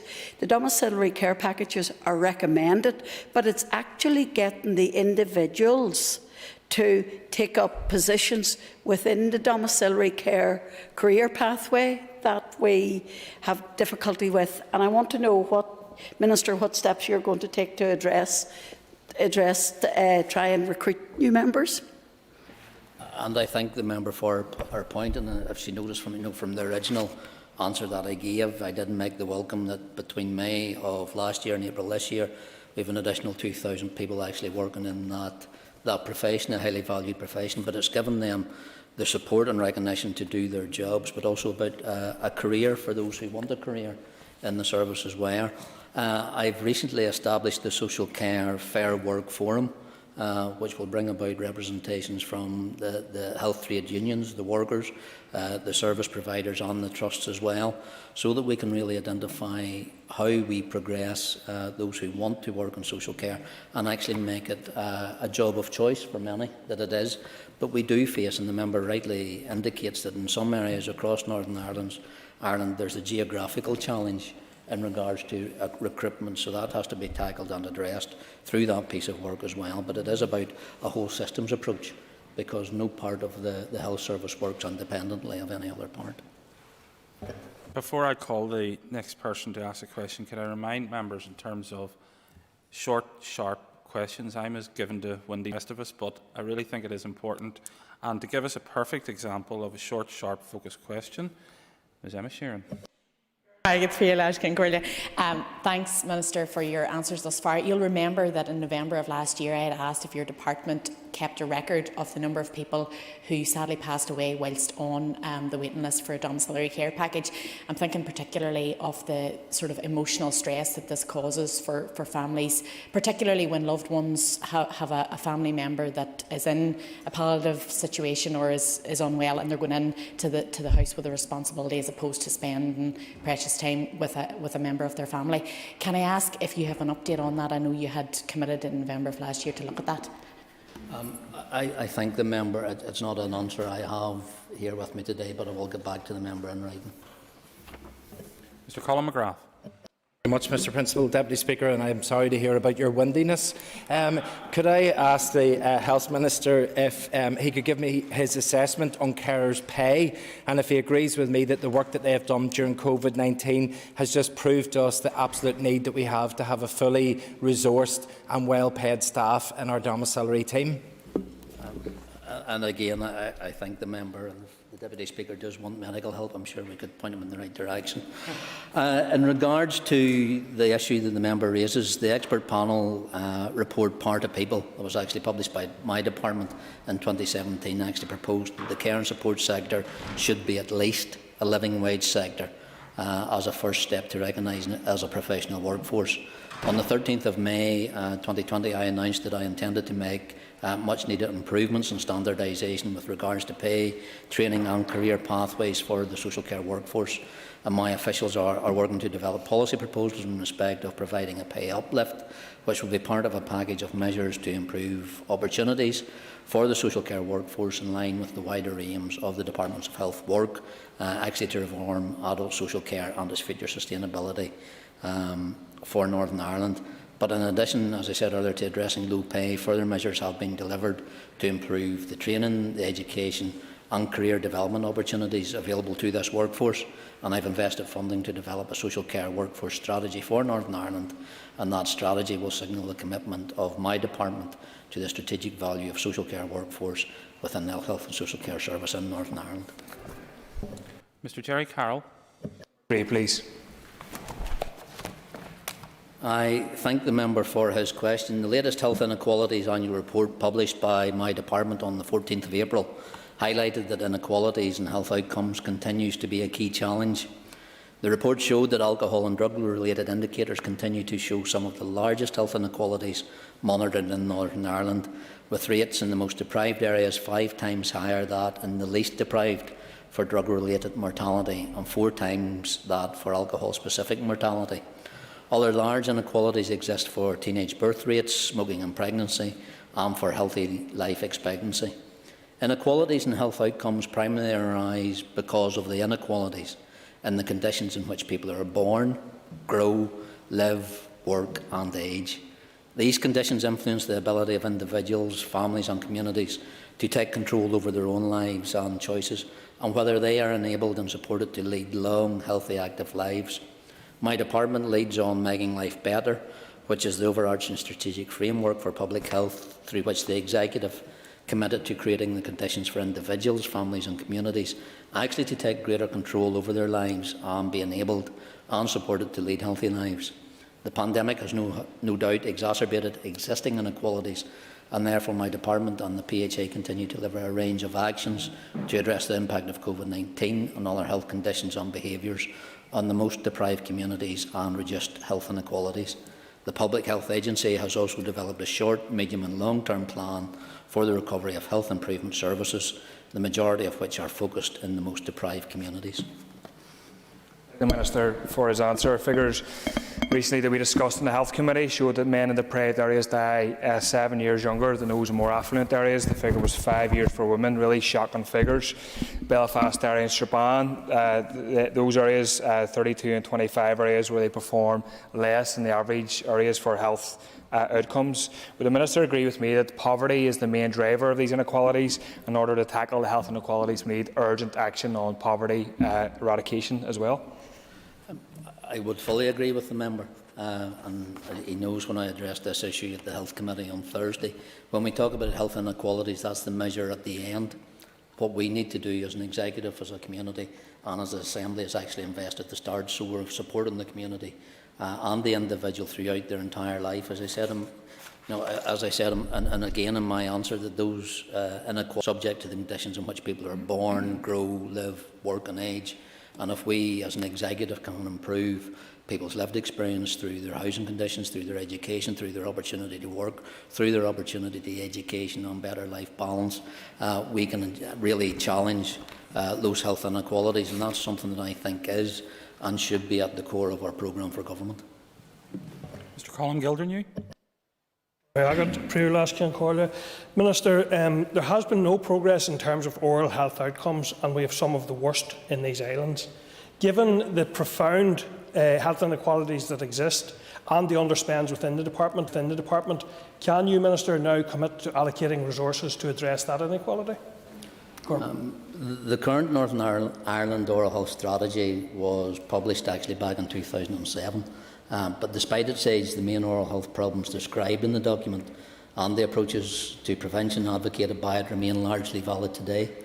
And while it's still valid, it is accepted that in some instances the settings or opportunities for prevention have changed. As such, prior to COVID-19, my department decided that the two sections of the Northern Ireland population that would benefit most from updated oral disease prevention programmes were young people and older adults. An older adults health options group has been established and is chaired by the Acting Chief Dental Officer. The oral health strategy for older adults is expected actually to be published later this year. In regards to the young people's oral health options group, has unfortunately been delayed until later this year, although some preparatory work has commenced. And the intention is for the groups to establish the oral health needs of children and older adults in Northern Ireland and review the evidence base to determine which preventative interventions are likely to be the most effective and cost effective. Mr Stuart Dixon. Thank you. Minister, one of the other inequalities in terms of health is the outcomes for screening. Screening is so important for a wide range of illnesses and diseases, and yet it is those communities that you've made reference to where the least amount of screening take-up happens. What is your department doing to encourage take-up of screening services? And I thank the member for that, and he is right, and that's the challenge that continually just doesn't face my department, but also we work in collaboration with our PHA and our GPs as well. And it is about making screening accessible to people in their own environments. The member will be aware, of the big bus that goes round for the cancer screening services as well, and it is about bringing that as close to people as possible, but also making them aware of the preventive measures that screening actually brings about. And that's what this is about, and I think that's what the debate in regards to health inequalities or the discussion should be about. It's whether prevention is better than cure or treatment. So the more screening that we can actually get people to take up, and it is about education, it's about awareness, but it's also about accessibility as well. Mr Justin McNulty. Minister, this day 3 weeks ago, my son Satanta was born in Daisy Hill Hospital. My wife and I were overwhelmed by the quality of care we received from the maternity teams, the GPs, the doctors, the nurses, the midwives, the community midwives, porters, cleaning and catering staff. It was second to none. It was world class. It was exemplary. Minister, we do not know how to thank them. Minister, in relation to the question at hand, with the recently published Health Inequalities report showing that the rates of alcohol-specific mortality is in the most deprived areas is 4 times that in the least deprived, can the Minister outline what steps his department is taking to tackle the problem with alcohol? And again, in starting, can I congratulate the member and his wife on the birth of their child. I know there was a conversation earlier on when there was an allegation made by the Chair of the Health Committee that the member was interested to go to discos. I would say as a new father, that would be the last thing on the member's mind, speaking from experience a number of years ago.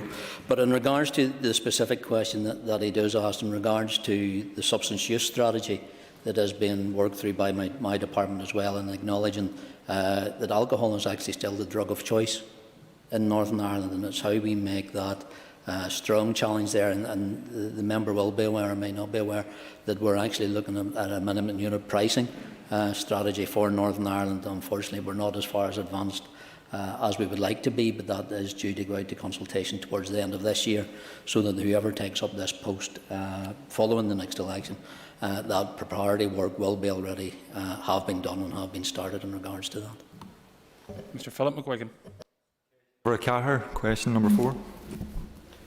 And again, I thank the member. The Health and Social Care Board has recently submitted proposals to my department, and I have asked that these be considered urgently, and I hope to announce a decision shortly.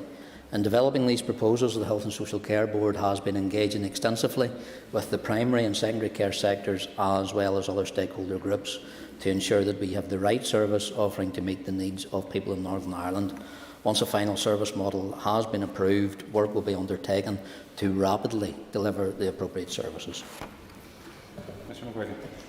Gerry Kelly, Can Collier, and I thank the Minister for his response. I noted from some recent correspondence I got from the Chartered Society of Physiotherapy stating that 1 in 10 of those testing positive for COVID-19 have symptoms for 12 weeks or longer.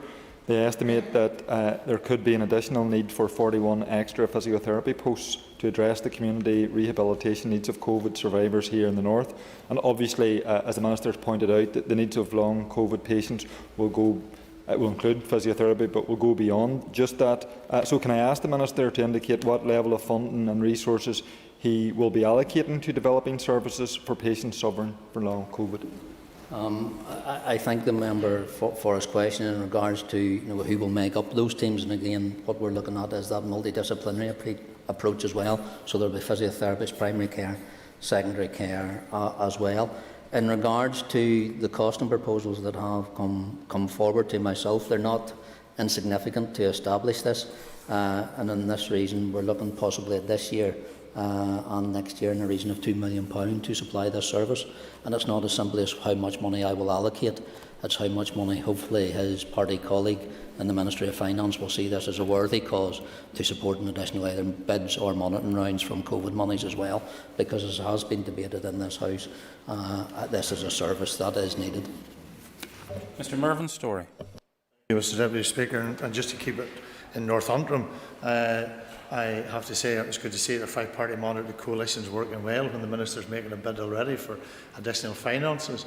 Those multidisciplinary teams, what assurance in terms of when they are made up and the planning that will go in, because the issue of long COVID is going to be with us, excuse the pun, for a long time.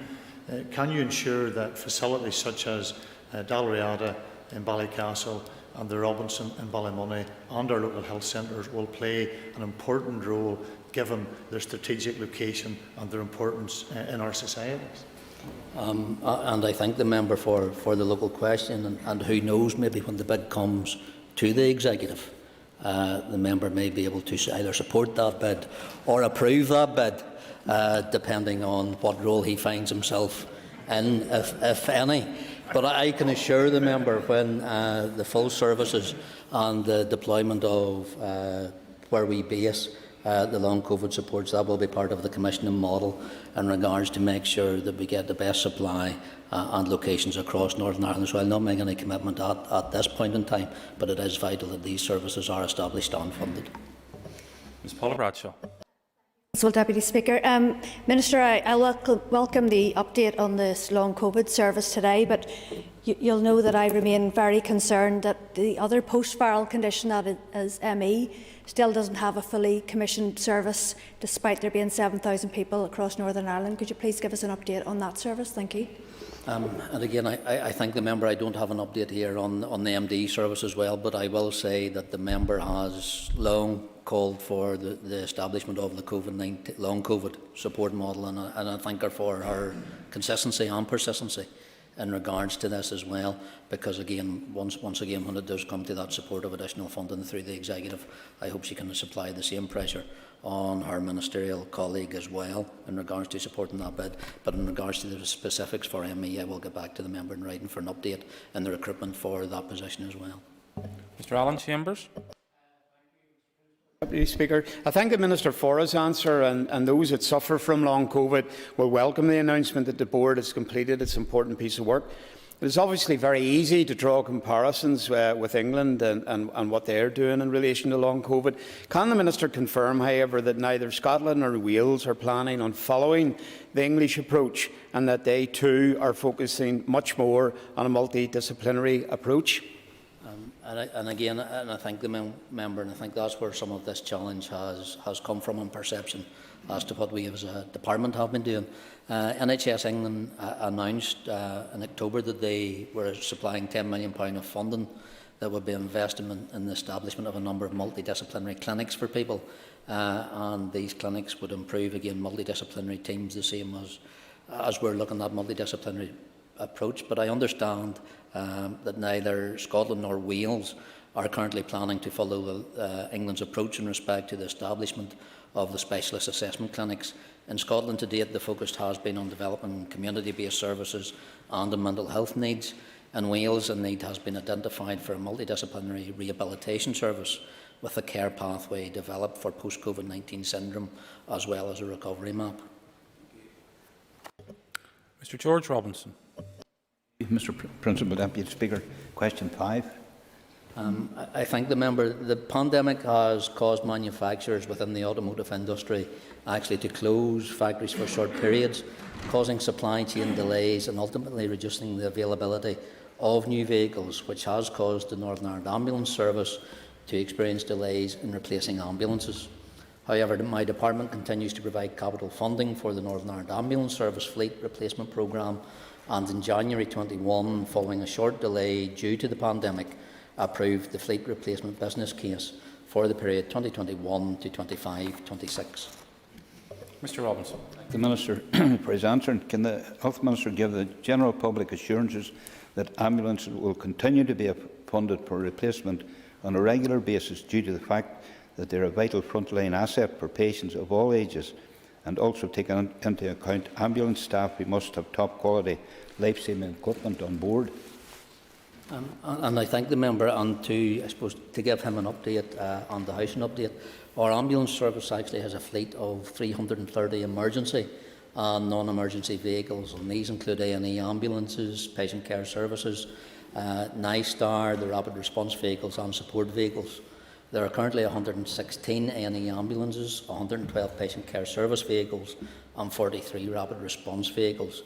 The vehicles are replaced under a 5-year rolling programme, and in January 21 the Department approved a business case for £22.7 million for the replacement of vehicles up until the end of the year 2025-26.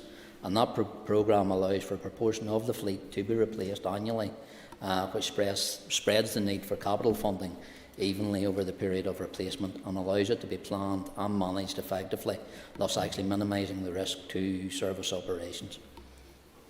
Thank you, Minister. That concludes the period for tabled questions to the Minister, and we move on now to topical questions. If we could call up Mr Pat Catney on the screen. Mr Catney. Thank you, Mr Principal Deputy Speaker, and thank you, Minister, for your answers for the questions so far. Minister, information on Northern Ireland Direct states that from the 24th of May, anyone travelling within the common travel area does not have to isolate, but public health advice is to take a pre-departure lateral flow device test, and again on day 2 and 8 post-arrival in Northern Ireland. Can the Minister confirm that this is a legal requirement? Thank you, Minister. I can confirm to the member that these are in guidance at this minute in time, because that's how we've managed as an executive common travel within the common travel area. So it is there in guidance. Minister. Okay, Mr. Principal Deputy Speaker, to come back in with a supplementary. Yes, certainly. Thank you. Minister, should we not put all of these regulations into law to provide clarity to the public, particularly as lockdown is easing? I thank the member, and I think what the executive has tried to do and has done in the last 14 months is support any travel within the common travel area under regulation, under guidance, rather than the regulation, because when we put it into enforcement and put it into law, it needs enforcement as well. And whatever, I suppose, regulation we put in regards to travel east-west, we also have to take into consideration then travel north-south and how that would be policed and enforced as well. As an executive, we have taken the decision that travel within the common travel area should be based in guidance. It is there for a reason. It's to support the people of Northern Ireland, but also to maintain and provide a level of advice to those who wish to travel from other areas coming into Northern Ireland about how they can best look after themselves, but also look after their loved ones who they are either coming to visit, stay with, or even work colleagues that they'll be socialising with now as well, now that some easements have been made. Mr. Thomas Buchanan. Speaker, Minister, maybe you can give us some indication as to what work your department is doing with the Health and Social Care Trust in order to, in an effort, if you like, to reduce waiting times for orthopaedic surgeries.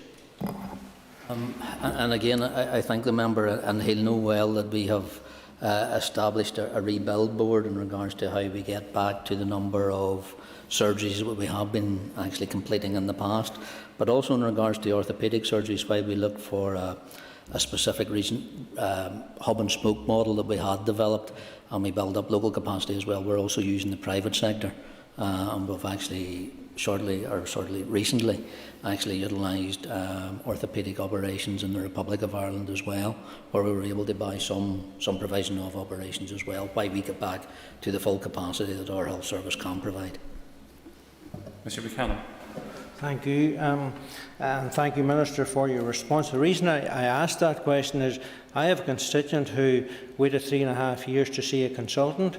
He saw the consultant about a month ago, and the consultant confirmed that he had to get 2 hip replacements, but he was told then that he would go on another waiting list up to 240 weeks, which is 4 years and 8 months. That would leave him a total of 8 years and 4 months on a waiting list. I think that you will agree with me that that is totally unacceptable. And can you give us any indication as to when orthopaedic surgery will be back in full swing, if you like, within the, well, I'll refer to the Western Health and Social Care Trust? Look, I thank the member, and he asked me, in my opinion in regards to that waiting list. Of course, it's not acceptable. Since I've come into this post, I've been very clear that those waiting lists are not acceptable, but we must do everything that we can to get in front of them, not just to get back to where we were, because when we look even where we were pre-COVID, those waiting lists were increasing, even without the challenges that COVID has presented to us. So it's how we look at our rebuilding board, and I know the member has specifically mentioned the Western Trust. What we have been doing is looking at that regional approach, so that we take people from the top of the waiting list or with the key priorities and offer them the operation, offer them the service, no matter where that theatre capacity may be, so that we can get, I suppose, a standardisation across Northern Ireland, so that those who are waiting the longest don't have to just simply wait on their local trust on their waiting list, but we can actually see how we can respond as a service to get those waiting lists down. Ms Claire Stockton. Thank you, Principal Deputy Speaker. Minister, the Health Miscellaneous Provisions Northern Ireland Act received royal assent in May 2016, 5 years ago. This enabled powers to the Department of Health to prohibit the sale of nicotine products, including e-cigarettes, to under 18s. So 5 years where children have been able to purchase e-cigarettes. I do appreciate this past year has been a challenge, but what has the Minister's department been doing over these past 5 years to get these regulations into law? I thank the member. I can answer in regards to what has happened since January of last year, and as the member will know, within a number of weeks of coming into office we were faced with a pandemic, so there's many pieces of the work that were already in train within the department that were put on hold. I think that is one of them. I will check and get back to the member in detail in writing. I don't have that specific list in front of me or in regards to that issue, but I will respond to it. Ms Sutton.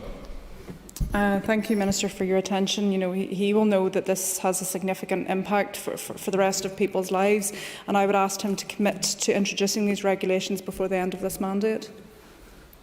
As I say, I'll check with my department where that work has been progressed to, and again I'll respond to the member in writing with an update as soon as I have it. Mr Roy Beggs. During yesterday's debate on unfettered access to medicines, etc., I was struck on some of the contributions were still stuck on the 1916 Brexit debate, rather than focusing on how we can collectively work to avoid the adverse effects on our health service, which are so evident. So, Minister, would you confirm that the requirements in the Northern Ireland Protocol to follow EU medicines regulations as to bureaucracy is likely to add to costs and even the availability of some medicines, and so adversely affect the entire community? I thank the member. Medicines and medical devices, as we debated yesterday, supplied through the NHS do bring cost advantages to the Northern Ireland Health Services, and their distribution through our controlled free NHS and GP prescriptions cannot threaten the EU single market. So given that everyone in Northern Ireland would be adversely affected by increased pharmacy costs, I would think there has to be a realisation in regards to the implication of what that actually means in regards to the additional bureaucracy, the time supplies, the supply chains that do actually have to be put in place for the delivery of those medicines. Mr Beggs. Would the Minister confirm that this additional bureaucracy, unnecessary costs, will be a burden on your budget and ultimately mean there's less money being able to be spent in our waiting lists and other pressing issues which we are facing at this time? And again, I thank the member for a supplementary, and as was, I think, debated yesterday afternoon in regards to how we now have to look to both MHRA and EMA in regards to where medicines are licensed, what their uses actually are. It does put an additional strain on the small team who work along with my Chief Pharmacy Officer in regards to how we assess what medicines are available, but also the additional bureaucracy and management now that is needed because we basically are in two jurisdictions. And while I suppose the grace period is useful to have, it is coming to an end, and that's putting that additional workload on where we seek to ensure those medicine supplies and medical devices are there for the long term and not just solely through the period of the grace period. Ms Sinead McLaughlin, if we can bring her up on the screen. Ms McLaughlin. Thank you. Minister, can I ask what action have you taken to provide early medical abortion services in the Western Health and Social Services Trust? Again, I note the member's question, and it has been covered in this chamber a number of times. My department is not required under the law to commission abortion services. However, in recognition and anticipation of regulations being introduced by the UK Government from March last year, my department had commenced work to develop a commissioning model and service specification for these services to be delivered in Northern Ireland. That work was paused from February 2020 due to the need to divert department and HSC staff resources to manage the responses to the pandemic. The Western Health and Social Care Trust has been delivering a service, and as far as I'm aware, they are currently looking to recruit to fill the post that is actually vacant at this minute in time within their trust area. Thank you for your answer. Women in my constituency in Derry deserve to have a right to a full suite of medical abortion and crisis pregnancy services. Minister, I believe that you need to ensure that the Trust meets its legal responsibilities and commission the services that are required. Minister, would you agree to expect women from Derry to travel outside this jurisdiction, particularly during a pandemic, to access routine healthcare that is afforded in every other part of the UK, is fundamentally wrong and in contradiction to their equality and human rights?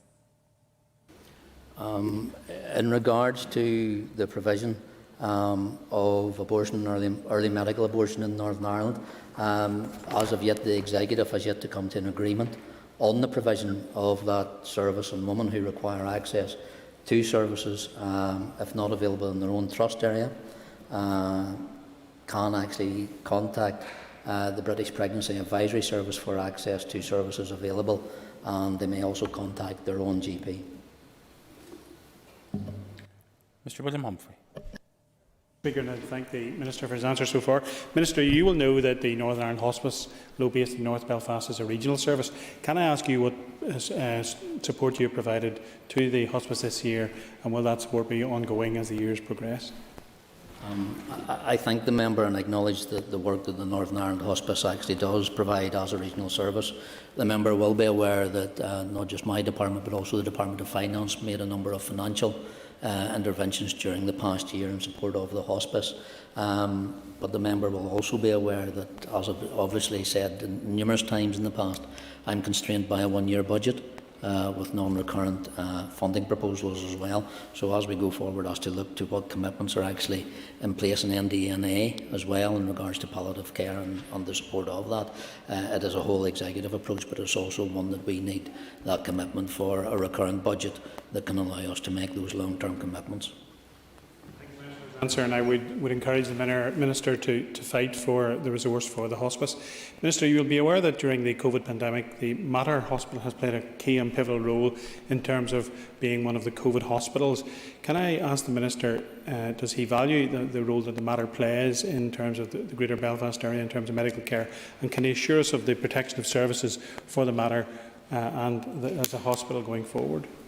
And I thank the member for his question. The Mater has played a vital and crucial role within our fight against COVID, but it also plays a vital and crucial role in our recovery process as well. And I actually raised and discussed the issue with the chair of the Belfast Health and Social Care Trust when I last met him about the value that we place on the Mater Hospital as part of our footprint, as part of our entire health estate, because we need every square foot of it. Now, the provision of the service may not be the same as it was pre-COVID, but I can assure the member that it is a vital part and a vital link to our health service here in Northern Ireland. Mr Keith Buchanan. Speaker, Minister, can you give us a brief update just on the oxygen generators that was shipped to India and what work they're currently doing, or if they're operational at this stage?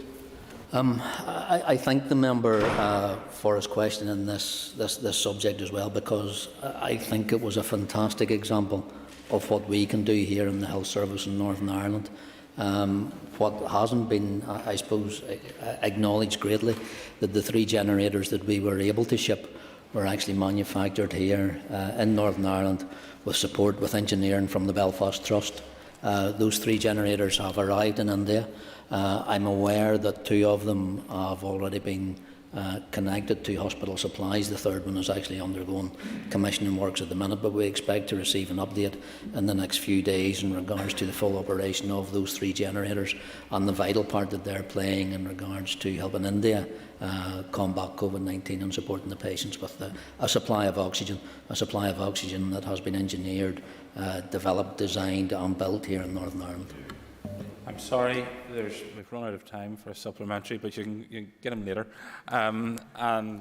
If members would just take their ease, we'll move back then to the motion on Mental Health Awareness Week in a few moments. Thank you.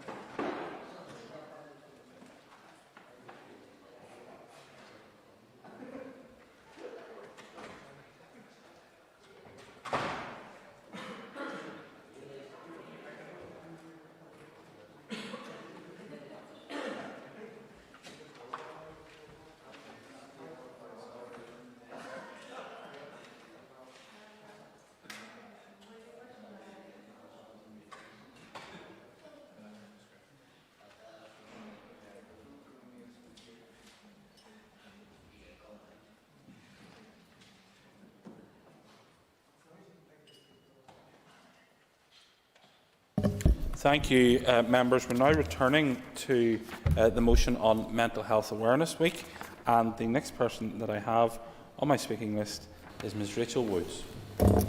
Thank you, Mr Principal Deputy Speaker, and I too thank the members of the Health Committee for bringing forward this motion. And it's really important that we send a message out to people in Northern Ireland that mental health is taken seriously and that help is out there. It's really important for people to talk and to reach out to each other and to seek help, even initially to a friend, take advantage of the support that is there. But it's also crucially important that the Executive deals with the ongoing and historic issues in accessing mental health services and dealing with the root causes. The COVID crisis will have, and already has had, psychosocial impacts on people here, which will be felt for years to come, and short-term changes will be difficult for our mental health. I know that this is something that I found difficult recently, especially as we emerge from another lockdown, but we've much to do to deal with historic trauma too, and also the intergenerational impacts of the conflict. The Health Inequalities Report 2021, as referenced in this motion, highlights massive gaps that continue to exist in terms of mental health between those who are disadvantaged and those who are better off. The death rate from intentional self-harm in the most deprived areas was double that in the least deprived areas, and prescription rates for mental health problems are increasing, and the gap between most and least deprived areas is widening. And these are shocking statistics to read, and they do highlight the urgent need for improvement. But like others, I want to focus on children and young people and how they, in particular, are still waiting for the services that they need. Last year, the Northern Ireland Youth Forum surveyed thousands of children and young people on the issues affecting them. The response in the April survey, 62% said that mental health was the main issue that they face as a young person right now. 332 young people mentioned loneliness and isolation. 361 said fear and uncertainty are affecting them, which we all know has impacts on mental health. In their November survey, 74% of the near 4,000 young people surveyed said they felt mental health had deteriorated during the course of the pandemic. Mental health and well-being were the joint top issues for young people at the time of the survey, with 67% saying that, and isolation, loneliness and boredom following suit. Only 29% of the respondents said that they felt hopeful about the future, and over half felt that they are not coping well, not seeing friends and family. This is not okay. It's not okay that our children and young people continue to raise this, especially when we know that youth mental health services are unable to meet demand. The Children's Commissioner has been clear on the need for a children's rights compliant mental health system, one that is responsive to children and young people, and the Elephant in the Room report, which was published in July 2016, and the UNCRC recommendations that the Executive rigorously invest in child and adolescent mental health services and develop strategies at national and devolved levels with clear timeframes, targets, indicators, monitoring mechanisms and sufficient human, technical and financial resources. Nearly 5 years on, I reiterate this call. As we come out of the COVID crisis, trying to get back to the way things were is not good enough.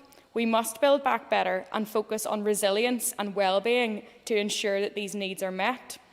We need properly resourced services for people who need it. No more cuts to the very organisations that exist to help others and support people of all ages, but we need to reconsider what we prioritise and value as a society. The community and voluntary sector here has a wealth of experience and can help meet the challenges faced. They've been going above and beyond providing support to some of the most vulnerable in society, including our children and young people, picking up where statutory organisations cannot. This is against a backdrop of already stretched resources and the added pressures of a dramatic fall in fundraised income and increased demand. For this work, we must be forever grateful. So, Mr Principal Deputy Speaker, are we going to continue to prioritise macroeconomics like GVA and GDP as the marker of progress? Or can we do better and prioritise health and well-being as key to our just and green recovery for our generation and for the generations to come? Thank you. Excuse me. Thank you. And I now call Mr Gerry Kelly. Thanks, Mr Deputy Speaker, and thanks to the Chair and committee colleagues for bringing this important motion to the floor today. Obviously, with last week being Mental Health Awareness Week, this is obviously a very important and timely debate for everyone who has had mental health problems, illnesses, stress, anxiety and depression before the pandemic, and those who will or may experience these issues either at a greater level or for the first time after this pandemic. The fact is that people's lives, and in many ways the world, was turned upside down with the pandemic, and it wouldn't be surprising if there was an increase in mental health issues as a result of the necessary measures put in place because of COVID and to protect people. And whilst this motion correctly notes and references the people who are facing difficulties should reach out and seek help, this is of course safe and sound advice. My main concern is that people that I know, people in my constituency and many, many more across the north have reached out and have taken that important step. And sometimes, instead of getting immediate and urgent access to services, many of the people, some of whom present to A&E, are sent home and put on a waiting list for weeks to see the appropriate person to get the appropriate help. And that's obviously very, very worrying. And the figures that the Chair quoted around CAMHS earlier is also very concerning. And that's very, very worrying figures indeed for people who are in need and need help. And my main concern in this debate, Mr Deputy Speaker, with this issue is that the Minister is essentially presiding over an underfunded and broken system. And I don't doubt his personal commitment to the issue of mental health. I've said that before. But what I remain unconvinced about is that there is a plan beyond the mental health strategy that is in place to increase the number of counsellors, psychiatric nurses, psychologists, in terms of the level that we need to see. And with his comments at last week's Health Committee, I remain unconvinced that there's a plan in place with the current budget. I would, yeah, sure. An intervention, and if I could just highlight also, and I'm sure the member will agree with me, there's a real issue whenever people are given medication that they're not being properly supervised when they are first administered with that medication, and that is supposed to be happening for a minimum of 6 weeks, and it is not happening in the manner in which it should. Thank the member for her intervention. I would agree with that, and obviously there's self-medication as well on top of that, which is also a further problem, but it is unfortunately the case. Coming out of this pandemic, Mr Deputy Speaker, there's been an acceptance, despite words of the contrary, but there's been an acceptance that what went before can and must continue today and going forward, and we have to reject this narrative outright. And just briefly, Mr Deputy Speaker, globally the wealthy have increased their lot from $5 trillion to $13 trillion. I mean, this is the greatest swindle of our time, and it took place while we're all trying to manage and fight the pandemic. And at the end of the day, obviously, with the issue of mental health, one of the members said it can affect anybody, and of course that is true, but it's not the full picture entirely, as the discussion has touched upon. If you're a working class or in a working class community or in a deprived community, you're more likely to have health problems, as we heard in the previous comments around question time. You're more likely to have mental health issues, life obstacles, and so on and so forth. And one of the figures pointed out by 123 GP campaign pointed out that in my constituency, and I think in another constituency in the north, that there's 50% of GP services without access to in-house counselling. I mean, that's scandalous, but other constituencies have 100% access. So why does that discrepancy exist? It needs to be tackled and addressed. So I think the issue of class, Mr Deputy Speaker, is one of the main determinants of whether people will be ill or not, and whether people can get access to services or not. And people with a few £1,000 in the bank can obviously get access to cancer services and possibly other services if they can fork the money out. But not everybody has access to that, as the near 400,000 people in poverty here attest to. I think we also need to call out the role of sectarianism and bigotry in our society, and Mr Muir touched upon this obviously in his own comments, and racism in our communities, and homophobia and sexism. These issues obviously need tackled generally, but specifically the role that they play in making people's mental health worse, as people do try and do indeed leave these shores because of the poisonous atmosphere in society and the role played by some people in whipping that up. So I think these issues are part of mental health and tackling mental health problems as well. So just in closing, Mr Deputy Speaker, I want to support the motion obviously. I pay tribute to the many important groups in my own constituency and beyond. There's too many to name, but Campus Counselling on the Shankill, a very, very important cross-community organisation that unfortunately has to fight for its own funding. The 123 GP campaign that I already mentioned, Linda Counselling, and I'm sure I've left out many, but there's many good ones in my constituency and beyond. I want to just pay tribute to them and thank them for their work. Thank you. Thank you. And I now call upon the Minister, Mr Robin Swan, to respond to the comments made in the debate. Minister. Thank you, Mr Principal Deputy Speaker, and I'd like to start by thanking the Chair of the Health Committee for tabling this motion today, and for those members who have so passionately spoken in this support. Mr Principal Deputy Speaker, in this debate, I think we've seen the best of this House. We've seen this House at its best, working together on a joint subject and a joint unity of purpose. So many times when committees bring motions to this House, it ends up with committee members talking to themselves. But this subject today, Mr Principal Deputy Speaker, has brought in many other members with a diversity and a range of aspects and personal contributions that have shown, I believe, the dedication of this House to truly tackling the challenge that is mental health, but also highlighting the many aspects that make up the mental health challenge across Northern Ireland. And so many of those, when we talk about mental health in the generality, we can forget about some of the very specifics that have been mentioned by members in this House today. So, Mr Principal Deputy Speaker, I'm thankful to have the opportunity again to speak publicly about one of my top priorities and one of the most important aspects of my department's remit, and that is mental health. During Mental Health Awareness Week last week, mental health rightly featured heavily in the media, and I'm hopeful that we can continue to build on this platform to ensure it continues to receive both public and governmental focus. We have to keep the momentum going if we truly want to see lasting and meaningful change happen. But that focus and commitment needs to be maintained 52 weeks of the year, not simply for Mental Health Awareness Week. As we've heard, Health Inequalities reported, and the report that was published last month highlighted the continuing challenges in relation to mental health. It is shocking, but unfortunately unsurprising, that those living in our most deprived areas experience poor mental health. And while I am encouraged that there were some positive changes noted in that report, there is still much more work to be done to improve that. This is, of course, not something that my department alone can address. Inequalities in health outcomes primarily arise, as I said in question time earlier, because of the inequality in conditions in which people are born, in which people grow, in which people live, in which people work, and in which people age. These conditions, known as social detriments of health, actually influence the ability of our communities and our individuals in those communities to lead long, healthy, active lives. And my department leads on Making Life Better, which is the overarching strategic framework for public health.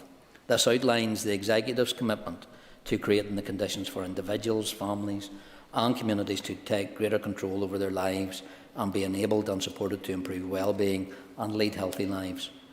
Departments are working together on a range of issues, including mitigating the impacts of poverty and tackling the conditions that create health inequalities. It is important that we continue to work collaboratively to do this, as no department on its own has either the resources or the power to combat these issues alone. There is no doubt that the pandemic has exacerbated health inequalities and has certainly impacted upon our communities' mental health. Children and young people has been raised by quite a number of speakers today, and they have been disproportionately impacted. For many, the loss of daily structure that school attendance normally provides, alongside reduced contact with social contacts and support in school, has had an impact on well-being and could lead to the deterioration in mental health. From early in the pandemic, I recognised this impact, and as a result, my department produced the Mental Health Action Plan and COVID-19 Mental Health Response Plan, and that was back in May 2020.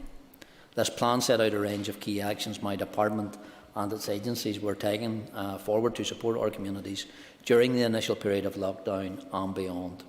And my department has worked collaboratively with the health and social care sector, the community and voluntary sectors and other departments to provide as much help and support to our population as is possible. This included free online stress control classes, a COVID-19 wellbeing hub, new use of technology, funding for children and young people for the Department of Education and much more. My department with the health and social care sector has developed public messaging during the pandemic, and I think, as the Chair acknowledged in his contribution, the Take 5 programme has been widely adopted by many agencies and among many communities, and I'm pleased to see that it is continuing. For example, last month my department launched the How Are You Feeling mental health campaign in over 500 community pharmacies in Northern Ireland, and that was in partnership with the Health and Social Care Board, PHA and Community Pharmacy in Northern Ireland. The campaign, which runs until the end of this month, is encouraging people to simply ask the question, how are you feeling? Wellbeing campaigns are a hugely important tool to promote positive messaging around mental health, to reduce stigma and support people to look after their own emotional wellbeing and mental health, as well as signpost people to further help and support if they need it. However, even as we are now starting to move out of the restrictions that have been in place, the impact of the last year will have an effect on our communities and their mental health, and on the services that support them, and that will be for some time to come. It is unfortunately highly likely that we will see a surge in mental health needs over the coming months and years. Indeed, we all are already witnessing the beginnings of this in our mental health services. Our trusts are reporting increasing referrals as well as heightened acuity of patients. And members will no doubt have heard the comments I made to the Health Committee last week in relation to these bed pressures, and that includes patients sleeping in chairs and the reality of being a patient in mental health crisis. It is a sad reflection, Mr. Principal Deputy Speaker, of the priority we have given to mental health over the last number of years, that patients cannot count on having a bed to sleep on when they are admitted to hospital. And I have to publicly thank the staff working with our mental health patients. They are hugely dedicated and caring, and they are doing a very difficult job in increasing difficult circumstances. And I assure you, and I assure this House, that your efforts do not go unnoticed or unappreciated. And I commend that workforce for their commitment to helping others in their time of need. Unfortunately, it's highly likely that these pressures will continue as the mental health surge we have all been anticipating hits home over the coming months. My department has taken a number of actions to help and support those delivering services. In the short term, a regional bed flow network has been established, but in the longer term, I have recently approved the policy direction for psychiatric, low-secure, inpatient and mental health rehabilitation services. While this is likely to have a positive impact on patient outcomes and on pressures on the system, it will require additional investment. Mr. Principal Deputy Speaker, the Mental Health Action Plan also committed to developing a new 10-year strategy for mental health in Northern Ireland.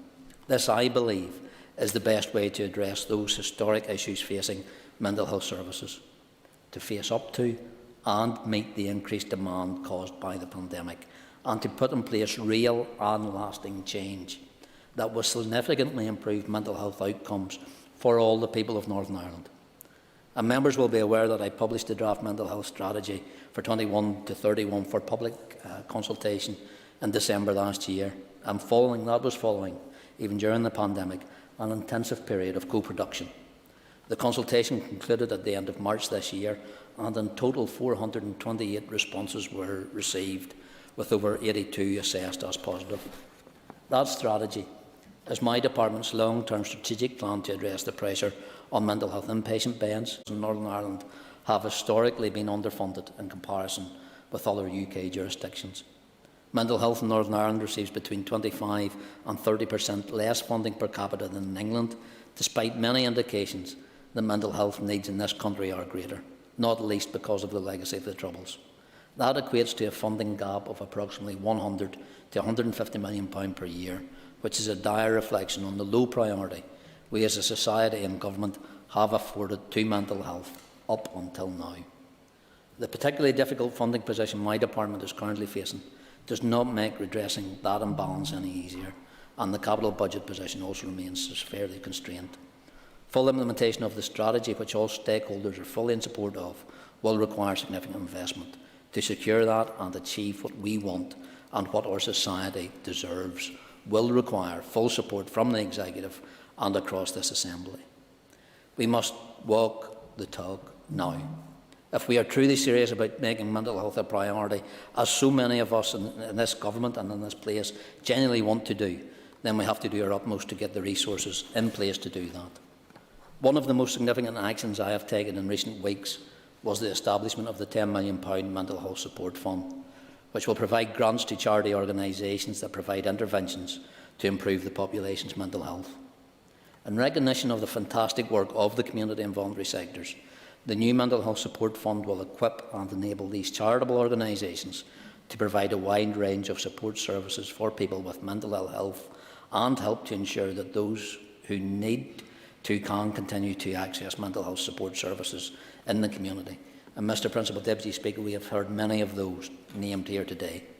And that fund is expected to formally open before the summer and will be accessible through the Community Foundation website. Mr Principal Deputy Speaker, in closing, I would like to thank my colleagues on the Health Committee for tabling this motion today, which I fully support.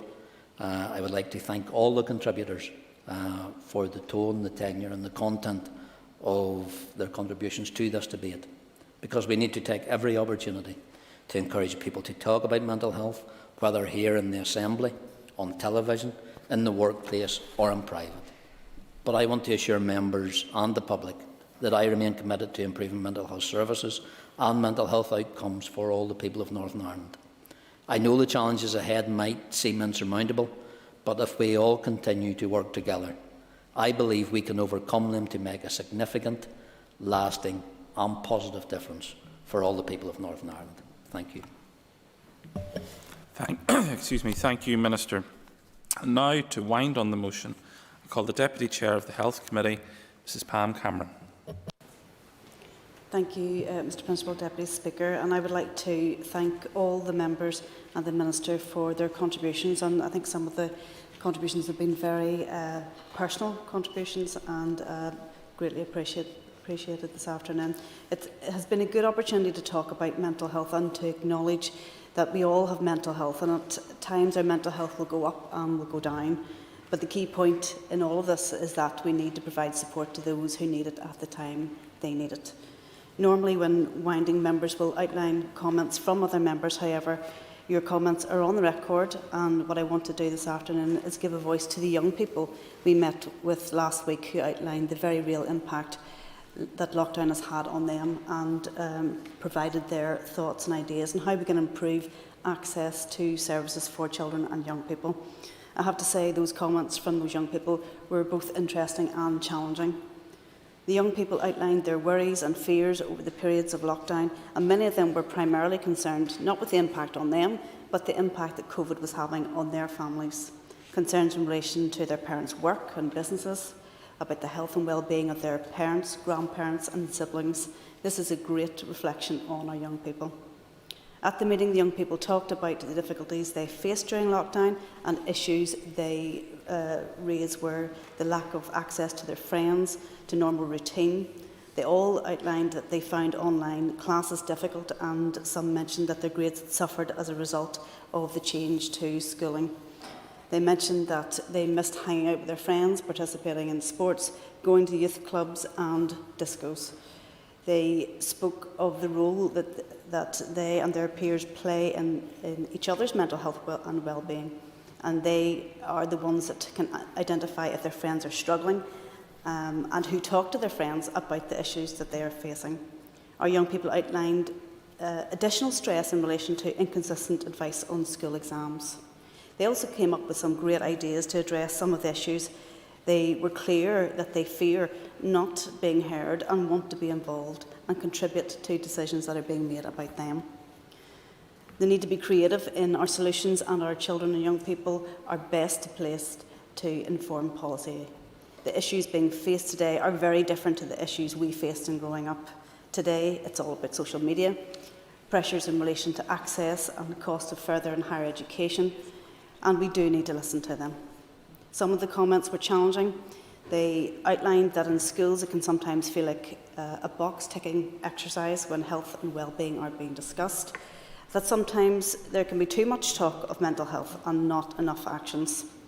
The young people outlined that it may be good to provide more information and workshops on well-being through youth clubs and sporting organisations, that this may be a route to normalise conversations on well-being. We also heard from a member of staff based at Beechcroft who shared the experiences of young people based there and the difficulties they faced. These included being restricted from leaving the site, poor internet connection, restricted access to outside space and visitation, all having a negative effect on mental health and well-being of vulnerable children and young people. We need to do our best to protect and support these same children and young people who are vulnerable.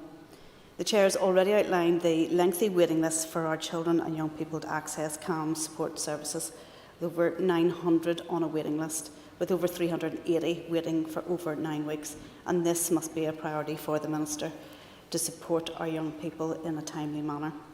The committee will keep this issue as a priority, and we look forward to seeing the mental health strategy soon and hope that that strategy will clearly outline how the department are going to address the very real issues people are facing. We welcome the department's Take 5 Steps to Wellbeing and the Protect Life 2 suicide prevention strategy, and underline that these strategies are key to addressing some of the issues that communities face. Again, we need to see the Protect Life 2 strategy resourced and monitored.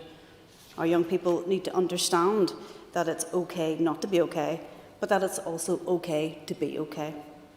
You're not alone. And I would encourage our children and young people, if struggling, to speak to someone they trust, a family member, a friend, a teacher. Connect and share your worries and your fears. I will share a quote by Christopher Robin from Winnie the Pooh fame, and he said, "Promise me you'll always remember you're braver than you believe, stronger than you seem and smarter than you think." Mr Principal Deputy Speaker, I wish to make some remarks now as the UP Health spokesperson, with your indulgence. And Mr Speaker, we fully support this motion and the overriding principle of achieving parity of esteem between mental and physical health. We understand the mental health crisis that is engulfing our society, and too often we see lives devastated following suicide. For others, it has been a debilitating impact of mental illness on the lives of individuals and families. Too much suffering and heartbreak, and a great need for support and intervention. Mr Speaker, we have done a great deal of talking about mental health need in Northern Ireland, not necessarily backing it up with meaningful action. That can be evidenced in terms of funding. The funding deficit for mental health services in Northern Ireland, despite our 25% higher rate of incidence, is simply not sustainable and must be addressed for a strategic targeted investment programme moving forward. I welcome the Minister's announcement of a mental health fund, as it is long overdue. It is scandalous that in our society we have counselling services doing amazing, life-saving and life-improving work who have nowhere to turn for funding. They turn to their local trust to battle for access to support. They turn to their council who have no statutory basis for supporting mental health. These issues need to be addressed and addressed now. The use of single-year budgets severely hampers the ability to plan or develop services and the workforce. Furthermore, psychiatry and other specialisms have high vacancy rates among staff, and we need to invest in graduate and training places and incentivise the expansion of the mental health workforce. Mr Principal Deputy Speaker, we need a specific focus on the mental health and well-being of our young people. The isolation of lockdown has exacerbated many issues.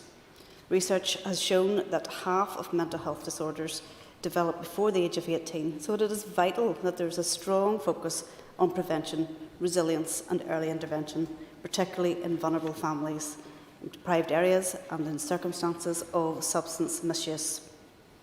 Earlier intervention in all aspects of mental illness can promote better short and long-term outcomes. Key to this is also a focus on mental health passports, particularly as we know the incidence of illness among children and young people is increasing, and there is a requirement to be able to track previous interaction with services to avoid duplication of work. A key issue I want to highlight is that of eating disorders. And recently I met with Nicola from BEAT, an eating disorder support organisation, who outlined the dramatic rise in cases. Eating disorders are a serious mental illness that affect people of all ages, genders and backgrounds. 1 in 6 young people in Northern Ireland experience disordered eating, and in 2020 the Eating Disorders Charity BEAT received 120% more calls to its helpline from people in Northern Ireland than they did in 2019. The number of referrals to eating disorder services increased by 43% between March 2019 and September 2020.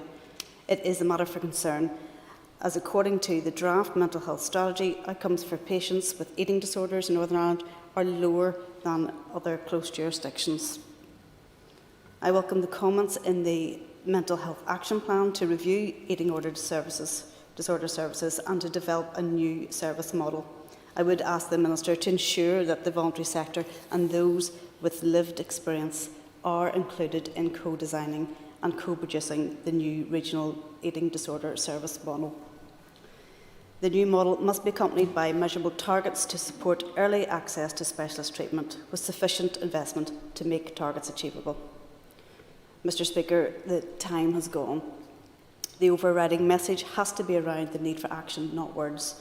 We need delivery, not dithering, because a society that spends £7 million a year on antidepressants, we have a mental health pandemic which needs life-saving intervention. Thank you. Thank you very much. The question is that the motion standing on the order paper be agreed. As many as are of that opinion say aye. Aye. Contrary, if any, no. I think the ayes have it. The ayes have it. If members would take their ease for a few moments, we'll move on to the next item of business after there's a change at the top. Thank you very much.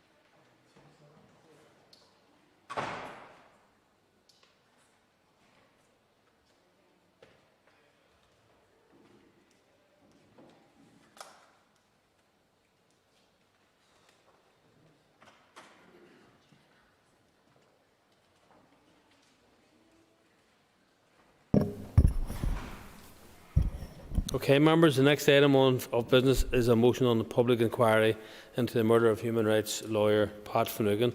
I will ask the clerk to please read the motion. That this Assembly notes that it is 31 years since the murder of human rights lawyer Pat Finucane and almost 20 years since the British Government committed to a full and independent public inquiry into the circumstances surrounding the murder. Further notes the Supreme Court ruling that there has not been an Article 2 compliant inquiry into the murder, is concerned at the refusal of the British Government to hold the public inquiry which it promised, is further concerned that the British Government's approach risks undermining wider confidence in the rule of law and the administration of justice, reiterates that a public inquiry is the most effective means to get the truth about the scope and extent of state collusion in this murder, urges the British Government in the public interest to reconsider its response to the Supreme Court ruling, recognises on March 12, 2021, the reopening of supervision by the Council of Europe Committee of Ministers into the murder of Pat Finucane, further recognises the significance of this unusual step by the Council of Europe Committee of Ministers, which acknowledged with profound concern the delay in ongoing legacy cases generally,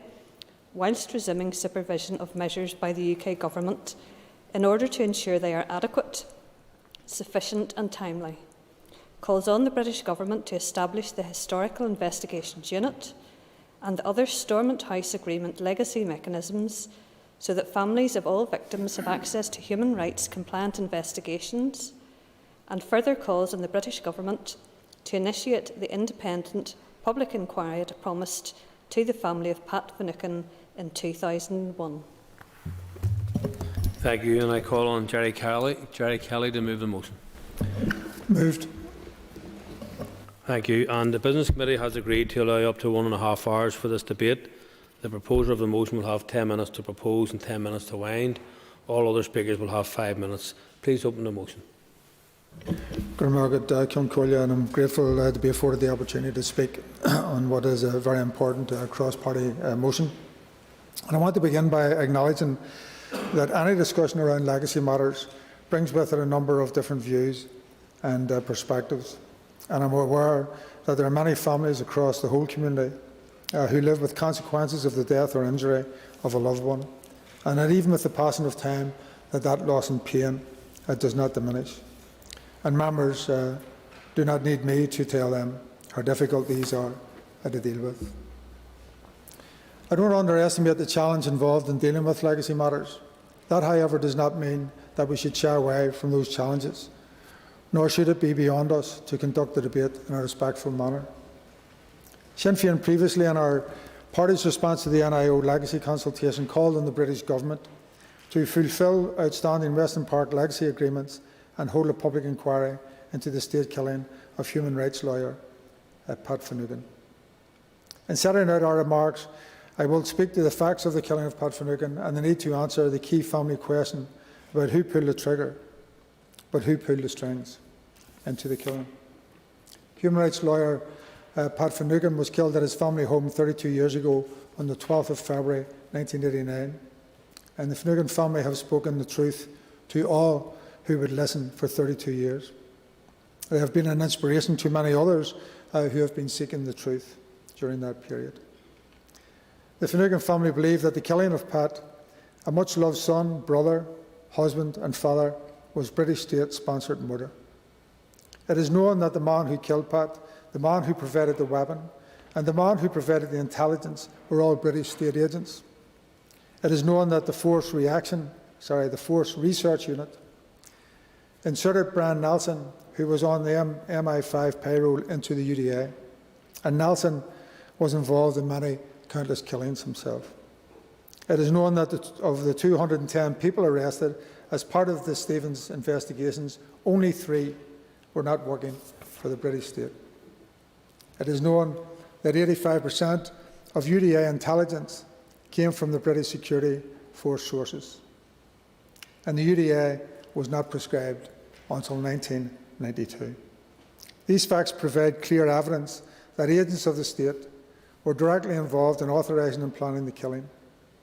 On the balance of probability, there is general acceptance that an officer or officers from the RUC did propose Pat Finucane as a target for assassination. That is why the former British Prime Minister David Cameron himself acknowledged there had been shocking levels of collusion in the killing. Yet while the facts are clearly accepted, they do not address questions of public interest that should concern all citizens. Who ordered the killing and why? And who knew what and when? 32 years on, these questions have not been answered. And it is a statement of fact that the British Government have frustrated and blocked answers to these questions. They even brought in an Inquiries Act in 2005 to secure secrecy around the role of the state in the killing. This is despite a political commitment by the British Government at the Western Park talks in 2001 to hold a public inquiry. The Supreme Court ruled in February 2019 that all previous reviews, including the Stevens inquiries, the work of Judge Corey and the research of Desmond de Silva, were incapable of establishing the full facts and failed to meet Article 2 standards, were not effective and do not fulfil international human rights standards. The publicly known facts clearly indicate a web of conspiracy and deceit, and that there was an overarching state conspiracy. The British government strategy was clear. They used key figures in the UDA as their proxies to advance a policy of state-sponsored killings. Concealing the level of state involvement is the real reason why, after 32 years, there has been no public inquiry. The British government's approach was to resist investigation into the killing, and their role in the conflict more generally should concern all of us, particularly now that they seek to introduce an amnesty for state actors.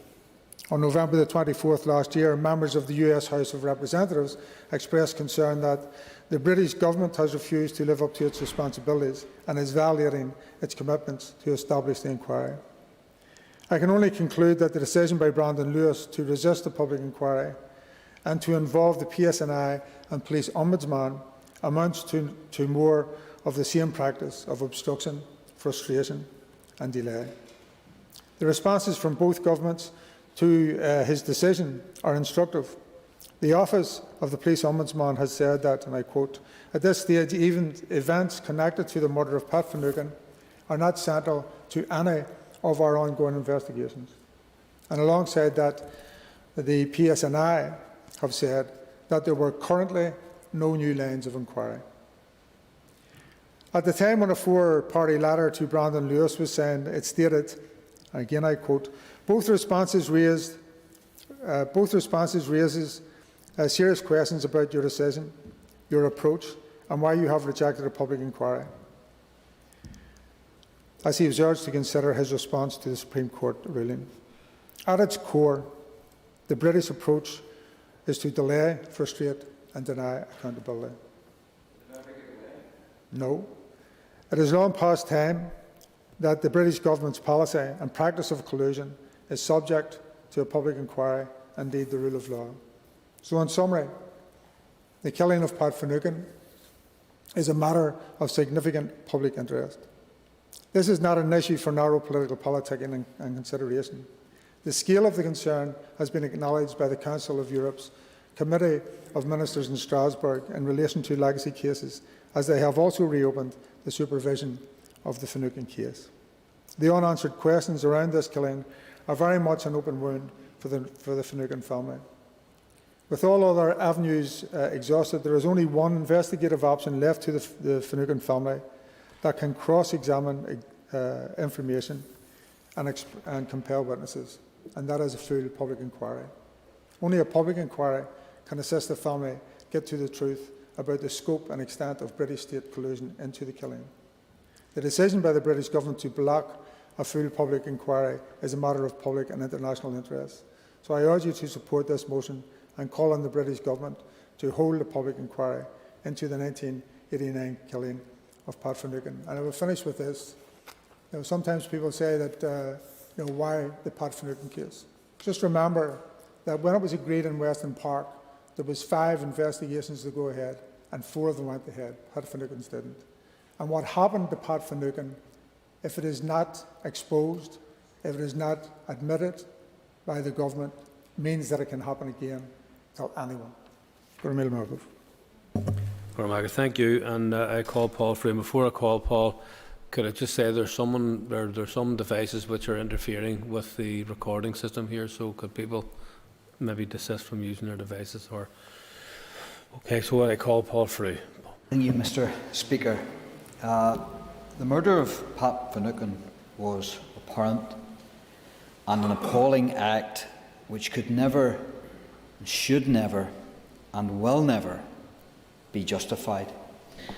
We recognise the devastation of this loss for their families, and we do not wish to add to anyone's pain. The Finucane family, like so many others, deserved justice. This particular case, has had Weston Park, the Corey Inquiry, the De Silva report, the offer of public inquiry legislation, which was rejected, and most importantly, a criminal trial and a successful conviction. There are other murders. Are we in danger of creating a hierarchy of investigations if we do not remember all of the victims, all of the unsolved murders and all of the investigations yet to be concluded. I think today of the 211 widows of the RUC, the victims of Le Mans, Kingsmill, Bloody Friday, T-Ban, Narrow Water. Is it right that this House can select individual cases to give special treatment when there are so many families out there grieving, still grieving their loss, impacted day by day, but yet has no prospect of justice? And even with no prospect of justice, has no prospect of truth. And that's just as harmful. And why I say that is because I believe that the source of this motion, there is hypocrisy. There is hypocrisy from Sinn Féin. Sinn Féin's refusal to cooperate with Smithick, or indeed any other legacy investigation, those parties purporting to occupy the middle ground even, why would they place more significance and importance on one case or another case instead of all the cases that remain unsolved? Every family and every victim should be treated equally. Every person involved in wrongdoing must be held accountable in a fair and even-handed way. Consideration of whether to grant a public inquiry in this case must include a consideration of all the other cases unresolved.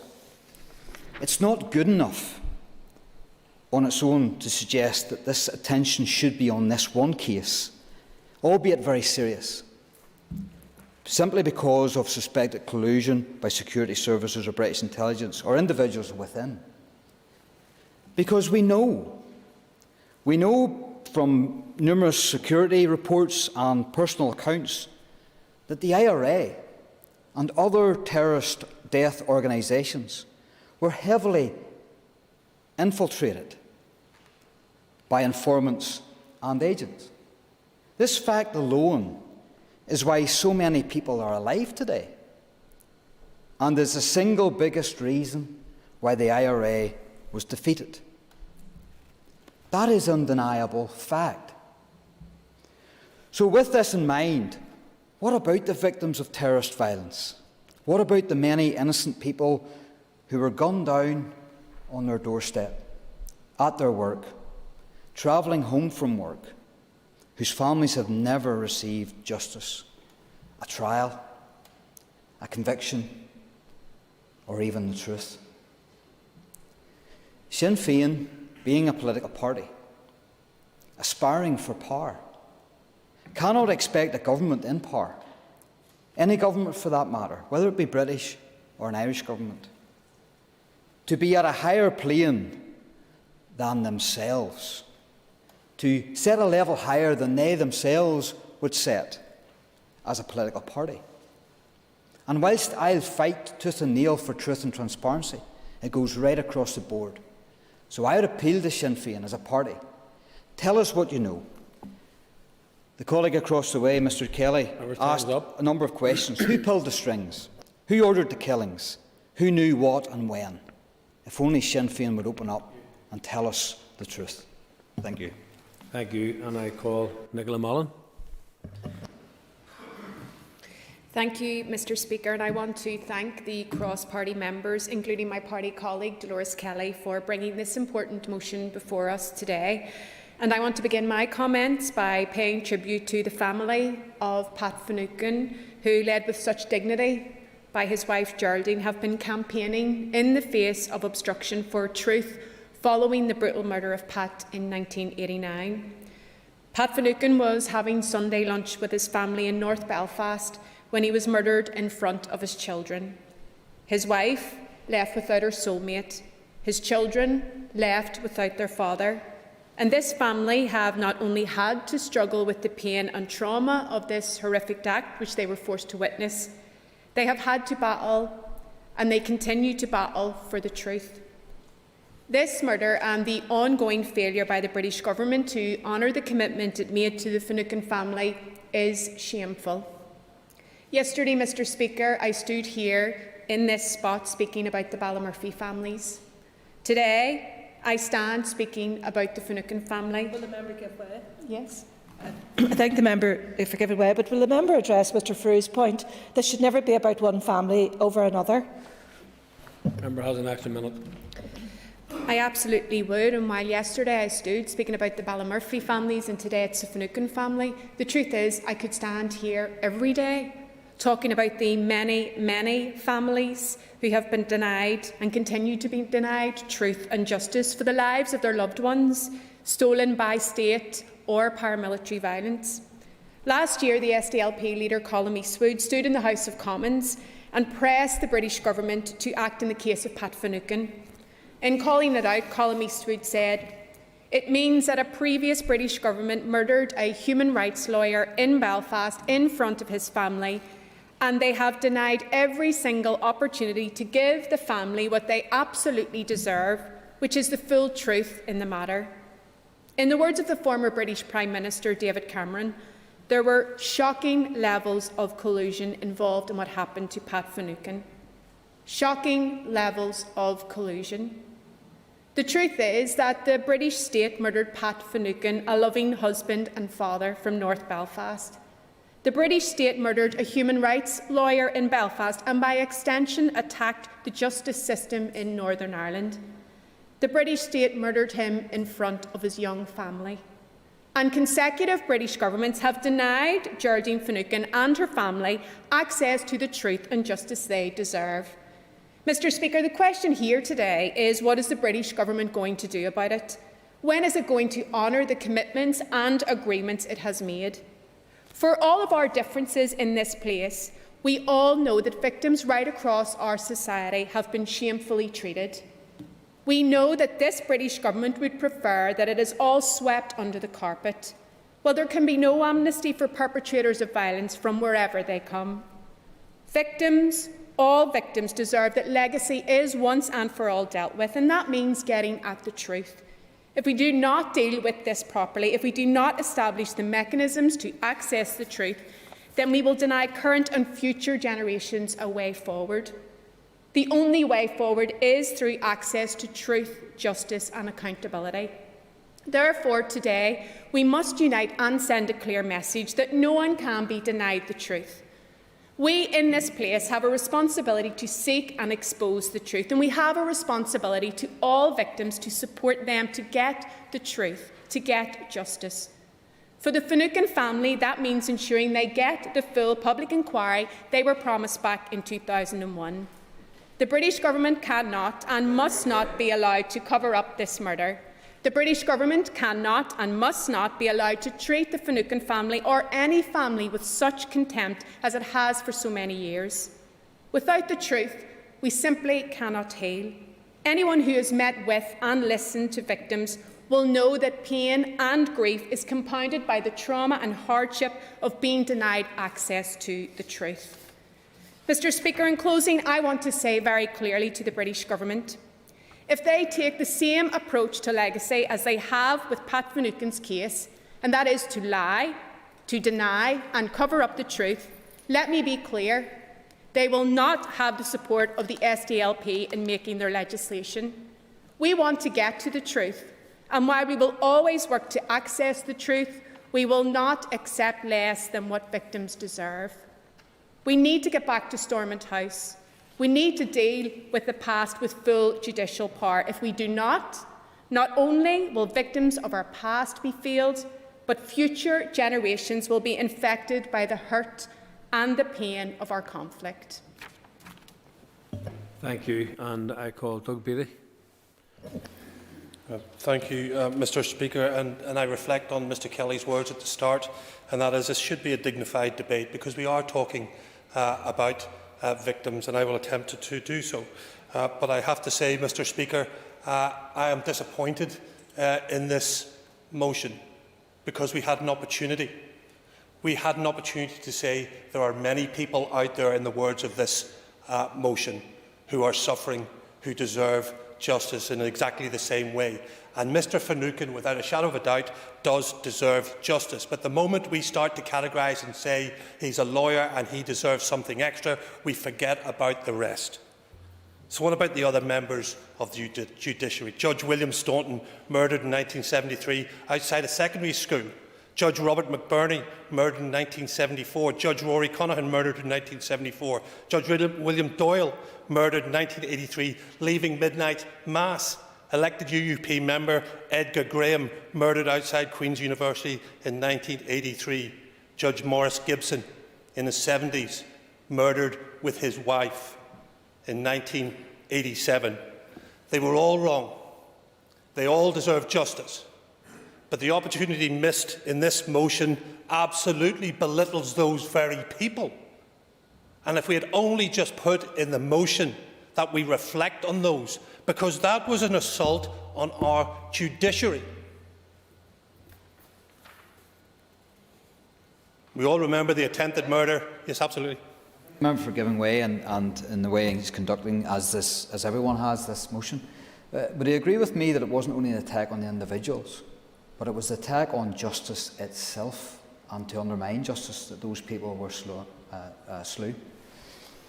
Member has an extra minute. Thank you, Chair. I thank the member, and absolutely, and that categorises why people do try to get rid of people who are from the justice community, including Mr Finucane, who I will say it again, and I will always say it, who absolutely deserves truth and justice, and as does his family. But let's not forget the likes of Magistrate Thomas Travers. His own family, they tried to exterminate. They tried to murder him. They tried to murder his wife. They murdered their daughter, Mary, a teacher, 22 years old. Coming out of mass. An assault on the judiciary, indeed. And there's not even a passing comment on any of those in the motion. And that's why I say it's an opportunity lost. But I have the ability to stand up and say it's an opportunity lost, so I would not support the motion, because I do want to see justice for Pat Finucane. But here's why I can't support the motion. Because I don't support the Stormont House Agreement. Because the Stormont House Agreement is an amnesty. It's an amnesty for perpetrators, and you have all signed up to it. And the Ulster Unionist Party may well be the outliers on this. We have not signed up to it. Because under the Stormont House Agreement, if you lost your legs, if you were burned, if you were blind, if you were psychologically damaged, if you were left in a wheelchair and there was nobody killed, you don't get an investigation. Under the Stormont House Agreement, if you're kidnapped in Northern Ireland, taken across the border into the Irish Republic, tortured, murdered, you don't get an investigation. Why? Because the Stormont House Agreement is geographically fixed. If you had a HET desktop review, you do not get an investigation. That's the realities of it. And we can all say, and people have said this to me multiple times, it's not perfect. Of course it's not perfect. But it's an amnesty for those people because there was no fatalities under the Stormont House Agreement. And that's why we cannot support it. That is the reality. That is what you are saying. So under one breath, you are saying to everybody, we don't support amnesties. And on the second breath, you're saying, but as long as there wasn't a fatality, I'm happy enough to support that guy not being brought up. And in case anybody thinks that I'm extrapolating something that's not there, it's the first thing I did when I became the Justice spokesperson for the Ulster Unionist Party, was write to the PSNI and say to them, what about the injured? What happens to the injured? Do they get an investigation? And the police replied and saying, we have no obligation to investigate where there was no fatality. We can't support the Stormont House Agreement, and that's what's in the motion, and that's why we cannot support the motion. And I know we're the only ones, and possibly some other members may agree with me, others may not agree with me. But I'm being truthful, I'm being factual, and we cannot support that motion for that very reason. Thank you, Mr. Speaker. Thank you, and I call Andrew Muir. Thank you very much, Mr. Speaker. And as others have referenced, I would hope that this is a respectful debate. The brutal murder of Pat Finucane 31 years ago in front of his wife and 3 young children was a despicable crime. Since that day when Pat Finucane was murdered, the Finucane family has campaigned with great dignity for the full, independent public inquiry that they were promised by the UK Government in 2004. The Supreme Court's 2019 ruling that none of the previous investigations had been compliant with Article 2 of the European Convention on Human Rights was unambiguous. On behalf of the Alliance Party, Stephen Fardy MP, my colleague, strongly opposed the Secretary of State's decision early this year not to announce a full independent public inquiry into the murder of Pat Finucane. Where there is clear evidence of state collusion, as the UK Government have themselves recognised, as Nicola Mallon outlined in this case, there are serious public interest issues at stake. That is why a full, independent public inquiry into the murder of Pat Finucane, with the power to compel documents and witnesses, is necessary. Nothing short of this will suffice. And the reasons for this is because the state has a fundamental duty to protect its citizens from harm. The state did this in many instances, courtesy of the numerous brave men and women who served in our security forces, too many of whom were killed and injured.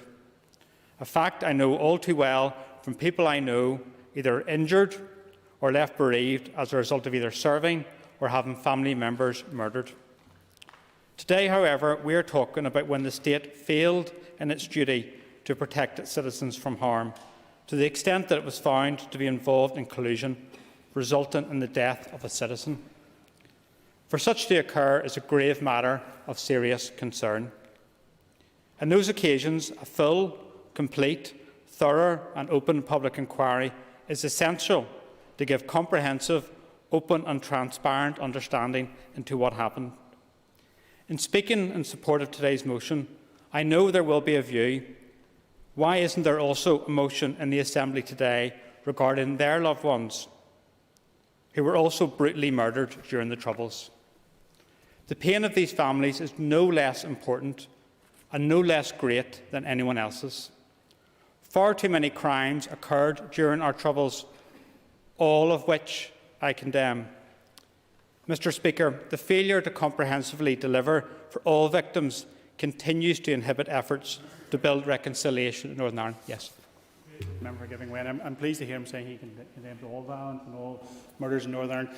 Is the problem not for the party proposing the motion that they simply won't and don't do that? And the other difficulty with that party is it continues to glorify terrorists and terrorism. On many occasions, key members of this party who are in this House doing just that. The member has an additional minute. Thank you very much. And I thank the member for his intervention. In order to build reconciliation and a shared future, we do need to adequately address our past, and that requires some people to come to that debate and to that discussion with a degree of honesty, a degree of grace, and a degree of understanding the hurt that was caused and the ability to bring themselves to apologise for some of that. And thus far, in many instances in Northern Ireland, that has been lacking. It is the responsibility of all parties in this chamber, along with the British and Irish governments, to find a way forward to deliver for all victims. Legacy issues cannot continue to be dealt with in a piecemeal fashion, which is unfair to those who should be at the forefront of our minds in all of these matters, the victims themselves. The Alliance Party continue to support the provisions of the Stormont House Agreement. And in cases where there is evidence of collusion, wherever that collusion may come from, and whoever is behind it, it must be fully exposed. The Alliance Party fully acknowledges the pain and suffering of all victims and survivors of Troubles-related murders. We will continue to champion an approach that is victim-centred, facilitating the pursuit of truth, justice and the promotion of reconciliation. The recent actions of the UK Government, including the failure to launch a public inquiry into the Pat Finucane murder and the proposals to introduce an amnesty for Troubles-related cases, including how that was announced, shows a deeply concerning, callous and cavalier attitude towards victims and survivors. The actions of the UK Government reflect an abandonment of the Stormont House Agreement, which, while imperfect, in our view remains the most viable way forward to deal with legacy issues in Northern Ireland. I will conclude, Mr Speaker, by paying tribute to all victims and survivors of the Troubles and their families, including the Finucane family, as they continue to seek truth and justice. It is imperative upon everyone in this Assembly to work together to honour our commitments to them. Thank you. I call Sinead Ennis. Mr Speaker, I rise in favour of the motion. And following on from what my colleague Gerry Kelly said earlier, I too am aware that so many families across our community live with the consequences of the death or injury of a loved one during the conflict.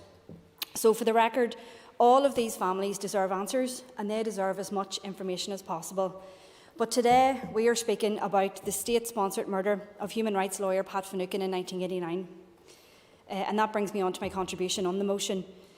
Commitments were made 20 years ago in respect of an inquiry into the state killing of Pat Finucane at Weston Park.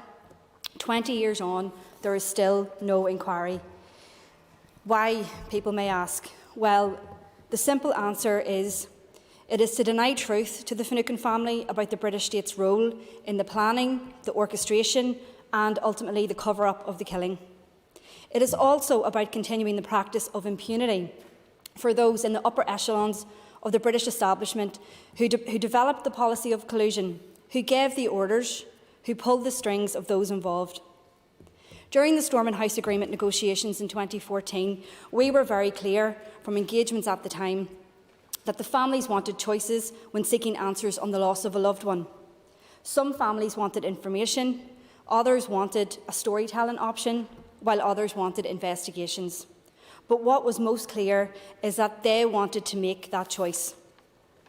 Despite widespread public support for key elements of the Stormont House Agreement and strong opposition to any form of amnesty, statements by the British Government represent a clear and cynical departure from both the policy intent and mechanisms outlined in the Stormont House Agreement. The British Government's real intent to legacy was laid bare in a Westminster statement on the 18th of March 2020 from Brandon Lewis. This represents a significant, considered and calculated breach of trust. And what we are now witnessing is the outworking of the same approach to the Finucane family, to the lack of progress on implementing the Stormont House Agreement. So yet again, the British Government enter into agreements and then simply refuse to implement them. In a brazen manner, they stonewall and drag their feet. They care little for the delay and frustration caused to families. Just look at how they treated the Ballymurphy families last week. And despite having 50 years to prepare, they couldn't deliver a meaningful apology because they just don't care enough about Irish lives. I set all that out to make the point that when it comes to legacy, the British Government's primary focus, above all else, is to protect their own narrative of the conflict, to protect their own forces and to shut down any investigation of their role in the conflict. I mean, where else would you get it? Where a Prime Minister acknowledges, and I quote, shocking levels of collusion in a killing, but then refuses to direct an investigation. They do not want any investigation, into the killing of Pat Finucane, because they know what happened. They wrote the script, and to this day, they continue with the cover-up. In refusing to direct a public inquiry, the British Government are covering up state murder. That should concern everybody in this House, and that must be exposed and that must be challenged. So I urge you to support the motion and to support a public inquiry into the British state killing of Pat Finucane. Thank you. And I call Linda Dillon.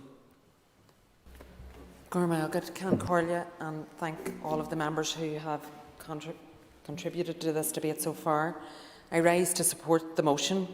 And at the outset, I would like to acknowledge what we're talking about today. We're talking about the murder of a loving father, a husband, a brother and son. And my thoughts as we speak to this motion today are with the Finucane family and with all of the families who have lost loved ones during this conflict. This is a family who have been fighting now for over 30 years for the basic right of an Article 2 compliant investigation into the killing.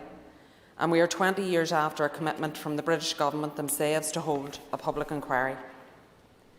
The family deserve to have closure. They deserve to be able to grieve and finally lay Pat to rest in the knowledge that an inquiry has been carried out and that the truth has been laid bare about the events of that day. And in the words of the previous British Conservative Prime Minister, as has already been outlined by other members, the shocking levels of collusion in the killing of human rights lawyer Pat Finucane. This is not an ask of me, Linda Dillon. It's not an ask of Sinn Féin or of the SDLP, but indeed 3 separate reviews by Judge Corey, the Stevens Inquiry and De Silva have all found that there was state collusion in the killing. And yet, here we are 17 years after Judge Corey's findings and his recommendation that there be a public inquiry, and this family is still waiting, still campaigning, still fighting for the basic right of an Article 2 compliant independent investigation into the killing of Pat Finucane, which the Supreme Court have ruled has not yet been carried out. I was first elected to this Assembly in 2016, and I was part of the negotiating team that negotiated with the 2 governments and all of the other parties, including the Ulster Unionists, to get the Stormont House mechanisms that had been agreed in 2014 implemented.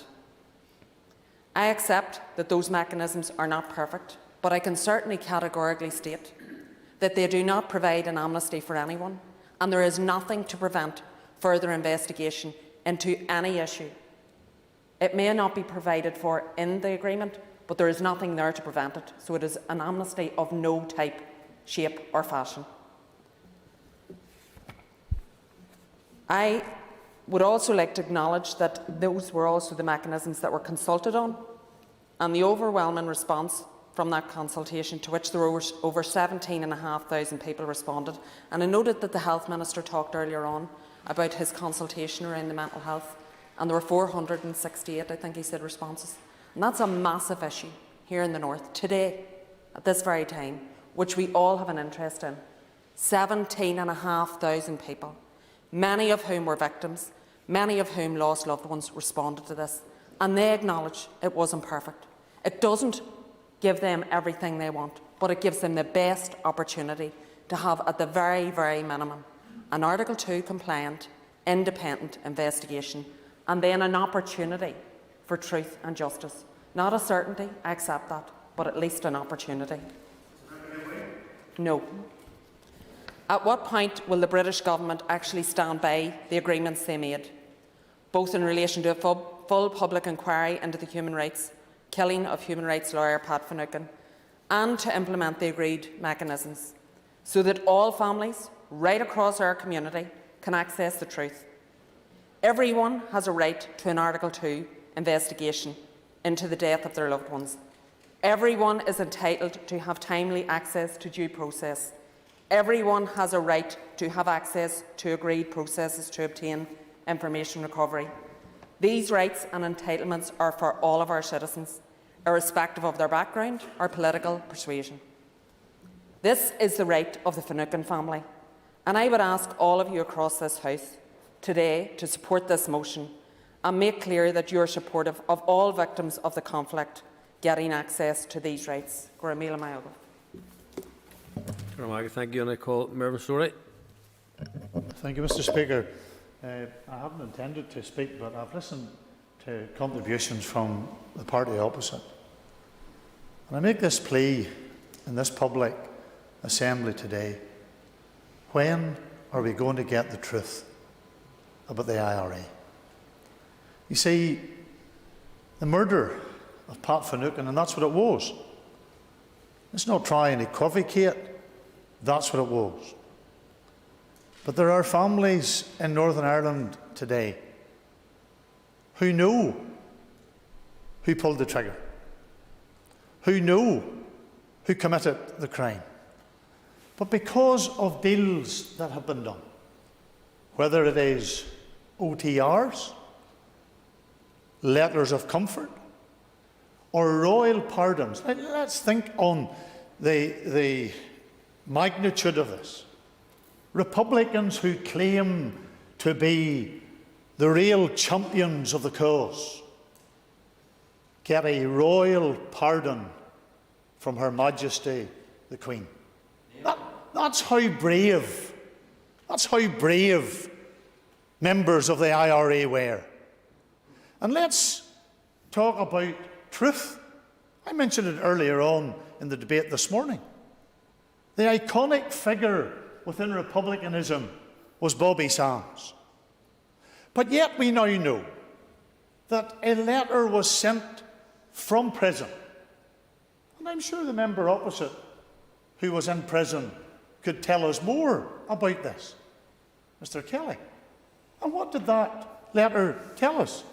That the dying wish of Bobby Sands would be that he would not be buried in Milltown.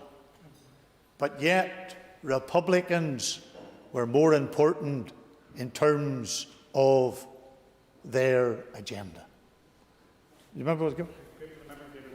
When you listen to members across the way talking about information being withheld, and I have absolute sympathy around that. We have, the House has condemned the murder of Mr. Finucane and the call for justice for his family.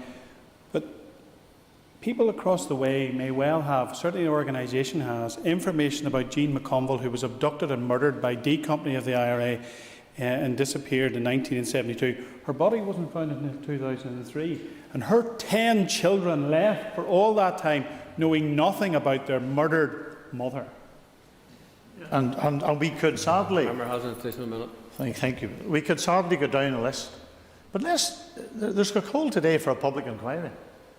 Let's remind this House of the most expensive public inquiry that we've had in these islands. The Bloody Sunday inquiry. And let's remember that when that inquiry was held, and people wanted to get to the truth, what did the late Martin McGuinness do when he went to the inquiry? He invoked the IRA Code, an illegal terrorist organisation that has created orphans and widows and destruction. No freedom fighters. That's what... And the party opposite wants to sanitise the past. And some of them, sadly, go to commemorations and eulogise. And then they come to this House and they give some sort of bland, "We're sorry." Well, they don't do that when they put on paramilitary garb and dress and commemorate the IRA that was a terrorist organisation. So if we're going to get the truth, and if we want to know the truth, why did Martin McGuinness not tell the truth to the Bloody Sunday inquiry? Why do we not know the truth about Steak Knife, about fishermen, about all the secret agents that were within the Republican community? Let's have the truth, not part of the truth, not some of the truth, so that Northern Ireland can move on. I want this country, whether they're from wherever they come, to live in peace. But we're not going to be able to achieve what we want to achieve when there are those who want to continue the dirty war and the way in which our people were massacred by terrorist organisations. Let's have the truth. Let's have it all. Thank you. And I call John Blair. Thank you, Mr. Speaker. And I will return, if I may, to the matters of the motion and address my remarks within the confines of that motion and repeat again, because it's worth repeating again, that 31 years on, questions remain unanswered about the killing of Pat Finucane. And only a public inquiry can now assist the Finucane family to get truth about the scope and extent of state collusion into Pat Finucane's killing. The UK Government has already accepted collusion occurred in this case, and it has been almost 20 years since it committed to a full and independent public inquiry into the circumstances surrounding this murder. The constant foot-dragging about an Article 2 compliant investigation suggests, I have to say, an institutional resistance to the full discovery of the facts. Complete disclosure of the context around this murder is critical for the accountability and the integrity of the rule of law. The anger and frustration felt by many at the Government's approach and the decision not to hold a public inquiry is warranted, and it is also understandable. Holding a public inquiry is the only opportunity for the UK Government to restore wider confidence in the rule of law and the administration of justice in relation to this issue. The failure of the UK Government to establish a public inquiry into the murder falls short of a Supreme Court ruling which required an Article 2 compliant investigation. It also is, of course, a failure which brings further delay to the Finucane family, who have shown great dignity in their pursuit of an outcome. To Geraldine Finucane and the family, we can only say today that we share the frustration and we offer our sympathy. Their story, Mr. Speaker, like many others, is a stark reminder of the darker days to which we, as people, must never return. Those of us who, as local representatives, stood with victims and families in so many instances in the 80s and 90s, across North Belfast and Newton Abbey, as I did, and I know members did in other places, we know only too well that story that I refer to. Mr. Speaker, we are also reminded that the government approach is falling far short of the needs of victims. There are thousands of troubled victims who continue to seek truth and who deserve justice. And in this case we are discussing today, a public inquiry is necessary and due in that regard.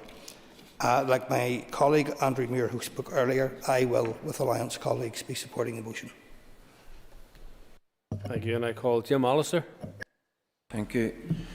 Of course, the murder of Pat Finucane was foul and wrong, like every terrorist murder in this province. And yes, there are things that set the Pat Finucane case apart, particularly when compared with the hundreds, nay thousands, of unsolved cases in this province. And here are some of the things that distinguish the Pat Finucane case. The family got a criminal trial. How many can say that? The family got international inquiries and involvement of international judicial figures. How many can say that? The family got a prime ministerial apology. How many can say that? The family were offered a public inquiry under the 2005 Inquiries Act. How many can say that?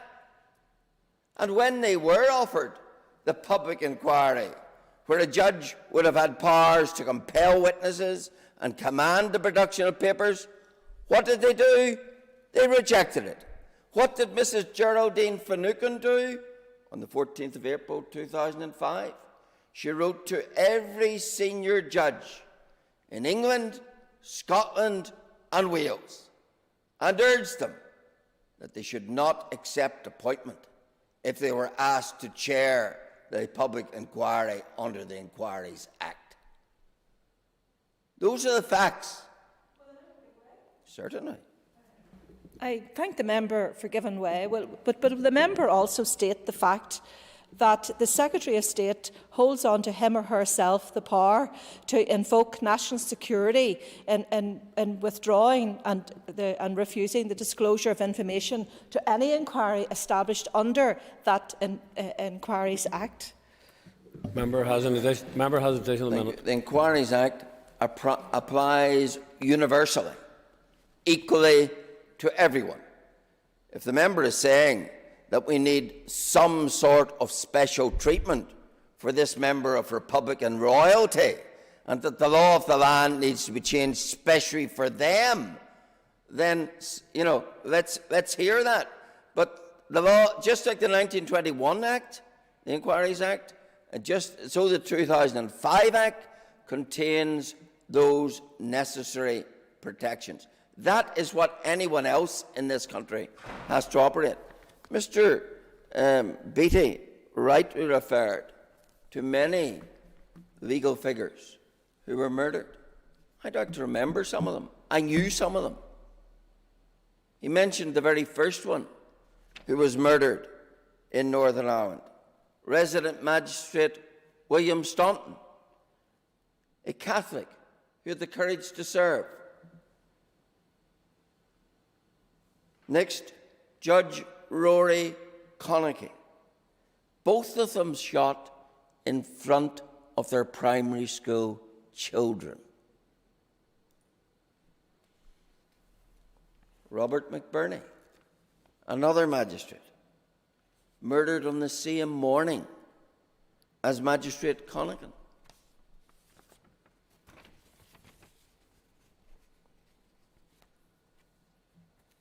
And what did the IRA say about those 2 murders that morning? This is what they said. They were murdered because they were willing agents of a most corrupt, rotten and evil judicial system. That was the deference shown to legal judicial figures. And now we hear talk about some special treatment for the misnomer of a human rights lawyer. You're either a lawyer or you're not. And then, of course, we come to the murder of a man I did know, Judge William Doyle, in early 1983. What was he doing? He was at Mass. He was giving a 72-year-old woman a lift after Mass in his car, and they were both shot. He was killed, and she was seriously injured. And 16 months later, we had the attempt to wipe out the entire Travers family. When young Mary Travers shot again coming out of Mass, and her father filled with bullets, and her mother surviving only by the jamming of the gun. And what was the Sinn Féin response? To make one of her murderers a special advisor in this House. And then we had the murder of Lord Justice Maurice Gibson and his wife Cicely, murdered by a massive bomb at the border. And the couple were only identifiable by their dental records. And then an attempt to do the same with Judge Ian Higgins, whenever they got the wrong family. And they murdered the Hannah family. Members' time is up. From Hillsborough. So when we consider the hypocrisy Members' time of is Sinn up. Féin in constantly demanding special treatment, special Mr. tax Allister, status Mr. for Allister, Finucane, resume your then seat. let's remember those who Mr. were Allister, murdered resume by your their seat. organisation. Resume your seat, please. You'll be subject to the same rules and regulations in this House as every other member has respectfully adhered to. I call Gerry Kelly. Thanks, Mr. Speaker. I think we all witnessed this past week the importance of getting the truth and finally getting the acknowledgement that what happened to people's loved ones during the Troubles was wrong and deserves justice. The Ballymurphy families had to wait 5 decades for the truth, and they now begin a new battle for justice on the basis that their relatives who were gunned down were unarmed and innocent, something that they knew all along. It is unconscionable that the Finucane family should have to wait any longer for the inquiry that they were promised and the inquiry that they deserve. Not only do they deserve answers, they deserve justice. When the state is involved in killing citizens, Mr. Speaker, there's an onus on all of us to demand such justice. And we do know that the state were involved in the untimely and merciless murder of Pat Finucane by loyalist gunmen.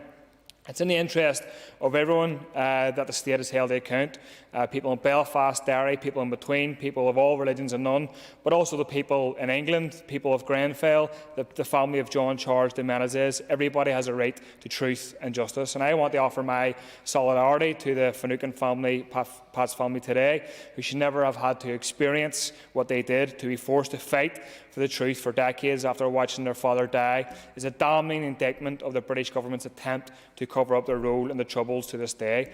Of course, that is what is behind Boris Johnson's proposed amnesty. Keeping high-ranking figures out of courtrooms lest it further expose the rotten legacy to the world. Protecting the top brass at all costs is what Boris Johnson is up to, and he needs to be resisted. But cover-ups have never brought reconciliation. Denying justice is the antithesis of reconciliation, and we've seen the hardship and the generational trauma it inflicts. So Johnson's call for truth and reconciliation is nothing about reconciling the past. That's not even to touch on the man's relationship with the truth, something no one should trust him to deliver. His response to the Ballymurphy inquiry verdict demonstrated his true motives and intents. If we want to see truth, reconciliation and justice, Mr. Speaker, it will be in the campaigns and the fight by communities, families and their supporters, as has ever been the case. So we will support the motion today, and we assure support to the Finucane family and hope that they get what they're fighting for.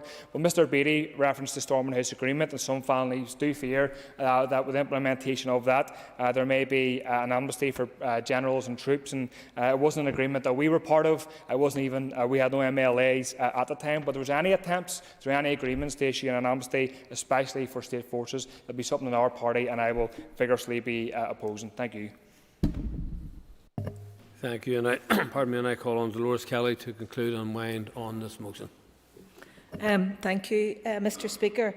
And in contributing to the debate, I am very mindful of the many families, as many contributors to the debate said at the outset of their contribution from across all benches. I recall one of my first visits by a constituent seeking help when I was first elected as an MLA was an elderly lady who sought my help to access the Victims Fund for some help with furniture actually in the house. And she told me about the last day she saw her son. Her son was an innocent young man going to his work and was murdered by loyalist paramilitaries. And on the morning that he left for work, he turned at the end of the drive and waved goodbye to his mother. And she said that every morning when she got up, that's the first thing she saw every morning. So for her and for the many hundreds and thousands of bereaved families right across Northern Ireland and beyond, there is no drawn a line in the sand. Every day is the same, and I think we all in this House recognise that, and all grief transcends. I will. Brave, and some say we just need to move on. This is one of the most callous and wicked things to say to people who, in one case I know one individual where his dad was serving and was brutally gunned down and murdered by the IRA, and he still lives with that he has no father, and the widow still lives on after the murder. So to say to people just to move on is something that is not befitting or taking into account the victim-centred approach that we need. I thank the member for his intervention, and I haven't heard too many in this House say about drawing a line in the sand and moving on.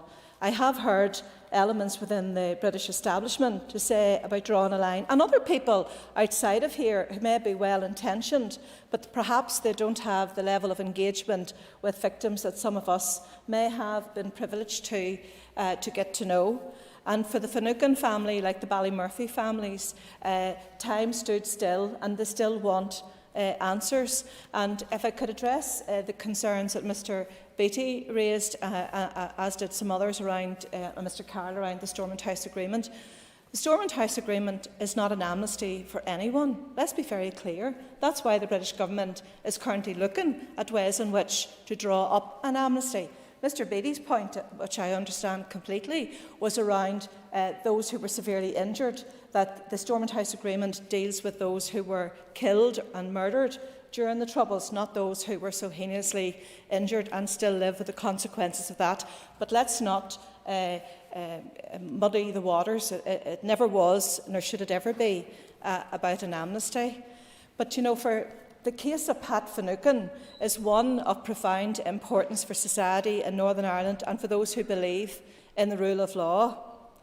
The SDLP and I think all members that I heard today condemned the murder of Pat Finucane, and many condemned the refusal of the UK Government to hold a proper independent inquiry into the murder of Pat Finucane.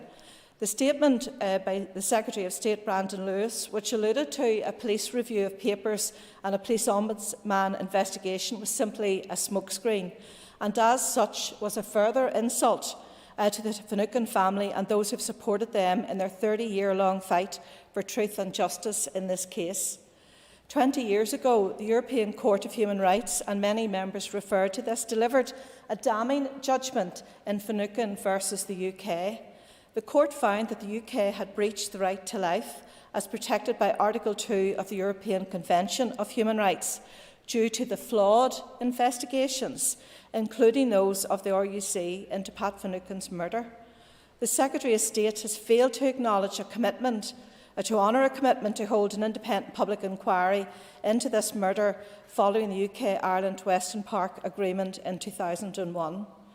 And many other members also highlighted that over 2 years ago, the UK Supreme Court found that previous reviews carried out by Lord Stevens, Justice Corey and Sir Desmond de Salva failed to meet the requisite investigated standards of Article 2 of the European Conventions on Human Rights, even when considered cumulatively.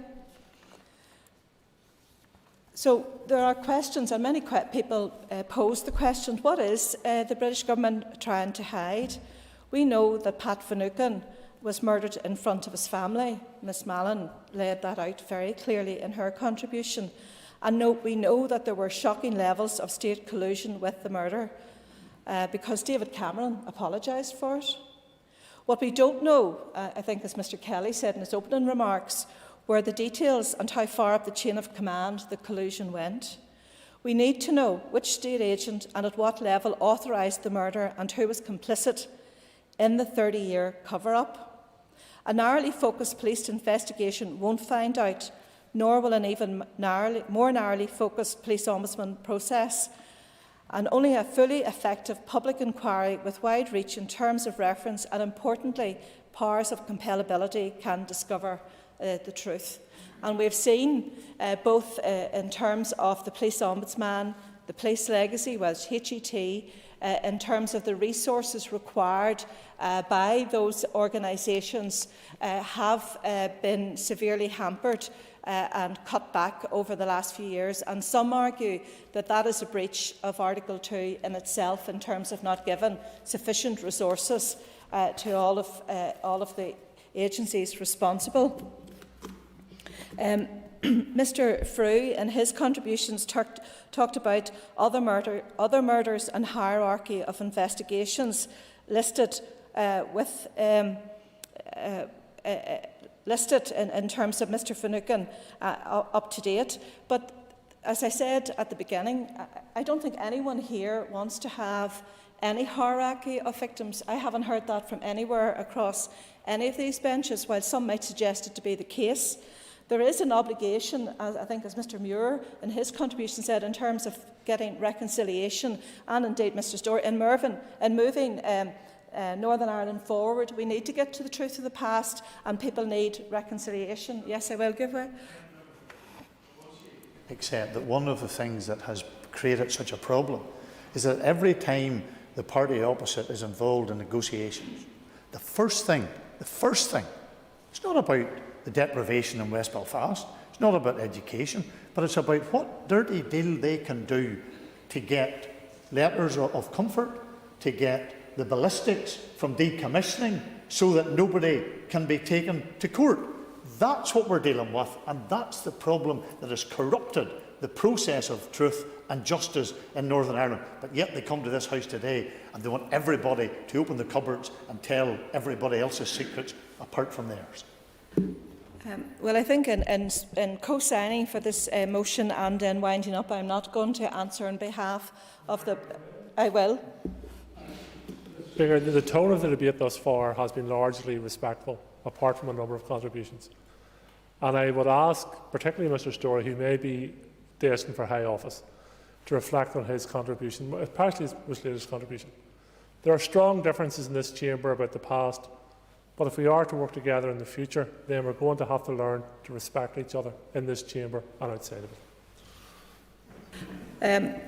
Well, in terms of returning to the debate on members' contributions and in trying to heal the divisions of the past, it is important that we get the full truth of the past. But what I would say is that surely we should all be holding the power of the British Government to a greater standard than paramilitary organisations. And in fact, I think, as others have said, in terms of the investigations which are being currently conducted by Mr Boucher, there are extensive records which the Ministry of Defence and others hold, which if some parties to any debate don't want to cough up, I'm sure the British Government could open their filing cabinets and fill in the gaps, because as some members said, there was heavy infiltration. But it does beg the question, I'm sorry, I don't have much time left, it does beg the question in terms of who did what and when and for why they're covering up. But if we are to move forward, and I think the strong message has to go out in terms of support for the Finucane family and their call for justice and the promises that have been made and into the agreements between governments that have been made over various negotiations and agreements in terms of the Finucane family itself, that we should be holding the state to a higher standard than any other paramilitary or other organisation across these islands. And I commend the motion to the House.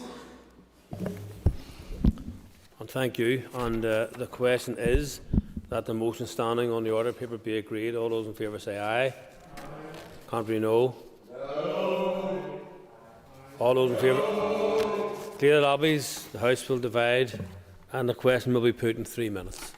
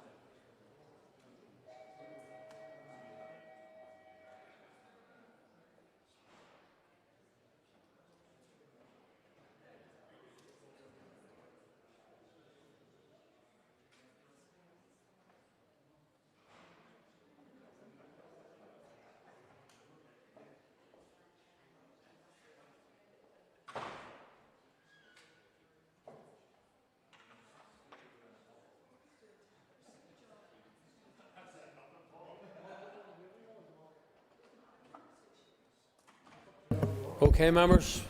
Members, resume your seats, please. Okay, members, the question is that the motion standing on the order paper be agreed. All those in favour say aye. Aye. Contrary, no. No. Do we have tellers? Do we have tellers?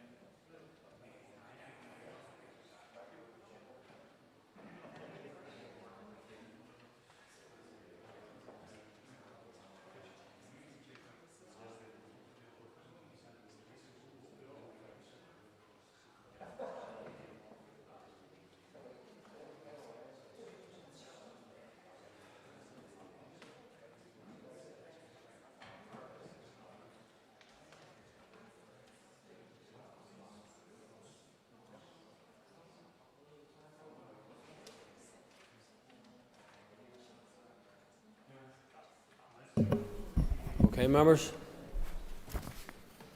Members, tellers for the ayes are Linda Dillon and Sinead Annis. Tellers for the noes are Paul Frew and Mike Nesbitt. Can I remind members to retain their social distancing requirements at all times while in the chamber. Clear the lobbies. The assembly will divide, ayes to my right and noes to my left.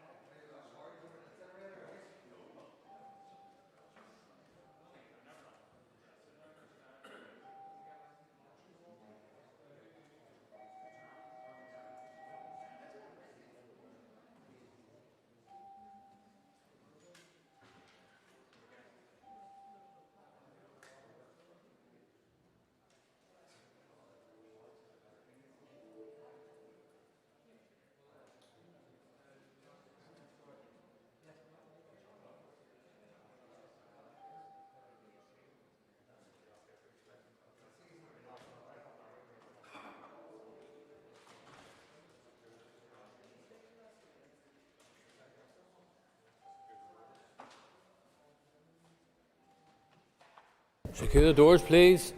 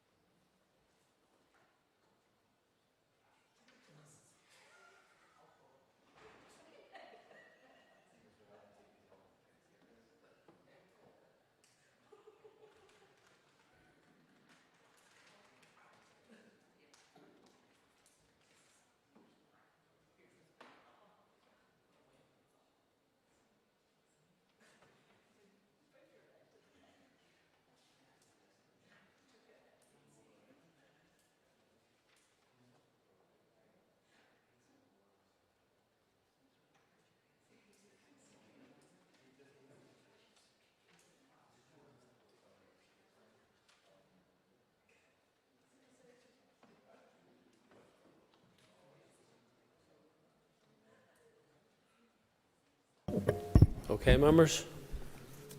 Could I ask the clerk please read the result? 6 members voted, 48 members voted aye, 38 members voted no. The motion is carried. And the motion is carried. On, fasten the doors, please. Thank all the members for their contributions this afternoon. And could you just take your ease for a moment or two?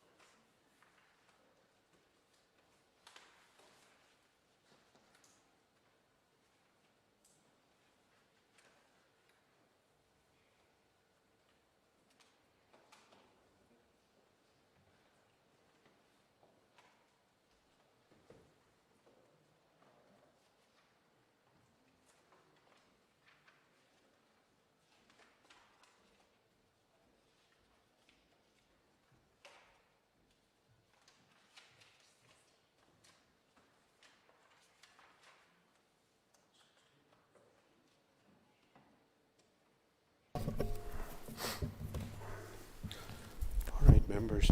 Item 6 in the order paper is the adjournment. The question is that the Assembly do now adjourn, and in conjunction with the Business Committee, the Speaker has given leave to Dr Steve Aiken to raise a matter of opposition to a waste incinerator from the residents of Hightown, Mollusk and South Antrim.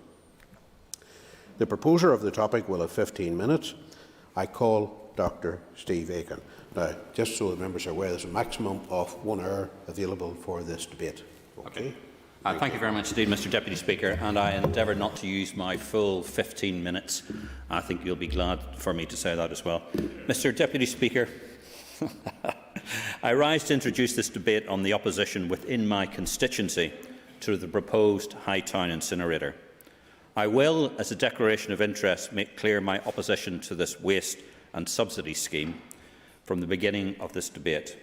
I also make a declaration of interest in full disclosure that in my previous employ with the British Irish Chamber of Commerce, I represented companies who were working on waste incineration schemes in the United Kingdom, in Europe and elsewhere. And therefore, I do have some detailed information on how properly managed waste-to-energy schemes should work. I also have a broad understanding of their business and economic cases.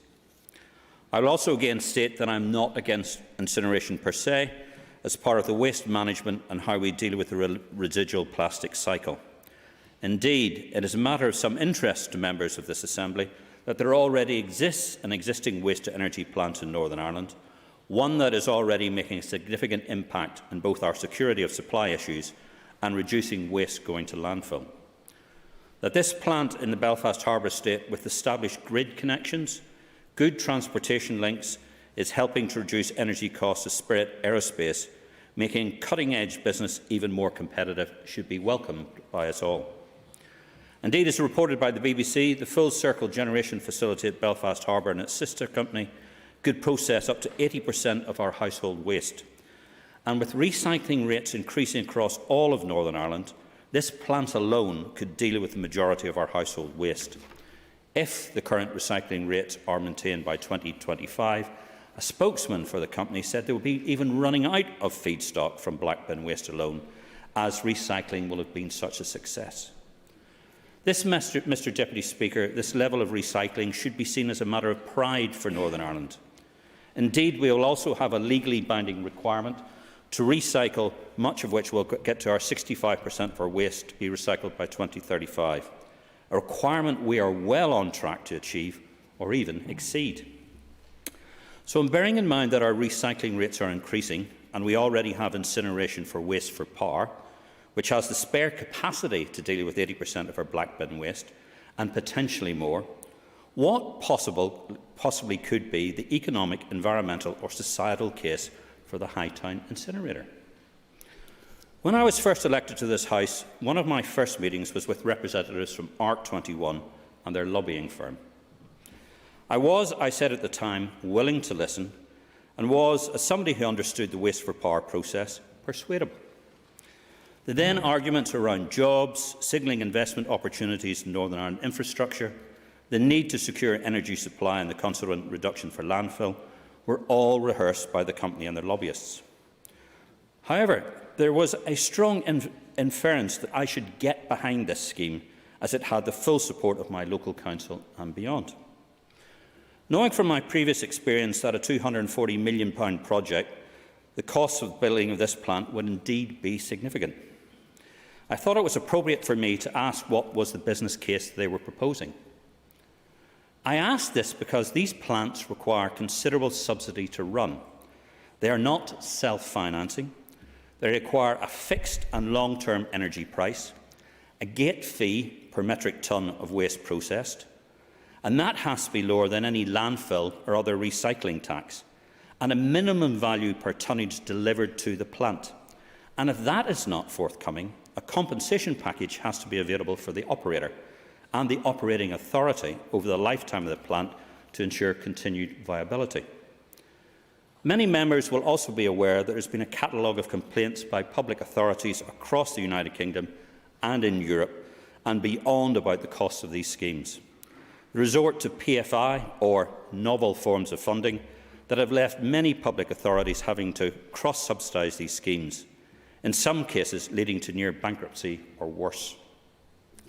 The stories of these public good schemes in Copenhagen, Brighton, Baltimore and elsewhere going bad are unfortunately the norm, and that is when they have grid connections, agreed electricity prices and a contract agreement to pay for waste shortfalls.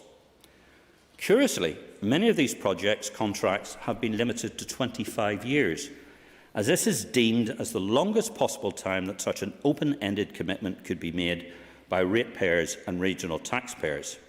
And in engineering terms, most power plants will need either replacing or major refurbishment after a quarter of a century of operation. However, ARC21 are seeking to tie Northern Ireland ratepayers to a contract for 35 years, potentially costing around £2 billion at 2020 prices, despite increasing waste recycling rates and environmental standards, along with the fact that ample incineration capacity is already available. Although, to be fair, a previous DUP Agriculture Minister had written to ARC21 saying that she would seek to ask her executive colleagues to help supply the delta in subsidy costs if there was a shortfall. That in 2016-17 such open-ended commitments were being made, especially after the RHI debacle, which exposed the taxpayer to longer-term open-ended commitments, should, I suppose, not come as any surprise in this Assembly. So in my conversations that day with ARC21, I asked what the business case was, and I was told that I would be informed once planning approval had been given. To say the least, I was surprised that a £240 million project didn't even have an outline business case, even before planning approval was sought. They also didn't have a grid connection. And anyone with even a passing understanding of the Northern Ireland generating capacity auction knows that the market for supply is currently saturated, and with new interconnections, increased peaking and demand-led units, that unless someone is being paid or legislated against to drop out of generating, there isn't even any obvious market for the energy that could come from Hightown, even if they did have a grid connection. I was further surprised when I inquired what they were planning to do about traffic amelioration around the site to reduce the already chronic infrastructure problems around Mollusk and Hightown.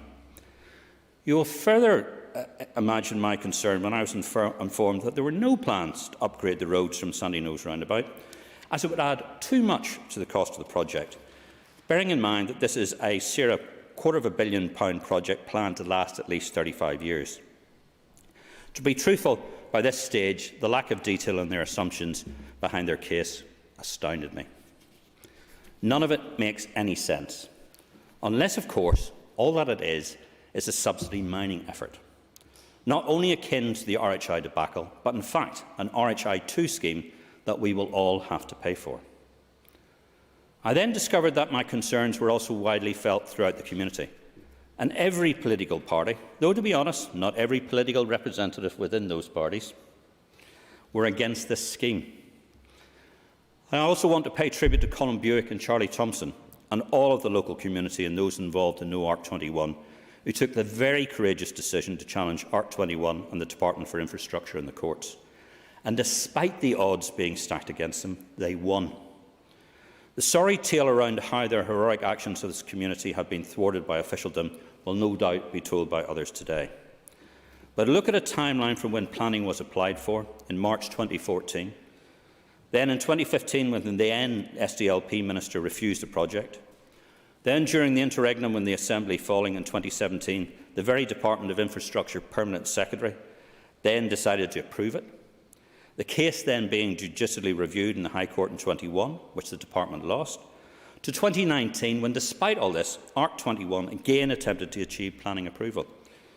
Until now, in 2021, when we await due process to go through before the Minister and an MLA of our own adjacent constituency makes the decision.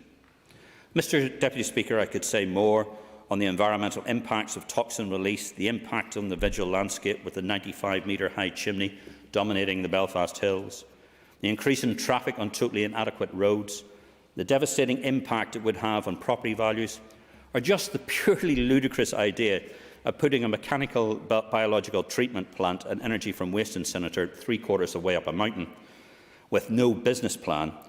It is also perhaps not coincidentally that none of these plants have been approved in the UK over the last 5 years. But I will leave it at that point. So my question has to be to the Minister of Infrastructure. Why are we continuing to inflict this environmental Ponzi scheme on the people of both my and her constituency? And why are we as an Assembly continuing to authorise spending for exorbitant legal costs on a project by any proper analysis is doomed to failure? That is the key question. It is well beyond time that the Hightown incinerator project is finally refused, and the people of my constituency and beyond are saved from this monumental and colossal failure. Thank you very much indeed. Thanks very much indeed. Now, just by way of how we run this, it'll be all the constituents. I know others from outside the constituency want to speak, but all the constituency MLAs and party sequences will be called first. And we have 5 minutes, up to 5 minutes allocated per speaker. And any interventions that are taken solely by people or MLAs who are representing the constituency will get an extra minute added, just by way of the procedure as to how we work here this evening. So the next person I have up to speak is Pam Cameron. Thank you, Mr Deputy Speaker, and can I commend my constituency colleague Dr Aiken on securing this debate this evening. This is a matter on which we wholeheartedly agree, and indeed, as the House will hear, there is a collective voice among those elected to this place who represent the people of Mollusk. This debate is very much an opportunity for us to represent the people of that area, and it is their view that this waste monster is not needed and not wanted, and that I want to make very clear this evening. I commend the work of the No ARC21 campaign group under the very capable and determined voice of Colin Buick. They have very much put this issue on the agenda and expressed opposition in a constructive way, a coherent way, and one which is not about NIMBYism, but based on fact and the overall well-being of our society. Mr Deputy Speaker, at the core of this issue is need. Is the project needed? And the answer to that is clear. It is not needed. Thankfully, we live in a society where recycling is now the done thing. Recycling rates have increased to 55% with the target to reach 65% in 2035. And I know this is an issue that the dear Minister has been keen to drive forward with a renewed focus on promoting recycling. The consequence of this trend is a substantial reduction in landfill. Rates have fallen to just over 20% with a target of 10% by 2035. What we need is to use existing facilities like those in the Belfast Harbour to manage the reducing amount of landfill that we are producing. Having excess capacity will only serve to be counterproductive, reducing the onus on society to reuse and recycle. That is the outcome none of us should desire if we really care about our environment. Mr Deputy Speaker, this is an outdated project, outdated in the evidence for need and outdated in its very operation. Some of the technology proposed and processes date back to 2008. Things have moved on considerably since then. ARC21 are proposing mechanically biological treatment alongside the incinerator, but this is now a process of the past that does not represent either best practice or value for money. Mr Deputy Speaker, in any scheme that requires such vast sums of money, public money, we must be absolutely certain that the benefit justifies the cost.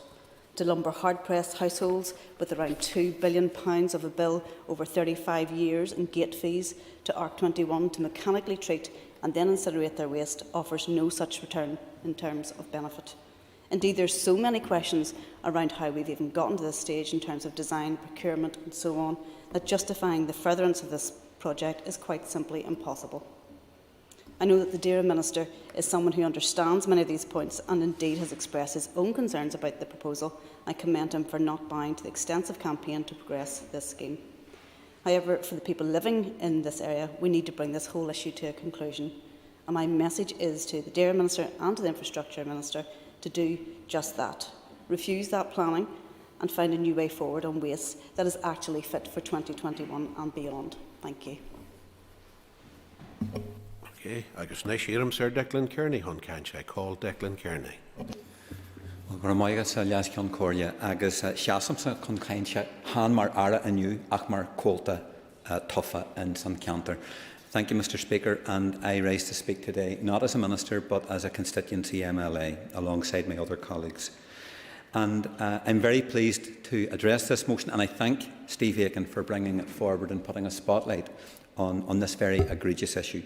Going we has done ara hien as ocht a harja a year as jacker an hour agus a ve and shaw linje done yisperat Tranona. Mr Speaker, to begin, I want to make 3 points. Firstly, this is a highly controversial issue in South Antrim and neighbouring North Belfast. Since the outset of this project in 2014, popular opposition has grown. I want to also echo the remarks of Steve Aiken and Pam Cameron in extending my appreciation to the No Arc campaign, who have embarked and led a commendable community-led campaign of opposition to this particular proposal. And it is the overwhelming view of local people that they do not want this incinerator put onto the Belfast Hills. That's the feeling of residents in Hollybrook, Mayfield, Alderley, Aylesbury, Blackrock, Dermont and Damas Grove, as well as our farming families in the Belfast Hills. They all feel the same. Just last week, as I engaged with local residents, constituents within that immediate vicinity, on their doorsteps, this very issue was raised. People asking, where is the incinerator situation at? What is going to come of that issue? And all of us collectively, myself as a local representative and local residents, we fear for the health and the well-being of the wider community. The ramifications would flow from this particular proposal if it is indeed approved. There are real safety and environmental concerns which apply, relating to the impact upon the natural ecosystem of the Belfast Hills area and the natural habitat of the surrounding countryside. And it's notable, Elias Concordia, that the Planning Appeals Commission itself has recorded significant concerns, including issues pertaining to visual impact. Speaker, Minister, none of these fears have been allayed, and still ARC 21 persists with this agenda. But worse, still, 7 years on, local people live with the uncertainty of this project emerging, literally, on their backyards and backfields. And secondly, Elias Concordia, as well as advocating the interests of my own constituents, I too harbour a deeper concern about the driving interests behind this particular project. This is the largest public sector procurement project in the history of this region. No independent assessment of the business case has been considered. There's been a lack of transparency surrounding the procurement process itself. And I, Mr. Deputy Speaker, am deeply concerned that aggressive commercial interests are driving this proposal, the only outcome of which would be to give primacy of private profit over wider public good, with the cost to be carried by local ratepayers. Finally, Elias Concordia, all of the Sinn Féin MPs, alongside their SDLP and Alliance Party MP colleagues, have written to the Minister, asking to refuse this application and urging the avoidance of a future costly error being made. And today, Elias Concordia agus Ahara, I make the same request on behalf of my local constituents. Impium ortsa, impium an ara éisteach le glór and phobal achel. Minister, do not bow to the aggressive commercial interests behind this proposal. Listen to the people of South Antrim and North Belfast. Listen to our rural dwellers and the urban population of Hightown and Mollusk. Minister, finish your assessment of this application alongside your officials as appropriate, and then refuse the planning application. Goramagas Elias Concordia. I now call John Blair. Thank you, and I rise in support of the residents of Hightown and Mollusk in total opposition to the proposed development of a waste incinerator facility by ARC 21 at the site of the Hightown Quarry, a position I've held for some years.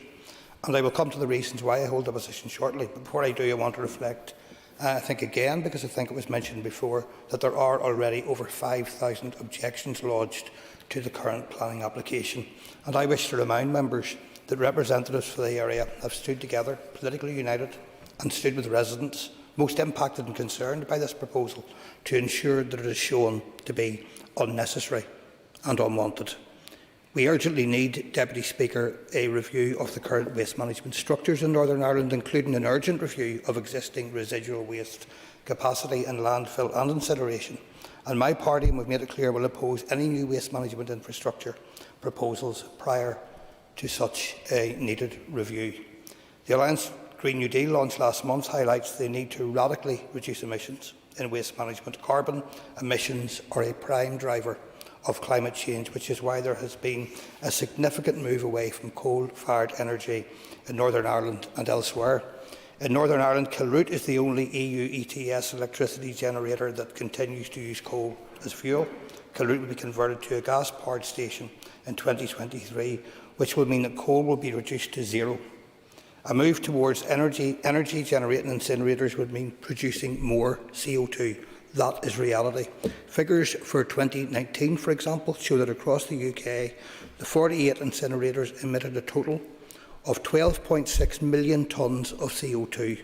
In comparison, the dwindling coal sector produced 11.7 million tonnes of CO2. So there are serious concerns around the impacts of incineration emissions and concentrations of nitrogen dioxide and particulate matter and the associated health effects, which include respiratory and cardiovascular conditions. There are as many DAERA, it's been mentioned before as well, there are as many DAERA issues here as there are infrastructure, though I am grateful that the Infrastructure Minister is here today with us, and I readily accept that there are probably limitations on what she can say to us at this stage. In addition to the environmental impact that I mentioned and associated health implications, I have serious concerns around the cost of the incineration contracts. We have seen reports from England of councils locked into expensive contracts, and when they tried to leave these contracts, they faced legal challenges. The ARC21 councils could be tied into contracts for up to 35 years. Estimated gate fees charged to councils would generate revenue streams north of £2.3 billion for the private operators of the site. The proposal creates a perverse incentive for the local councils and/or the incinerator operator, which on one hand will have a duty to recycle, but on the other must fulfil a contract that they have entered and have committed to for many years. In conclusion, Deputy Speaker, I stand in support, as I said before, of the residents of South Antrim. I robustly refute the need for an incinerator at the mollusk site. I want to thank Dr Steve Aiken for bringing forward this debate and join with South Antrim colleagues in paying tribute to those involved in the No Arc 21 opposition campaign, which has been both professional and thorough. I call Trevor Clark. Thank you very much, Mr Deputy Speaker. At the outset, can I declare an interest as being a member of Antrim Council way back whenever this was first made it as one of the sponsors of the ARC21 project. I'm taken back to something that Declan has said, and I mean this is something I'm going to agree on. This has been controversial. I think no one can take away, albeit I'm coming with a different opinion on this application. I'm not supporting, this proposal today. I'm not accepting, or not supporting that. But I do agree with what Declan has said about the controversial nature of this. But I have to say, the whole system of government and the length of time that this controversial application has been in the system has been too long. I mean, there's no doubt of that. But when I go back, and I mean, I've listened to what Dr Aiken has said in terms of business cases. These things were put in the hands of one single operator at that time for councils as a way forward, as a solution, and ARC21 come forward with a proposal.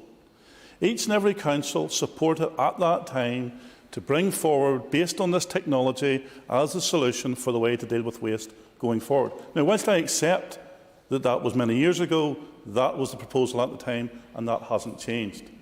Now, obviously, personalities change, people get nervous, so on and so forth. But they've done that in the full understanding that the location wasn't part of someone's consideration. They've done it based on technology. All of a sudden here today, I'm hearing the technology is outdated and it's all of these other things. Whenever the decision was made, it was made on the basis then that it was a 35-year contract. Not taking away from what Mr Aiken has said about the business case and everything else. Reference has also been made to private operators. I have to say, I take exception, Deputy Speaker, to the proposer of this motion. Because you can't say on one hand the beneficiaries of this are from a private company, but suggest on the other hand that we should take it to another private company on the Belfast Harbour estate. Something that hasn't went through a procurement process or anything else. So to be fair to the current proposal, they have went through a lengthy process. They put their money where their mouth was. They brought forward it. They went through the processes and they put an application in. Now, much has been made of the court case. The court case didn't refuse this on the basis of the technology, the location or anything else. The court case refused this on the basis that the Permanent Secretary had not the legal power to make the decision. So in 2014, in 2017 or 2018 when this case was heard, this could have been a positive outcome based on the expert advice of the planning officials, the environmental officials and everyone else that fed into the planning system. But I tell you, I've heard today also about all the residents of Mollusk. All the residents of Mollusk are not against this. Indeed, many are in favour. Many are also in fear of the rumours of the extension of Cottonmount. Cottonmount, the landfill site. But we've got all these other solutions. But we need to extend Cottonmount. Then we heard in the press this last few weeks of the hundreds of thousands of tonnes that allegedly are being recycled, but put in a boat, shipped to the other side of the world, to America, and where are they put? They're put in incineration. So how does that feed into the CO2? Or does it only matter about the CO2 in Northern Ireland? Mullinglass. I'm sure some of the members maybe will be aware of all the residents' concerns there about the stench and the smell. I would say if you went up round that area and canvassed those people and asked them, would you prefer the incinerator or continue to smell the methane gas and all the other toxins that's coming off the Mullinglass site? I suggest, Mr. Speaker, Deputy Speaker, that the Minister does make a decision on this and ends this nonsense, gets us a solution. Indeed, the campaigners used another example of why this isn't a good idea. There was a piece of research done in London where they followed recyclables and bins in the streets of London. Now, this is the so-called recyclable people. Where did the trackers take the waste to? It took it to an incinerator. That suggests to me that the recycling is a fraud, it's a front, and it doesn't work. Why else, if this is such a strong, valuable commodity, would it have been finished in incineration as opposed to recyclable, where it's seen as a commodity? Or indeed, would it went on the same boat across Europe? 40% of our recyclables are going across the world, where it's been found in hedges, roads and incinerators. I suggest, members, we're fooling ourselves. I think there's a degree of protectionism. It's in my constituency. I don't like the fact that it's my constituency, but it's a solution to deal with waste rather than shipping it across the world. So I will be opposing the motion, but I won't divide. Thank you. And I now call Gerry Kelly. Hear him, Sir Gerry Kelly. I've listened to the debate very closely, but I've also been involved and supported the NOAC 21 for some years and was at the case that we're talking about. I mean, just because the case centred around whether the Permanent Secretary had the right or not, you cannot then extrapolate from that then that it could have been passed on other grounds. He took the decision when he shouldn't have taken the decision, and he took it against massive opposition, and there were a number of meetings with him, including ourselves. I mean, a lot of it's been said, and I was glad to hear, and thank you for bringing it forward. Steve Aiken. Go ahead. Is the member suggesting then that if there's strong opposition, that things should be refused? And would the member adopt the same position in terms of Casement Park in Belfast? I'm actually only starting, that's one of the points which has been talked about, that, so that's not the only reason. And I want to thank NOAC 21 for, over that period, themselves learning, being very, very forensic about how they went at it. I was interested when Steve Aiken was talking about the points that he made. Some of them maybe from NOAC 21, but also from his own experience in terms of this, and that they coincide in terms of factual accounts. So that's really what I'm starting over in terms of this. I think they've been very forensic. They've looked at all the evidence. They've brought it forward. They convinced us.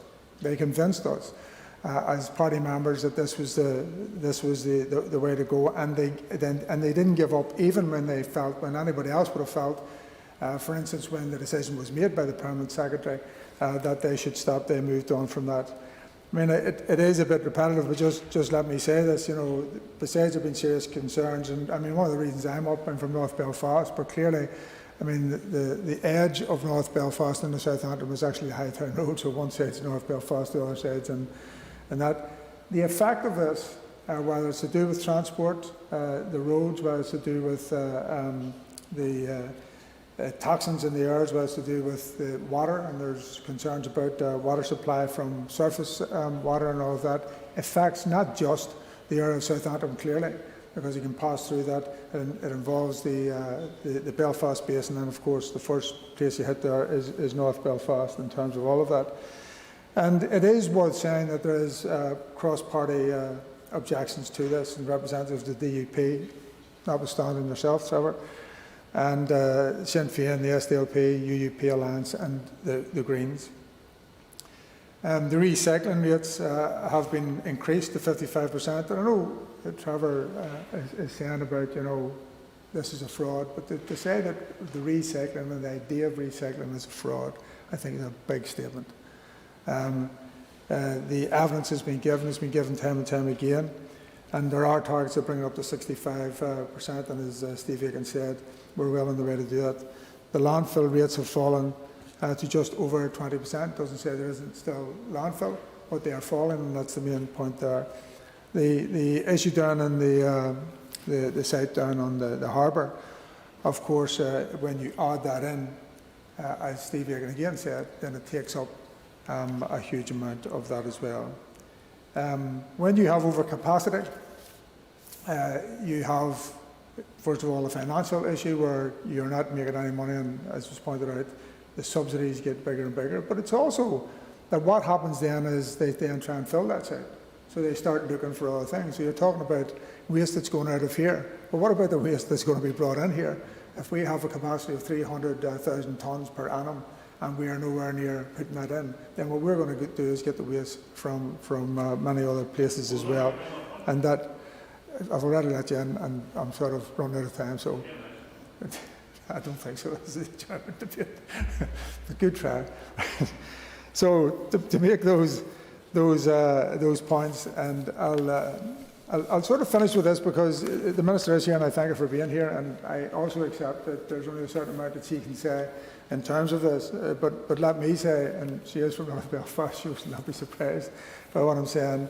In terms of the incinerator, we want the Minister to know the facts. That's the first thing. We want this based on facts around the building of this waste monster, and it is a monster when you look at the size of it. And, I mean, we haven't even dealt with the visual effect of all of that. We want her to know the damage that it is causing, both financially, which has been covered, environmentally, which is covered and will be covered later on, and health-wise to thousands, not just in that area, which is the point I'm making. It goes way out beyond that. Ask the member to draw his remarks to a close. Thank you. So we want her to finish the process, as many people have said, as you have to do, in the right way, but we also want you to say no. Can we call Mark Durkin on the screens, please? Mahu Mark, Iram Sort Kanch, call on Mark Durkin to speak. I'd also like to thank the member for bringing this debate, and I'd like to assure him and others, particularly Mr Clark, that opposition to this project exists far beyond their constituency. When I was Environment Minister 8 years ago, I took office, and one of the first things to land on my desk was this ARC21 application. I approached it, as I did every application, with an open mind. I listened to the arguments for and against, and ultimately came down on the decision to refuse. The refusal reasons cited were the irrefutable impact on local residents, and I'll touch on that further later, and the lack of need. As members have said already, if anything, there is much less need now. We've seen a huge increase in recycling. We've seen a reduction in the amount of waste being produced. We look at the capacity that exists elsewhere. Members have mentioned the Full Circle project at Bombardier. That needs maximised. I've also had meetings recently with a company, Fibrite, an American company who specialise in recycling, who are very interested in investing here with a very exciting and environmentally friendly project. Now, we all recall the collapse of the Assembly, and it was at that time the PAC decided that my decision was wrong, basically. However, at that time, the department didn't even defend my decision because the then minister, or the last minister, Chris Hazard, had changed the department's position from one of objection or opposition to one of neutrality. I think that's important to say. The position didn't remain neutral, it became neutral, and that enabled an approval to issue in the absence of ministers. But I'd like to also pay tribute to those local campaigners, led brilliantly and bravely by Colin Buick and Colin Thompson, who went to court and had that decision quashed. However, the celebrations have been short-lived, and here we go again, which is bound to have people asking, what is ARC21? It seems to be some sort of juggernaut that it can't or won't be stopped, and just keeps on coming here. Councils seem petrified about potential legal and financial ramifications of them withdrawn support. Parties here who have or have had councillors even on the board of ARC21 will have seen how hamstrung that they are. The community are completely opposed, and all parties are opposed. I sincerely hope that the DAERA Minister listens to his MLAs, maybe with the exception of Mr Clark, rather than his MPs on this issue. From the SDLP, my own colleagues, Noreen McClelland, Heather Wilson, and going back to Alban McGuinness, have always sided with the campaigners because we agree with the campaign. In my view, this application, this whole project, is environmentally unsound and it's economically illogical. I'd love to know what the spend to date has been. I would describe this as a vanity project, but I think it's maybe a bit more sinister and more sinister than that. And the drive behind this isn't about improving the environment.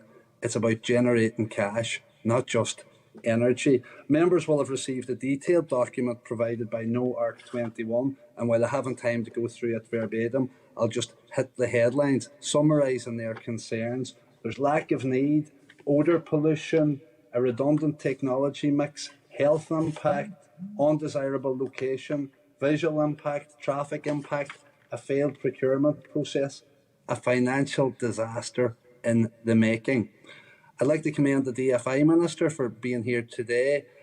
As a Minister responsible for planning, who'll be the ultimate decision maker, she is limited, or will be limited in what she can say, but I'm sure that she'll give due regard to all information and carefully consider the way forward in light of her statutory duties.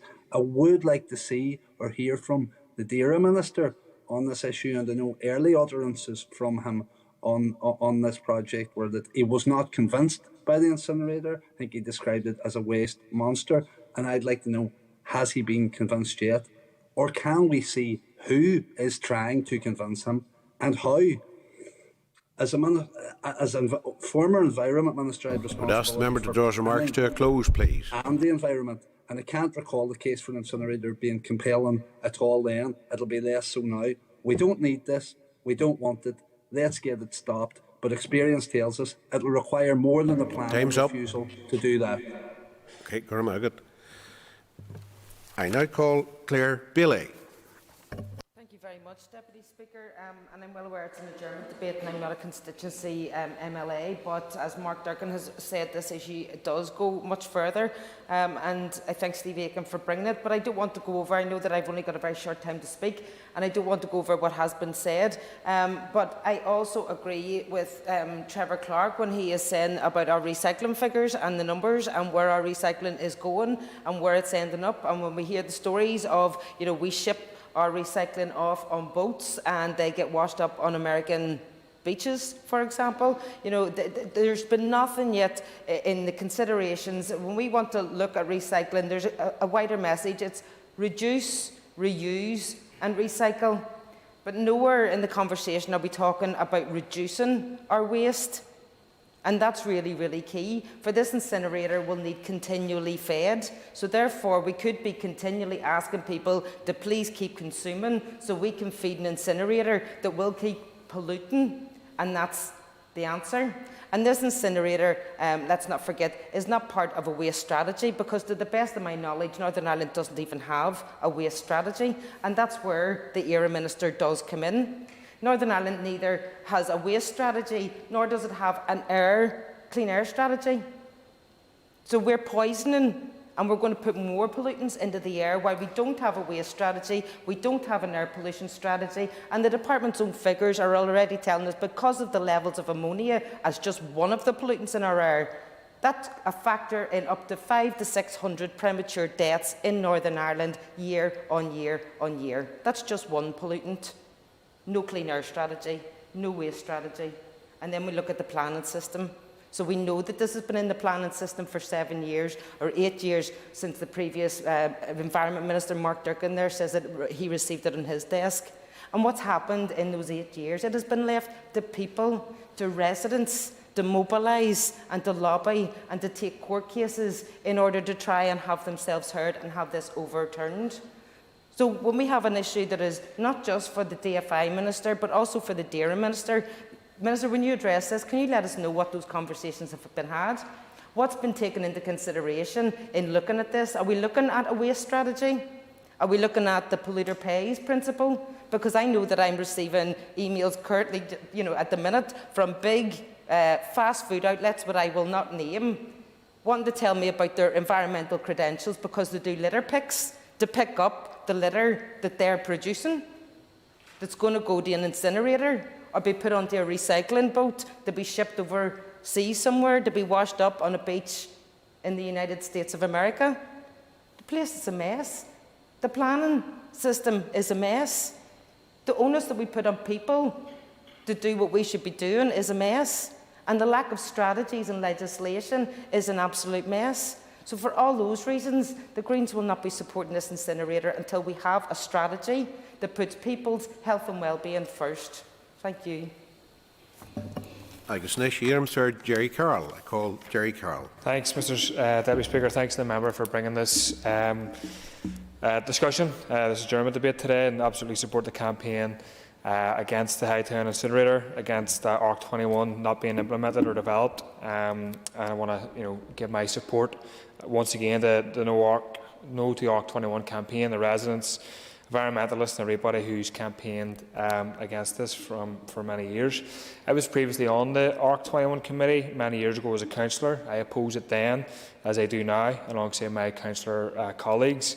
And something that Mr Durkin said, I think there has been an approach to petrify councillors around this decision. And my recollection was there was significant pressure put on myself and many other councillors to essentially go along with this decision, otherwise there would be massive ramifications for ratepayers on councils. That's not an open or democratic process. That's strong-armed, to put it kindly.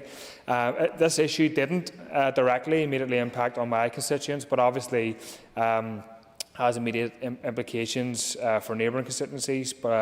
But the company has expanded their needs case to include all of the north, as far as I understand. So it will directly implement and affect my constituents now, even though it's worthwhile and important to be here regardless of that.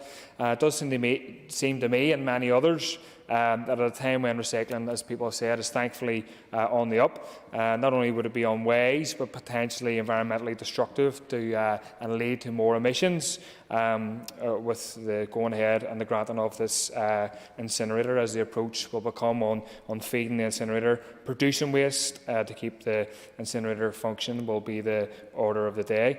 Never mind the fact to address waste, as Claire Bailey sort of alluded to. We need to tackle the source of the problem, and that's production. Tackle the economic and political system we live under, which is addicted to plastic and profit. That's how to stop it being shipped across to America or to be burnt. I suspect Mr Clark probably doesn't agree with that approach. Also, the question around the technological mix, I think people have touched upon this already, was developed over 15 years ago, and it's not being built anywhere else in the UK. Party of steam, anybody? And there are, of course, questions around finance and public money, as people have referred to. Ratepayers paying for this for over 30 years, paying billions of pounds, and some don't even know, many don't even know it even exists, or don't even know what ARC 21 even means. If there's money being pumped, if there's billions for the incinerator, where's the money for green jobs? Where's the money for home insulation? Where's the money for reforestation, etc., etc., etc.? A waste of money this is indeed. Already in my constituency, Mr Clark referred to this already, the Mulla Glass site, which is causing massive issues for residents, complaints over odour, nuisance and possibly health issues. And I repeat that his minister, should act quickly to shut it down. This site, the Hightown ARC 21 site, if it's built on, will be right next to residential properties. I think it's 1 kilometre away, and likely to see similar issues as we are seeing in Mulla Glass site. Questions around farmland, questions around air quality impact, a disturbance of drinking water, and many other issues. And I just want to say, Mr Deputy Speaker, in closing, how absurd would it be? I appreciate the Minister may not be able to comment, but how absurd would it be if every single party in this House, bar I think 1 member, is opposed to this decision, is opposed to this application, but it still could go ahead? I would say that focuses massive problems and lack of democracy in our planning system. So I hope that's not the situation. I hope that the Minister will deny planning permission to this plan and this application, which is opposed by parties here, but also thousands and thousands of people right across her constituency and the north more generally. Thank you. Agus Nish, Sir on Fragra Horch, and I call the Minister to respond, and she has up to 10 minutes. Thank you, Mr Deputy Speaker. First of all, I would like to thank Dr Aiken for securing this debate on opposition to a waste incinerator from the residents of Hightown, Mollusk and South Antrim. I have listened carefully and with interest to all of the comments and issues raised by members representing North Belfast, South Antrim, West Belfast, former Environment Minister Mark Durkan and the leader of the Green Party. And it is clear that the proposed development at Hightown is an important issue for members and their constituents. At the outset, however, Mr Deputy Speaker, I would like to advise members, as Mr Blair, Mr Kelly and Mr Durkan rightly highlighted, my participation and contribution to this debate may be somewhat limited in comparison to what is normally expected. This is because the debate is focused around a live planning application for the proposed incinerator, and I will be the Minister that ultimately takes a decision on this application. As such, in the interests of transparency and so no prejudice is caused to any party involved in this process by what I say in this chamber, it would not be appropriate for me to make specific comments on the planning merits or otherwise of the application at this time. However, I do understand the frustration. Yes, I'm happy to give way. Thank you very much indeed, Minister, for your remarks as well. Obviously, one of the issues here we've heard a lot about from the Agriculture Minister in the Rose as well. But could this not be seen as a cross-cutting issue, therefore an issue for the Northern Ireland Executive, and maybe a decision that the Northern Ireland Executive, as well as yourself, should be pushing to do to get this to a speedy resolution to where we are at the moment? I thank the member for his intervention, and he will be aware of the piece of legislation that has been brought forward in this mandate, clarifying the roles and responsibilities and powers that I have as a Minister responsible for planning. But in returning to the comments in respect of the debate, I do appreciate the frustration that members have expressed on behalf of their constituents about the length of time that this application has been under process. And I can assure them that I am keen to bring a resolution to this long-standing application for all involved. However, as a number of members have rightly identified, if a sound decision is to be reached, it is important the planning process is completed correctly. I am also very aware of the large number of objections to the planning application and the opposition that exists locally. I fully appreciate the concerns that people have in relation to such development, and it is an important aspect of our planning system that everyone can have a say on proposals which may affect them. And in considering representations and applications, due process must be followed by my department. One of the main issues associated with this proposal, which has been raised by several members in the past and again here today, is that of the need for such a facility and whether we should be focusing on reducing waste and improving recycling rates rather than incineration of waste. The question of the need for this facility is, as Mark Durkan highlighted, a matter for the applicant and for the Department of Agriculture, Environment and Rural Affairs. And in response to the question posed by the Green Party leader, Claire Bailey, my department has asked DAERA for an update on a statement of need. Members will also know that I have set out my priorities for the remainder of this mandate to improve lives, connect communities, grow a balanced economy and tackle the climate emergency.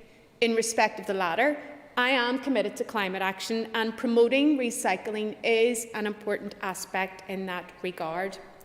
As previously mentioned, however, it would not be appropriate for me to comment further on the particular merits of this planning application. As Infrastructure Minister, it is important to me that any planning decision taken is robust and sustainable, and that it is taken in an open and transparent manner on its planning merits. That approach applies to this application as with any other. I will not come to any conclusions on the processing of this application until I have fully considered the report and the recommendation that comes from my planning officials. It is important that I take an objective view on applications. It is important that any decision is balanced, fair, impartial and robust in terms of all processes followed.